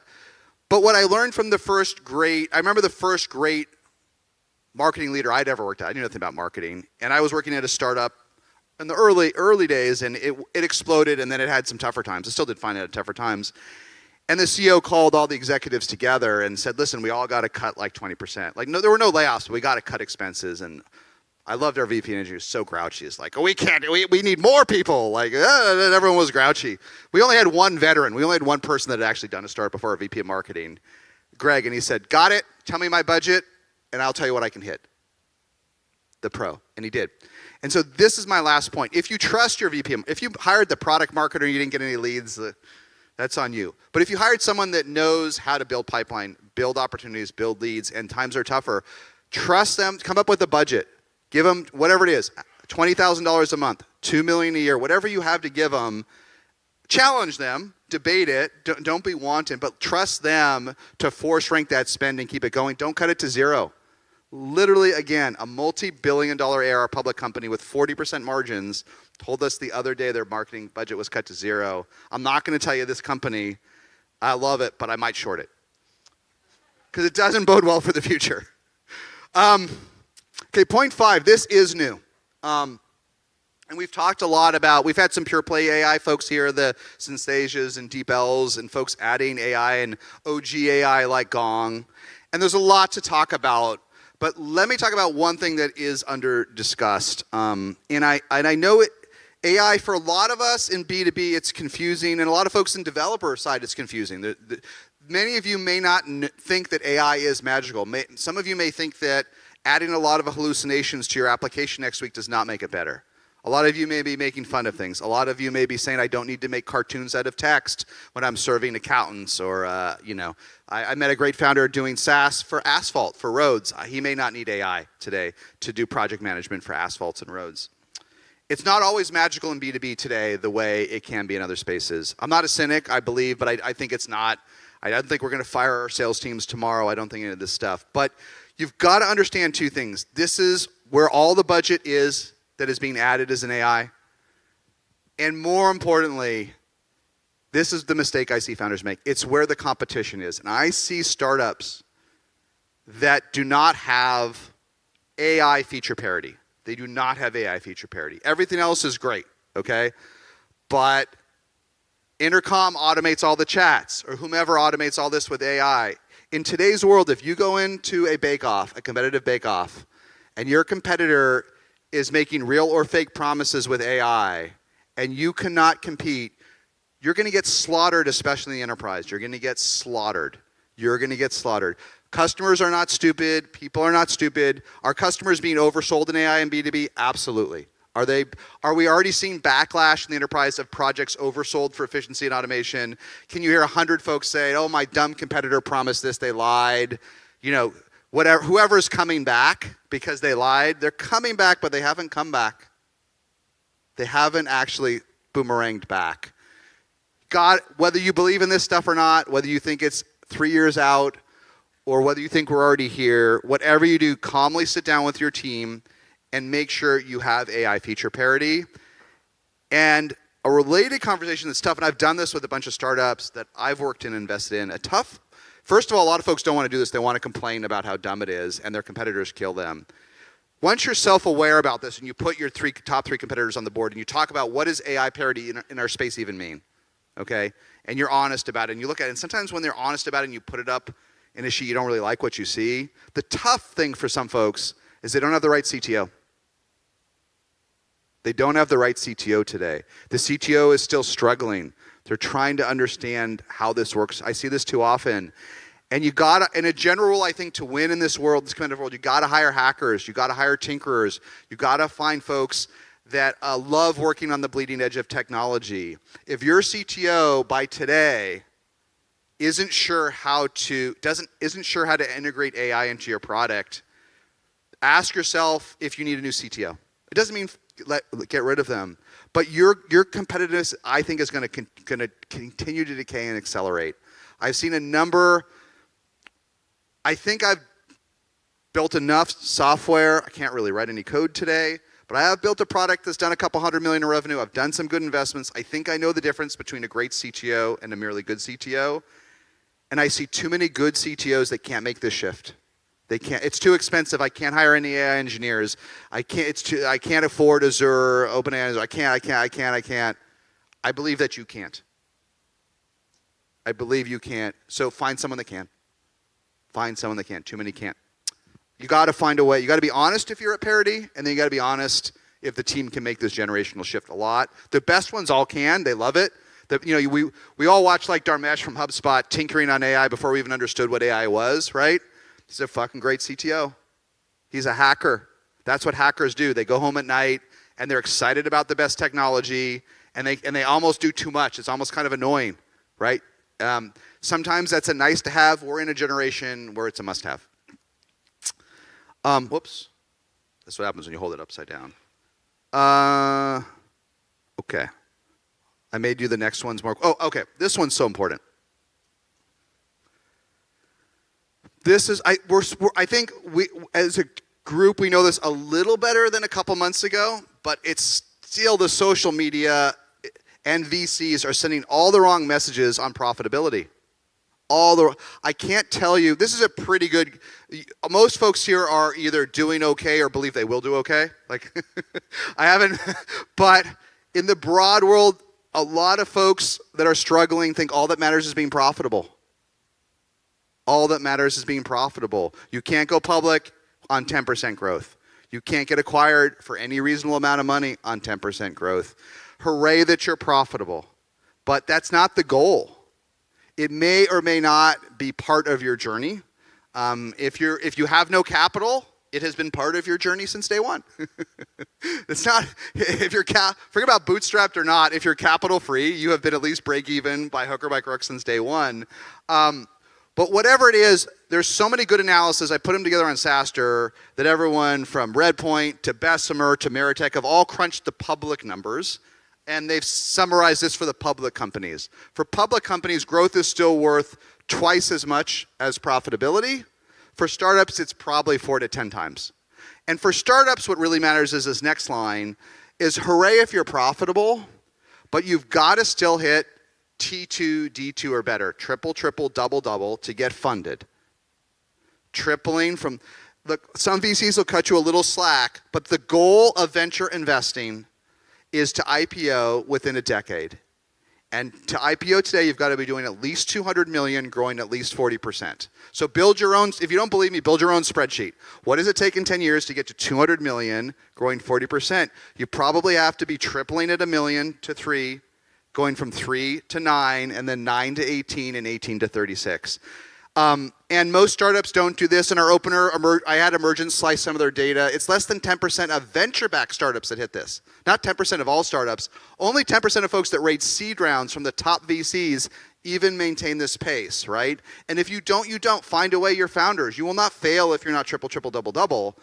But it's still the bar for venture capitalists. Actually, the venture capitalists just got hurt. Not only do you have to triple, double, double, but you can't burn 700 million while you're doing it. You have to do it all. You have to grow just as fast as 2021, and you have to burn less. But there is no, profitability is not the end state for investment, and it's not the end state for an exit. It's not the end state. So enough patting everyone on the back for being profitable. So it's great if look, don't run out of money. That's the worst thing. But being profitable is not the end state for a startup.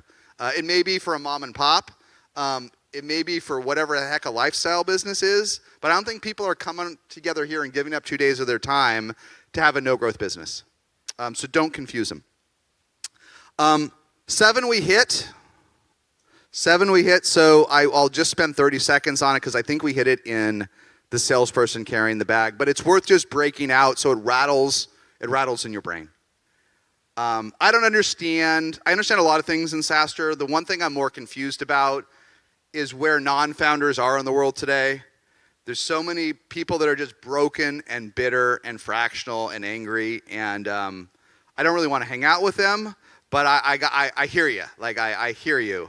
And I know 2021 seemed weird, and I know the transition from 2021 to 2023 for a lot of folks was brutal. It was brutal for folks that were new to the market, and it was brutal to folks because the world of 2021 lasted almost 2 years. It lasted so long that we all kind of thought that was the new normal, the 1,000 unicorns, right? I remember meeting with a top VC that you all have heard of, and I was with him in 2021, and he's like, you should invest in these 3 companies I just did at the seed stage. He's like, okay, it's like, this one will be a unicorn in about 14 months, this one will be a unicorn in about 2 years, and this one might be a unicorn this year. That's the way VCs thought in 2020. Like, they'll all be unicorns. They'll all be unicorns. And so they all raised insane capital. And we're just struggling in many ways to get into this world. But look, if nothing else, I know it's hard. You got to hire folks that want to, I don't even watch basketball anymore since March 2020. But you got to hire folks that want to play the game 48 minutes.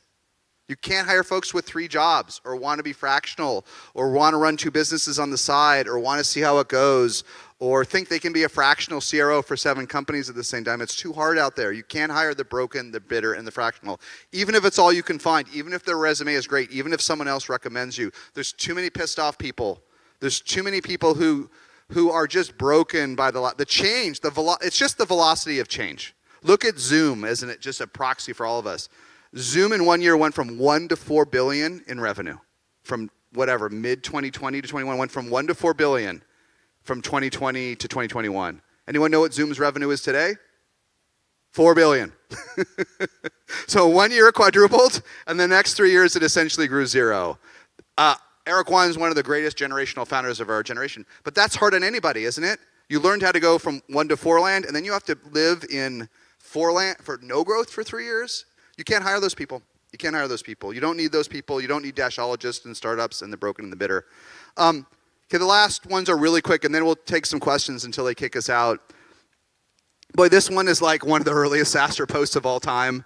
I don't think this has changed, but this is still a top 3 mistake in executive hiring today. Just don't hire for the logo. We all succumb to this. Oh my God, I got someone from Notion. I got someone from Insiders here. I got someone from MailChimp, and I'm doing email marketing. I got someone, well, MailChimp, I don't know what it's doing today, but when it got bought by Intuit, it was doing $1 billion in ARR. That's not a startup. Different set of cycles, different set of skills. We all keep making this mistake.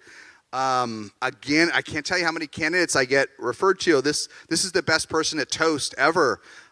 Someone recently, a founder that I just love, a first-time founder, told me that this was like the greatest person at HubSpot. And there's some good deal size analogies, and was there really early. Cool. So I talked to him. When was there really early? 200 million in ARR. Was there really early? Really saw the early days at HubSpot. At 200 million in ARR. I'm pretty sure that was like a year after the IPO. So that's early in his mind. I mean, everyone loves this guy, but we all keep making the mistake. So look, here's my simple cheat code. And every time a founder makes a logo hire, a mistake, and we talk, what happened with Bill? It's just too big company, too whatever. And I always ask them this simple question. Okay, put your hand on their LinkedIn. Like cover that job at Mongo or Datadog or Zoom or ZoomInfo or wherever, every company you love. Would you have still hired them if they didn't work there? And the answer from the founder is always no. They don't hesitate. They don't, maybe, no. I would not have hired them if they didn't work at that company I look up to that's in our industry, 100%. So whatever you do, this is just the cheat. And for yourself, challenge people on your team, challenge your co-founder. If you fall in love with someone in any part because of that logo, literally if you want, this is just for fun. Print it out if you can find a printer. Whatever. Go to 7-Eleven, wherever there's a printer. Take a black marker and black out the LinkedIn, and for fun, hand it around and say, "Would you still hire them?" And if you hear that hesitation, they're going to be gone. There's no point in hiring someone that's not going to be there in 6 months. They're going to be gone. Okay, the last one. Let me flip ahead so I can see. Okay, the last one I think we hit. So I'll just reinforce it. Guys, don't look for instant ROI. It doesn't exist. The instant ROI, here's the real issue. Not only have people retreated, cut their marketing expense to almost nothing, the bigger fool errand is everyone is spending time in free marketing to make up for it. They're like, listen, we're not going to do any more booths. We're not going to do any more joint marketing. We're not going to do any more spend. But you know what we'll do? Let's do a podcast. Let's spend 3 months planning a podcast. Let's build a studio. Let's get an agency. Let's get the same guests that are on every other podcast, but they won't come. So let's get the folks selling courses and horses and tools. Let's get the fractional people that will show up to anything. And then 3 months later, you have one podcast, and who's going to download it? Nobody. And I'm not saying that actually that alone that's a bad idea. Do 100 of them and maybe build something. But think about the amount of soft costs in what I just described. The amount of time and energy from your expensive 6-figure employees building one podcast. Do you think this is a joke? I literally just talked with a CMO. This is the only thing he did in 4 months. It's a company at 200 million in revenue. Only thing he did in 2 months, okay? Free marketing is great, but anything other than viral usually has a high soft cost. So it's not magical either, right? So free is not magical. We heard some talks say magically bolting on a PLG motion to a sales-led thing is not an instant solution to marketing. I see so many folks, they're struggling. What are you going to do? Our product's $60,000 a year. Oh, we're going to go PLG. What does that mean? Well, we're not quite sure, but it's going to be self-serve. It's going to have a free trial. It'll sell itself. Well, if it was going to sell itself, it would already be selling itself. Going down market, PLG, is a huge commitment if you don't start there. It takes years. It takes much better onboarding. It takes totally different sales and marketing skills. It has a different set of competitors. If you're 100% committed to doing it, do it, but it ain't a quick fix. It ain't a quick fix adding PLG to SLG. So this stuff all takes time. Do the stuff that takes longer. Building pipeline takes time, you got to do it. Referrals takes time, you got to do it. Instant ROI is a recipe for not growing. Okay, the very last one. I don't have all the answers here, but I do want to share it. And I've had some good conversations on it here, so I know people are aligned with me here. I think there is an operational tragedy in SaaS that has happened in the last 18 months. A tragedy, which is that as parts of the market came under stress, as growth got harder, there's a couple things we did. We all raised prices without earning it. We sent an email to your customer, thank you very much, prices are up 20%. Everyone did it. Slack did its first price increase in history 18 months ago. I did a blog post. Every single leader in SaaS that hadn't done a price increase did it. HubSpot did too, after basically having the same pricing for a decade. Everyone raised prices without earning it. It's one thing to launch a new edition. It's one thing to launch an enterprise edition with different functionality and different integrations and say, look, our regular one's still $20 a month, but our new global one's $40 a month with all this security integrations. The market doesn't mind that. But raise prices 3 times for the same product? Fool me thrice. What's the expression? Fool me once, fool me twice, fool me thrice. You know, even if you don't churn, you really start looking for another vendor, and you certainly don't want to buy more things from a vendor that ripped you off. And we're seeing a couple things, and I want to tie into this. What we're seeing now across a lot of companies, and Salesforce just talked about this in their analyst call, people just they're not as receptive to a cross-sell, to buying more products and more solutions when you rip them off in the core one. If your product is cheap relative to value, and it's great, if it's cheap and great, and someone from the company calls you up and says, hey, we have another product we're launching. It's another product. You want to take a look? I'm excited. Like, you only have a handful of vendors in your stack that are great, cheap, and trusted. I'm going to take a look at it, right?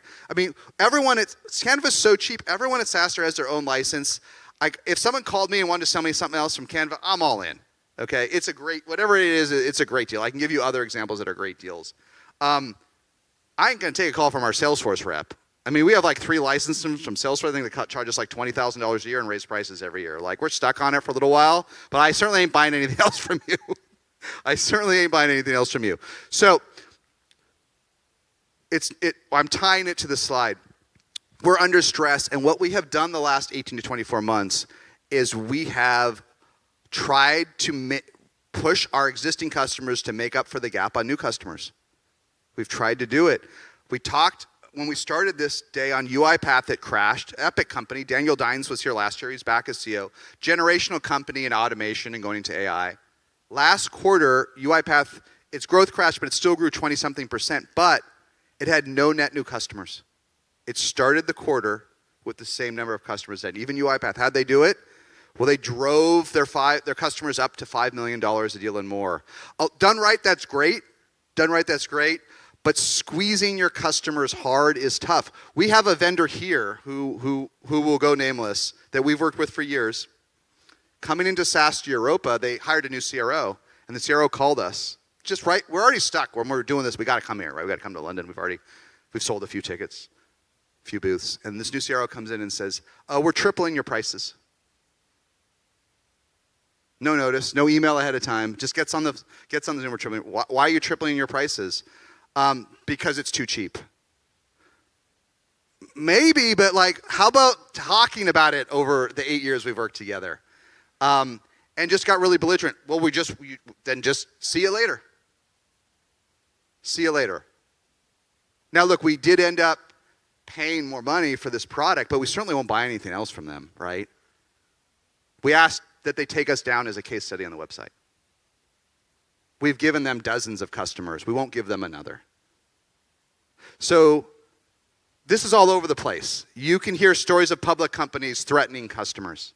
You can hear stories of public companies threatening to sue vendors if they keep their data after turning off. We never used to hear this. We used to thought you owned your own data. Now we're finding out the terms of conditions of a lot of websites say, you know what, the vendor owns your data. So an aggressive sales rep will call you up and threaten you. We see too much of this. So be attuned to this as founders, but I think the worst of all of this, what has made it the worst, is when we've all decided that customer success should be part of sales. The worst of all of these trends. Because what we've done is weaponized customer success. We've taken the one person in the company who, if they're actually good and not lazy and do any work and show up, their only job is to keep the customer. That's what classic CS job is, GRR, retention. Don't lose your customers. You don't have to worry about overselling them.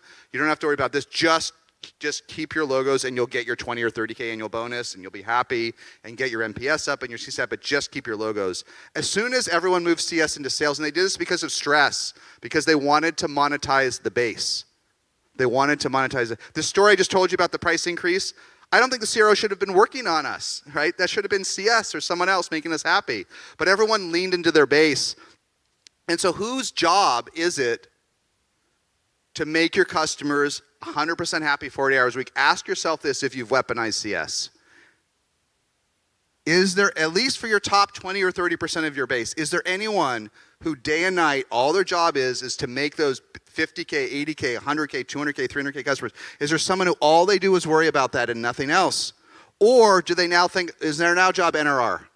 My job is to turn my $2 million book into 2.8. Sounds great to the CRO. Is that right for the company? Is that right for the customer? It creates aberrant behavior. It creates aberrant behavior. I'll give you one last story, and then we have some more minutes to take some questions. Someone, as I said to finish it, someone charged with upsell cannot be the one in charge of making your customer happy, right? That's all they care about. Is as soon as you can't make them more money, best case they end the Zoom. Best case they end the Zoom. Worst case they threaten you, right?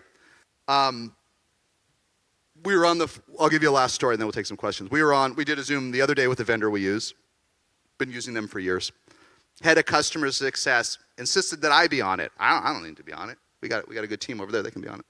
They insisted that I be on the Zoom, get in, and they wanted to sell us another product that we didn't want to buy. That was like twice the price.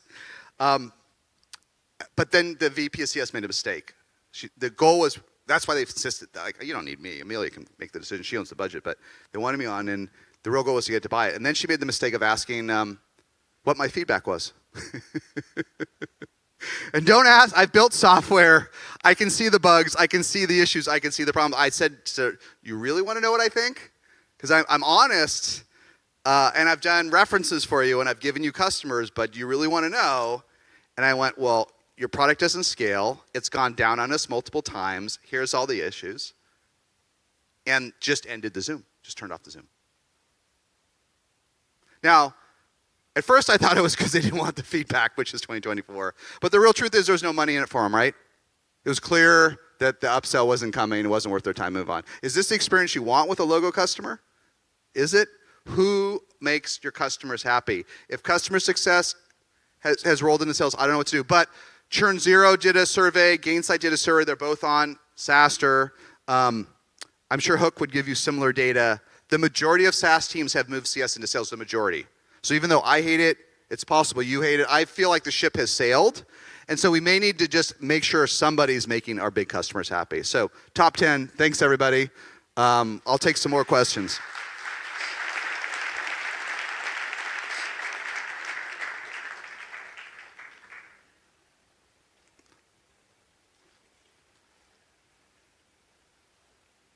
Hi. Go ahead. Yeah, cheers. Always to my right. Okay, cool. Yeah. Thanks. It's been a good couple of days. Thanks for coming.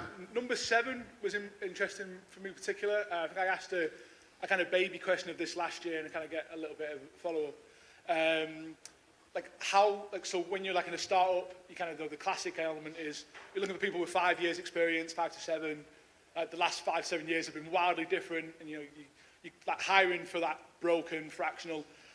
Everyone comes to an interview smiley, happy, and telling you the best version. Have you got any advice on how you kind of question them to spot that? Is there any kind of interview techniques or how you spot those kind of broken, bitter people in their stuff other than just looking at CVs? Well, I think there's a couple questions there. How do you figure out if they're any good at the role because everyone's happy, right? Yeah. One, interview 30. Right. By the time you interview 30, the top 3 will stand out. Two, if it's for a role you've never hired before, you don't know, find someone that's great at it, truly great, and ask them to just interview your final candidate. Simple answers, but that sounds simple, but that always works. Interview 30, and if you've never hired a VP of Eng before, find the best technical lead CTO VP of Eng you can on planet Earth. Do whatever it takes and ask her or him if they'll just interview one candidate for you. It'll save you a lifetime of problems. In terms of the Burton Broken, I wish I had a perfect test on it. I like to just ask a lot of open-ended questions. I'll tell you the one that's the best one. For sales or product, or customer success, sales, product, customer success, there's the number one best open-ended question on all of mankind since the dawn of enterprise software in the early 1500s. And the question is to sales, customer success, or product, what would you do your first couple weeks? Not first 30 days, 69, because then they're all thinking their plan, right? What would you do your first couple weeks? The best heads of product, the best heads of customer success, and the best VP of sales will give you the same answer. I'm going to go meet customers. It's always the same. I remember the first great product, my ultimate full-time VP of product was a guy named Aran Aloni, who then became CCO and CCO at Gong. He's great. He joined very early with Amit, but he was, and that's what he did his first week. But another guy, this guy that was head of product, ironically at SAP, but because SAP had acquired a startup, the best product guy I knew, I asked him to be my interim head of product, who found me Aran, that went to Gong. And he started, and I wanted him to meet with my engineering team, and I wanted him to work out some friction I had with my CTO, and I wanted him to work on our API and our documentation. He said, no, I'll talk to you in 2 weeks, Jason. I'm like, what do you mean, God? He's like, I'm going to go talk to 20 customers. I'd never seen this before. It was new to me. I'd never hired a VP level product. And he came back and he wrote a whole memo of all his notes and learnings, and here's what SuccessFactors said, and here's what LinkedIn said, and here's what it said. I've analyzed it, and here's all the issues, and this is how we're going to work on your product. You don't learn the product sitting in the office for 2 weeks on your own or just randomly sitting there. Customer success should go visit your top customers. The first job, go visit your top customers. Sales wants to get into those top accounts, right? So that's the cheat code for the broken and the bitter when they want to stay at home, when they don't say they want to meet customers. And not all of us love meeting customers. Not everyone does. Don't hire them. That's my cheat code, is what are you going to do your first couple weeks? Listen for go meet customers. Then I'm leaning in. Thanks. Cheers. Thank you. Yeah. Hi. Hi, Jason. My name is Phil. Thank you for a great conference. My question is, can early stage startups successfully run product-led growth and enterprise go-to-market strategies simultaneously? And if they can, what are the indicators that suggest they'll succeed with that? Yeah, this is too much is made up of this. I did like a podcast interview with Aaron Levy a little while ago, or maybe it was when he came to SaaStr Annual. I think it was when he came to SaaStr Annual during COVID, so 2021 when we did it all outdoors. And I asked him this. He's like, PLG is just freemium with analytics. It's just freemium that you can measure. It's just freemium that you can multivariate test. We have been doing freemium since 1996, I think, since the first web apps came out. So I think we make this too complicated. And early apps like WebEx was originally, I'm really dating myself. It was really even before my time, but the case studies industry. WebEx was the first $1 billion ARR SaaS company that blew up, even before Salesforce. And they started off charging per minute because that's how telephony used to charge, right? And then they did this really stressful thing. They went to having a self-serve motion that was free with upsell, and they did this cannibalization. But my point is they've been doing that since 1998, right? eFax, which was a inspiration for when my team created the web-based e-signature even before DocuSign. We copied eFax, which was freemium PLG. I'm really reaching back in time, right? So these are not new. Freemium is not new motion. And I did write a SaaStr post on folks that are PLG and SOD. More seriously, if you look at folks, whether you, it's almost everyone that starts off self-serve or PLG adds more sales over time. Canva last week did their enterprise event. It's all about their new sales team, right? It happened. Asana started off all self-serve. Now I think, then they went about 60-40 PLG, SLG. Now they flipped it. Now it's like, I think it's 40% self-serve, low end, and 60%. So we all end up with this model. Not everyone, but maybe Squarespace and Wix don't have a sales team, but I think they might. And is there a point? TikTok has a sales team, they're here, so everyone ends up with a sales-led motion. But is there a point somewhere along the journey, whether it's Series Now I'll answer B the or question. that- Now I'll yeah. answer the question. Yeah. Thanks. But first I just want to say, we talk like PLG is something new. It's not. It's something old that has better analytics than software today. People like us in the room, 9 times out of 10, we like to click and buy, don't we? So it's nothing new. It's nothing new. And certainly anyone on the developer side knows it's nothing new.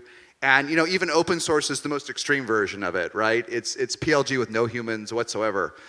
Okay, so when do you know what to do, right? 2 things. First of all, if you don't start with a self-onboarding, self-procuring service, it's wildly difficult to start later, which we talked about. So I'm going to assume you're starting with a product that people can try and buy on their own, but you're also trying to sell it at the same time. Basically, what tends to happen is by about 100 customers, you have a statistically significant distribution. I have done, either on Zoom or in my office, this exercise with so many folks in the early days, CEOs of Checker and Algolia and Pipedrive, with Owen from Intercom. So many folks, I've brought them in, $500,000, $1 million, 300,000 in revenue, wherever. I ask them how many customers they have. It's 50, 80, 100, so it's enough. And I do this exercise all the time, either on Zoom or input. I write a pie chart, and I circle a pie chart, and I say, how many customers are small, how many customers are medium, and how many customers are large? I don't ask them to define it, because different customers, and they're like, 40% small, 20% medium, what's left? 40% big. And I'm like, okay, well, this is you. And actually, if you're at 1 million, this will be you at 10 million and 100 million, unless either the market changes or you change it.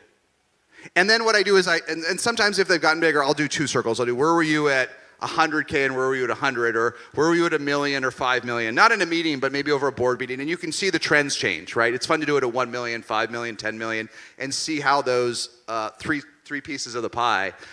If you have no medium or large customers, I would stay at the bottom of the market for now. Shopify stayed there for a long time, even though they're all about enterprise today, but they stayed at the bottom of the market, well past IPO. HubSpot stayed there intentionally. So sometimes the pie chart says stay low, right? But if you're asking the question, it's probably because you got like a couple bigger deals, but the team's complaining, I don't know if I really want to do security. I don't really know. I don't want to do the integrations. A lot of times, folks that like self-serve don't really want to deal with sales, or vice versa, right? No, we've got bigger deals. Yeah. But now we're building self-serve capability. That's hard, man. And then investors are saying, well, maybe you should be going kind of more mid-market, lower, because that's quicker, higher volume. Yeah, that's what VCs say. They don't have to do the work. Yeah. Well, look, the bottom line is, I want to keep this simple, so we do a couple. It sounds like your pie chart's heavily enterprise. So if you're asking my advice, knowing almost nothing, should you go down market? Should you go PLG and mid-market and SMB? I'm going to say don't.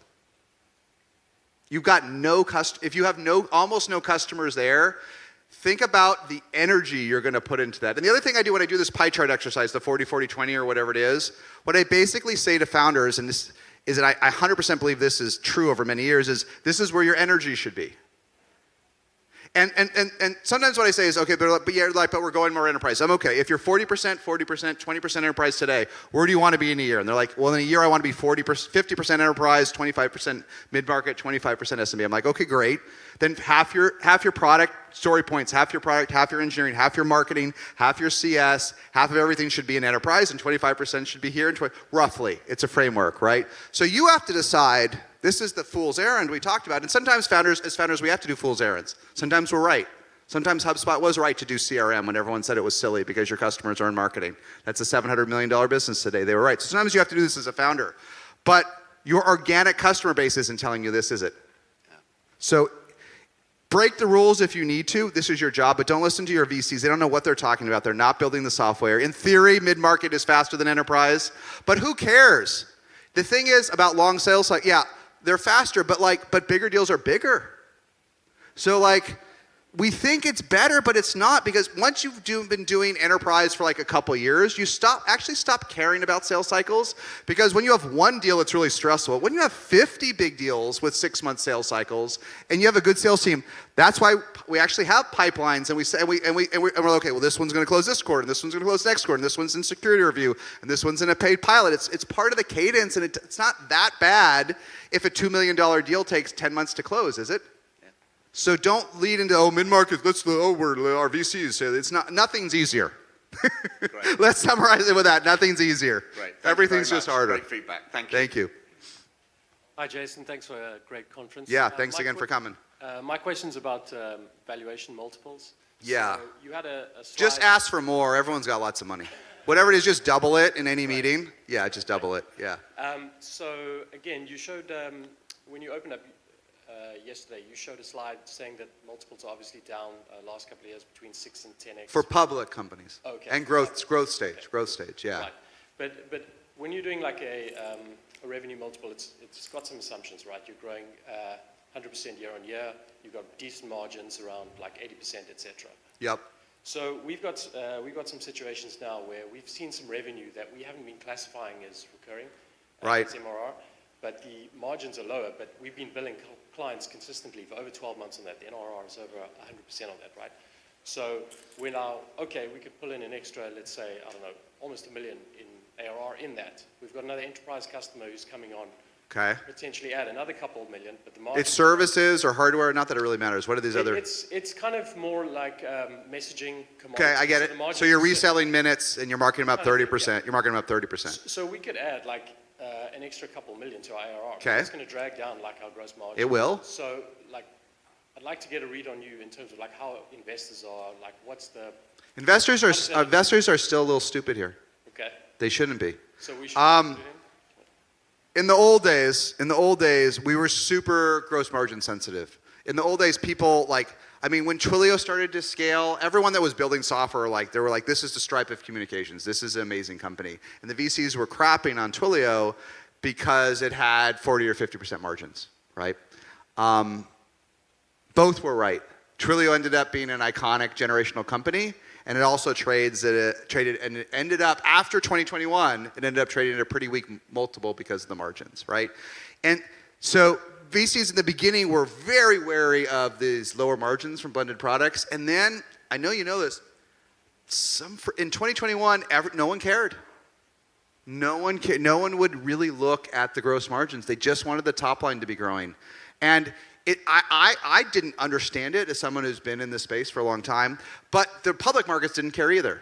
The public markets, I'm exaggerating slightly, but the public markets said, hey, Toast's hardware business that is still gross margin negative counts. Toast doesn't even count it in their reporting anymore. And Shopify got too big of a boost from its blended model, right? Shopify is epic, but its financial services margins are much lower than its software margins, right? There's a number of examples. And so in 2021, no one cared. Today, the public markets absolutely care to an extent, right?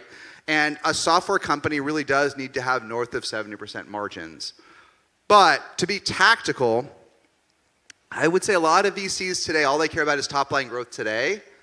So what I would do, if you have communications, software, and other, I would be honest, and a lot of founders today aren't honest.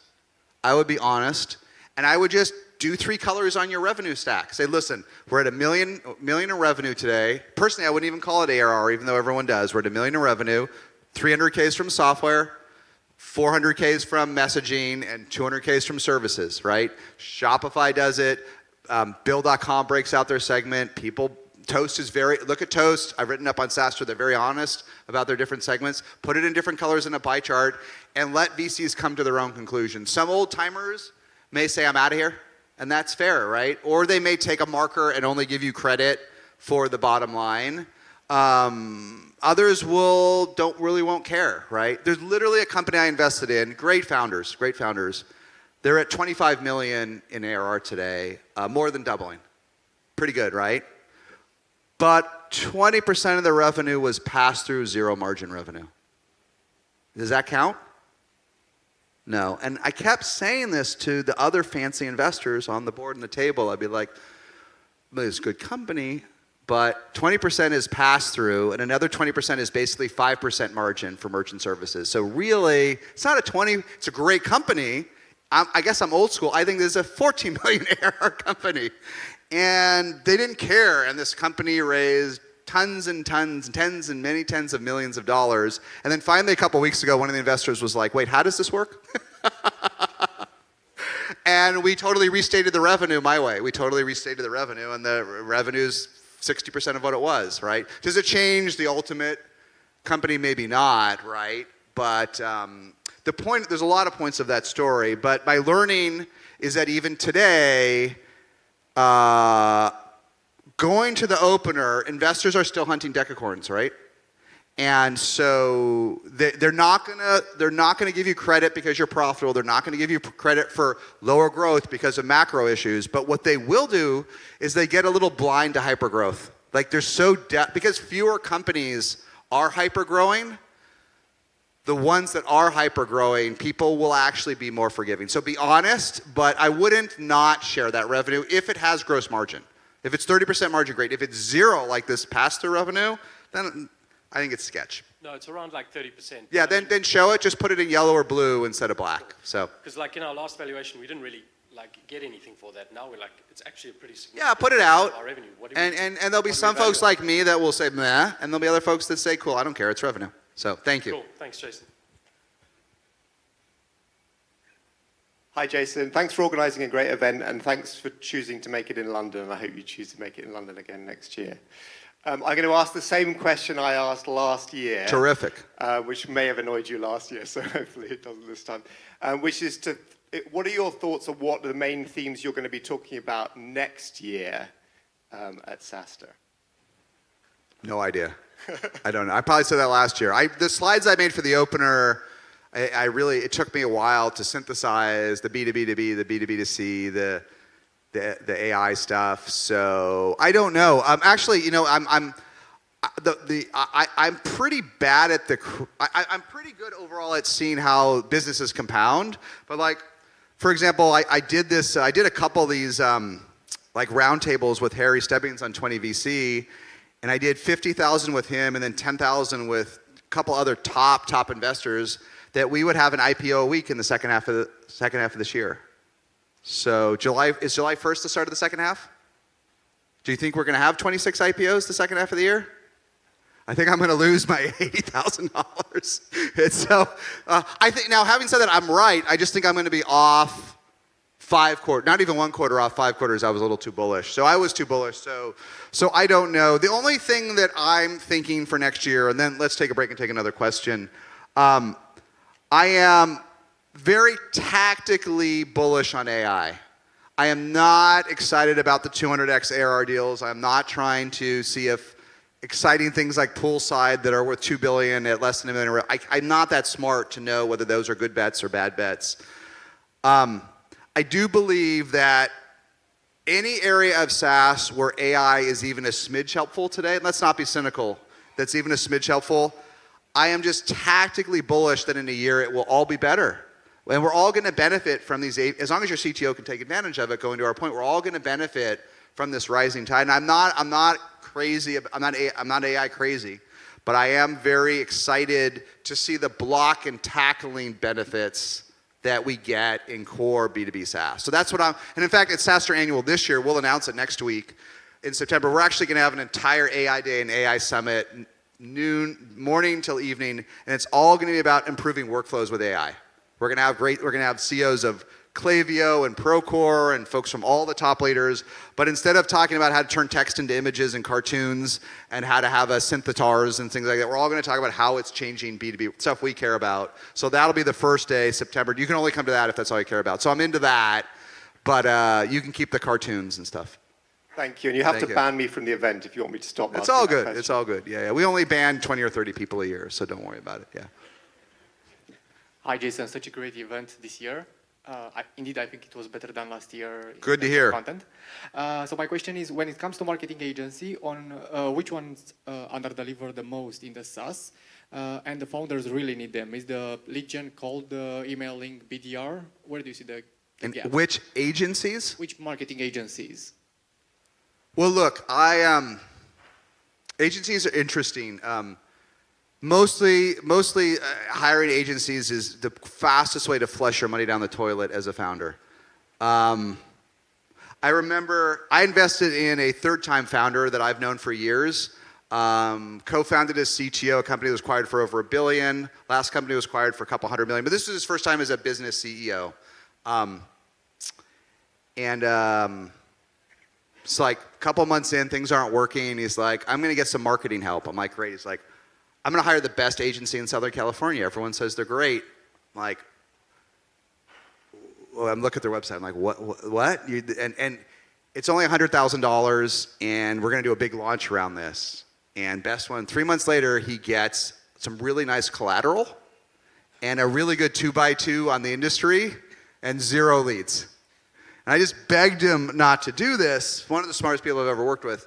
I give you a million stories. Look, there are gems, and I do believe, like anything that is professional services, there is a gem. Find the best lawyer, it makes a difference. Find the best tax professional, find the best marketer, and sometimes they are at agencies, right? But hiring an agency per se, not a person, it's a way to flush your money down the toilet. It's true in marketing because all marketing agencies want to do is run formulaic AdWords, give you formulaic collateral, give you formulaic this. It doesn't work for startups. You don't have a brand. They want to flush your money down the toilet. Agencies for BDRs and SDRs never work, with a few exceptions. The reason they never work is because with 20 clients, you never learn the product. There were flickers of it working 10 years ago when few folks weren't working Cadence, and there were flickers of it working in 2021 when we bought so much software. And I'm not saying there's not someone here that, but if there may be someone at an agency that is almost full time for you that could run the BDR playbook, but the regular agency they're trying to run the exact same emails, the exact same coffees, the exact same breakup emails. No one understands your product. No one can respond to a question. Better to brute force it yourself.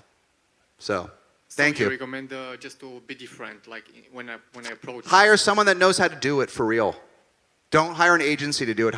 If you can hire the person in-house, great. If you can find a person, but make sure they can actually do it, not that they say they can do it. Too many agencies say they can do it. They just want a lot of clients and have them do the exact same thing. And that's more power to them. It's their business model, but it's a terrible idea.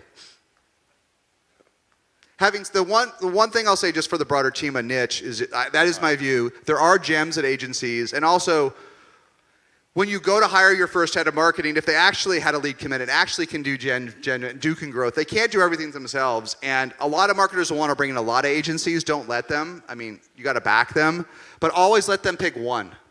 Most marketers have one marketing agency they've worked with for 10 years, their right-hand person. At least let them bring in let everyone bring in one right-hand person. For an executive, you have to. And marketers often will have one agency. And whether you see it or not, you got to back them. So. Hi, Jason. Hi. First time here at SaaStr. Thank you so much for the event.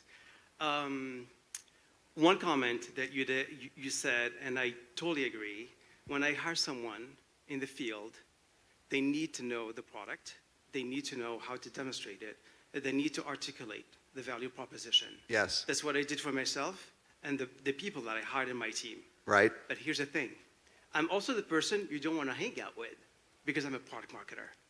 Yes. So What's your title today? I'm a product marketer. Okay. Well, there are exceptions. So what's the question? The question is, maybe you should give us a chance because in this. No. Wait. No. No, I didn't finish. But we got to move on because we only have a few minutes.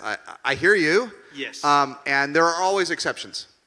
That's no question. That's all I want to hear. Go to the YouTubes. Search for the Against the Grain podcast I did with the CMOs of HubSpot and Zapier. It was their #1 issue. Never hire head of product marketing. It wasn't just me. They literally fell over in their chairs laughing when I gave them the answer. I'm not going to change my advice. No, there are always exceptions. I believe you can hire someone that's never done marketing, that's wicked smart, to do marketing for you for sure. There's lots of someone that is off the charts smart, that is quant, that loves processes, can pick this crap up, right? It's really not that hard to build a list, to do a weekly webinar, to do drip marketing. Like, you do not have to have 20 years of experience. 20 years of experience may even be a detriment, so you don't. But broadly speaking, 99 times out of 100, it's just a trap for founders. So thanks for the question, but I'm going to move on to the next one.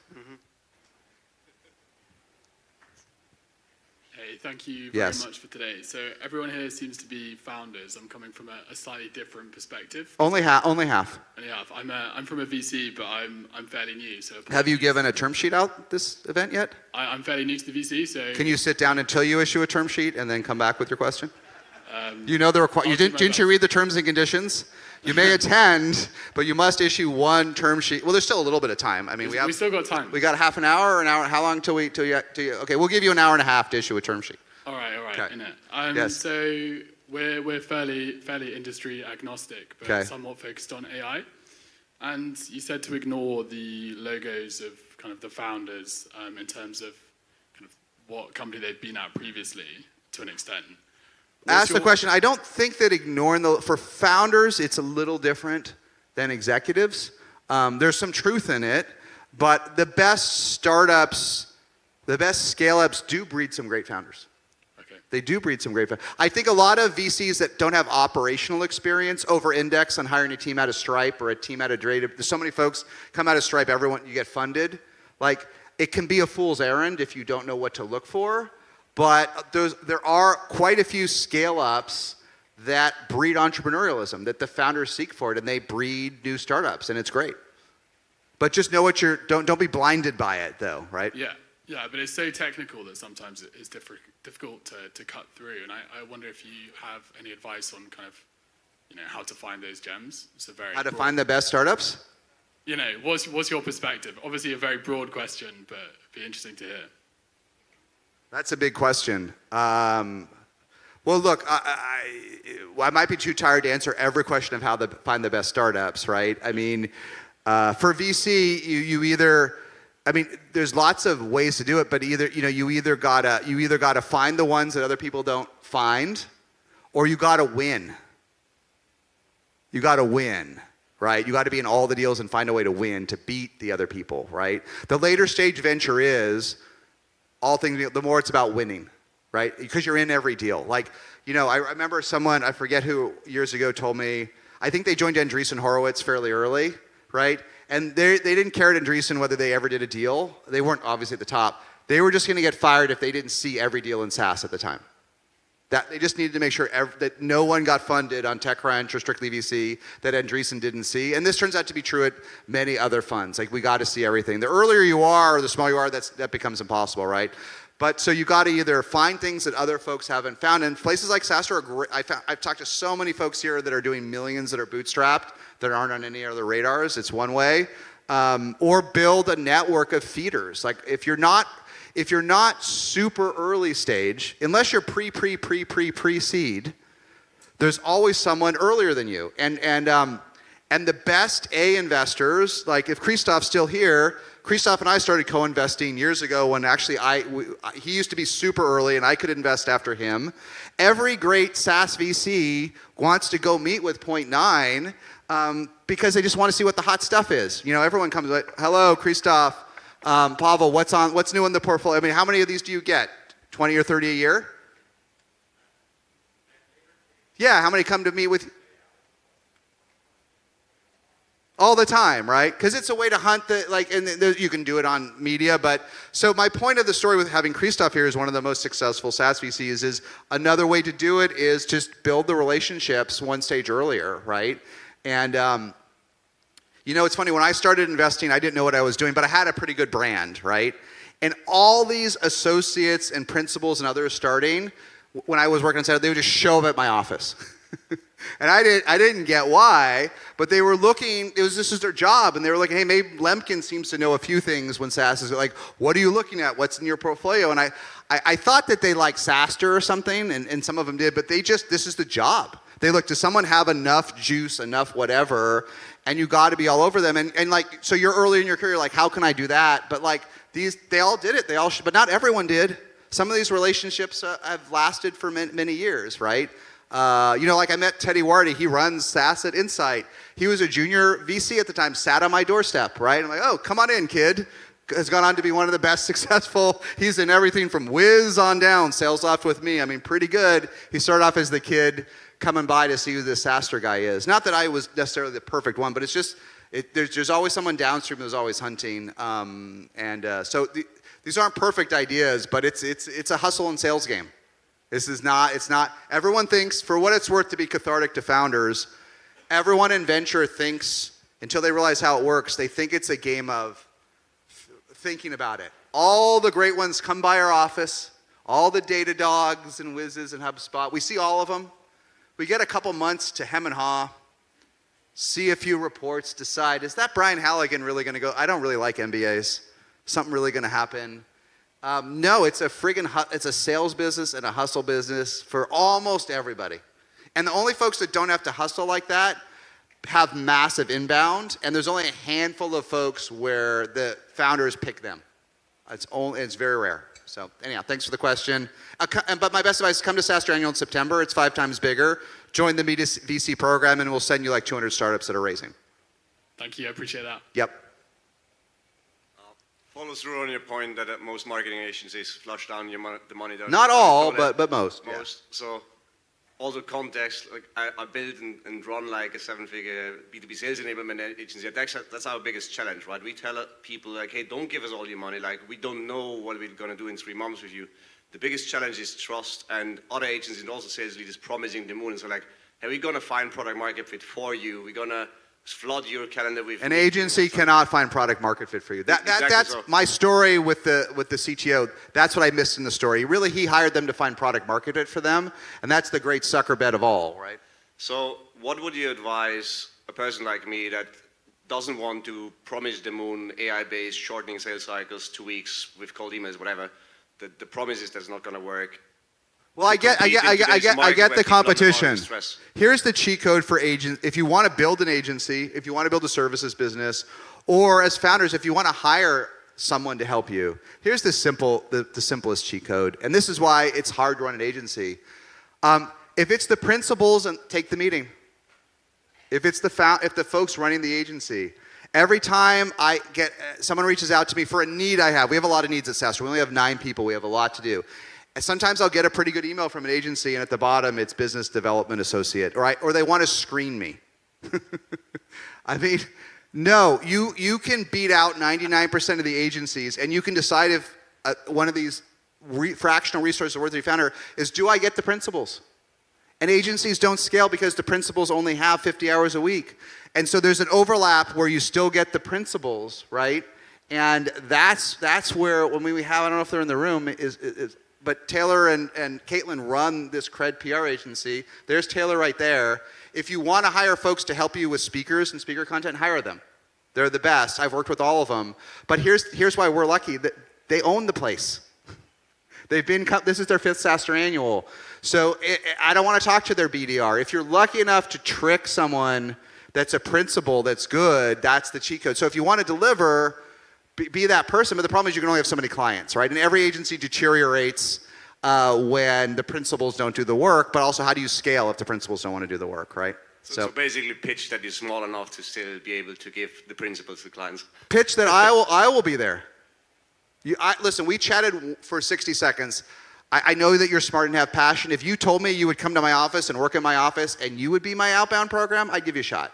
But if you want to hire me so that 2 kids you found down the street are going to do it, I'm out, right? So that's the summary. And that's what I would look for as founders, is will the principals do the work? It's just very rare. So thanks for the question. Thanks so much. Challenge accepted. All right. Last question, pretty much, right? Yeah. Yeah, hello. First of all, thank you for all the sales content in SaaStr. It has helped us too much. Good to hear. I'm looking for now in the implementation side, so customer success. I'm a founder of, we have 200 customers, and 4 of them churned because of the implementation wasn't so good. 4 out of 200? Yeah. Well, I mean, it's not terrible. Okay, but keep going. But it's a real issue, no, yeah. They're freaked out. Yeah. And so the question is, like, kind of good practices on what should happen after you close the deal on implementation, NPS. Well, look, there's a lot of best practices, which I'll allude to, but it can be hard if you have too many customers. But I love, the one eye-opener for us at the 2nd SaaStr Annual, we had Peter Gassner, who is the founder of Viva, which is worth $35 billion. It only raised $3 million in primary capital. It's worth $35 billion. It owns CRM and content management for pharma and biotech. It is like the Salesforce and more for biotech. In fact, he was the VP of technology at Salesforce and said, hey, they're not really doing life sciences. I'll go do it. I'll raise $3 million and build a $33 billion company. Kind of a cool story. But they're very enterprise. They're all 7-figure and 8-figure deals. And I asked Peter, you can see it on our video, what do you do with new customers? He's like, I'm paraphrasing, but it's like, we do a 45-day call, I do a 90-day call, I do a 180-day call myself at that time, right? Me and my team. And so doing these 3 calls for real is, I think, a great framework, then back into what the KPIs are under it. People don't do enough of these calls anymore. Or the saddest thing is, in CS, folks still talk about doing QBRs quarterly, and I ask a lot of CS folks, how many of your customers show up for your QBRs? How many do? 1 in 10. Doesn't count. Force it to be documented. Force senior leadership, at least with your bigger customers, to do 3 calls when they start, so that you can hear what's happening and surface the issues. Then nobody really does that. And then here's the thing, and I think we might have talked about this earlier, and Sam Blon alluded to it in the morning. Measure it. Measure what % are being onboarded in the fastest possible time, and make that a core KPI to drive it up. Almost all founders find that fewer of their customers are onboarded as quickly as they think. Fewer. They're often shocked that they sign a customer and they just assume their team's gotten them up and going, and they find out, it's been 60 days, it's been 90 days, and they're instant churn risk, right, if they don't deploy. So figure out whether it's 15 days or 30 days or maybe 60 days if you're enterprise, figure out what your goal is. Ideally, 90% or more of customers are onboarded in the shortest period of time. Measure it constantly, talk about it every week, and use that to spot the sub-issues and the sub-KPIs. Thanks for the question. Well, one more, or are we done? All right, one last question. Thank you. Hey, Jason. Frank from Salesforce. So we are just an 11-month-old business and grew to about $2 million in ARR, growing very fast with 1.5K subscriptions and 112% NRR. Wait, the guy 2 before you is going to give you a term sheet. So currently raising what would you be your top advice for companies that actually do well during this downturn, looking to raise an A, doing really well? Okay, I'll give you 2 pieces of advice. So you're at $2 million in their first year, growing quickly, right? Yes. 2 things. First, great, congratulations. Just assume you have to talk to more VCs than you used to. Okay. So don't play any games. Don't artificially constrain the process. Don't tell people they have 37 minutes. Be a little more chill and talk to twice as many people as you planned. There's a lot of reasons for AI, those types of metrics, assuming everything else, you probably have an 80% chance of getting funded in 2021. Today, maybe people are gun shy. Maybe they're scared to invest. Maybe they only want to do infrastructure. Maybe they don't. Maybe everyone's tired of sales investing, right? Even me, like my 3rd or 4th investment was SalesLoft, which sold for $2.5 billion. I'm kind of tired of sales after that. I'm bored of I'm just fatigued from the category. So there's just so many variables in this. We talked about it at the opener, there's just so many segments of the world, and not everyone is in market, not everyone is receptible. And you say you're AI, right? But you may not be the type of AI people want. They may want OpenAI or Cohere or Perplexity or DeepL, so you think you're AI, but you're not necessarily the flavor of. So talk to 2 to 3 times as many folks is my one advice. The second advice, I wrote this up on Twitter the other day, and then I got just hazed on Hacker News, but I was right. And I wrote about there were 2 things I got hazed, but I got a lot of positive engagement. But I wrote one of them was about how a founder sent me a deck in May that was dated March. And I was hazed for being too critical. But my point is there's so many wrong things. First of all, they've been fundraising for 2 months. Okay, but at least pretend like you're not struggling to fundraise. 3, at least pretend I'm one of your first choices. Obviously, I'm not even your top 20 if it took you 2 months to get to me, right? 3, you didn't even read it. You didn't even read it in 2 months. You didn't even update it, right? So I got hazed on that one. The other one I just got lightly hazed on. That was all over Hacker News. The other one I got lightly hazed on is I pointed these all out to be helpful. You can see why, you can say, hey, that doesn't matter, but it's also a reason I passed. And if I passed, someone else, I'm just trying to be helpful. If I passed because you had March 2024 at the bottom of your deck, so is someone else that has attention, someone else that has limited time, someone else that has a decent portfolio. So you can make fun of it and I'll give that guy another chance. It's not a meritocracy.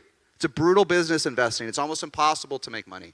So when things look off. So anyhow, the related point, the second one I got hazed on was this person came in that was at 2 million and was growing like 80% and not accelerating, okay? So just below the line.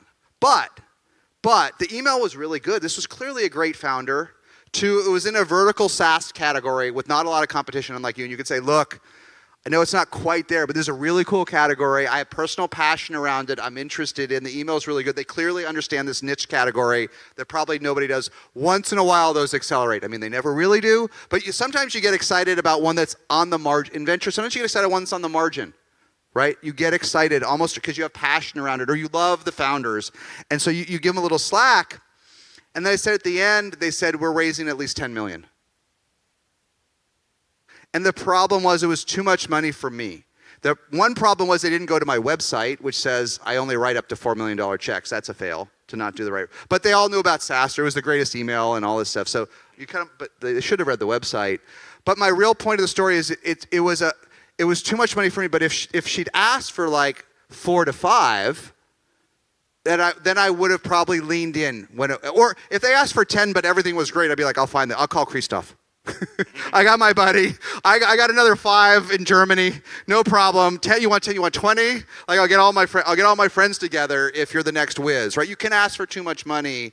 But here, so my point is be a little conservative in your asks. Don't be so aggro in your timeline. Don't be so aggressive in the amount you're raising. There's some minor negatives for asking for too little, which it implicitly might ask for a lower valuation. There's some minor negatives for not telling people they have an hour to decide, which is they might not ask or get off the can. But be more chill today. Be more respectful. Be conservative on how much you ask. You can always raise more. You can always raise more than you ask. And those things will just increase the odds in stressful times that you raise the money. That's my best advice. Thank you so much, Chip. Yeah.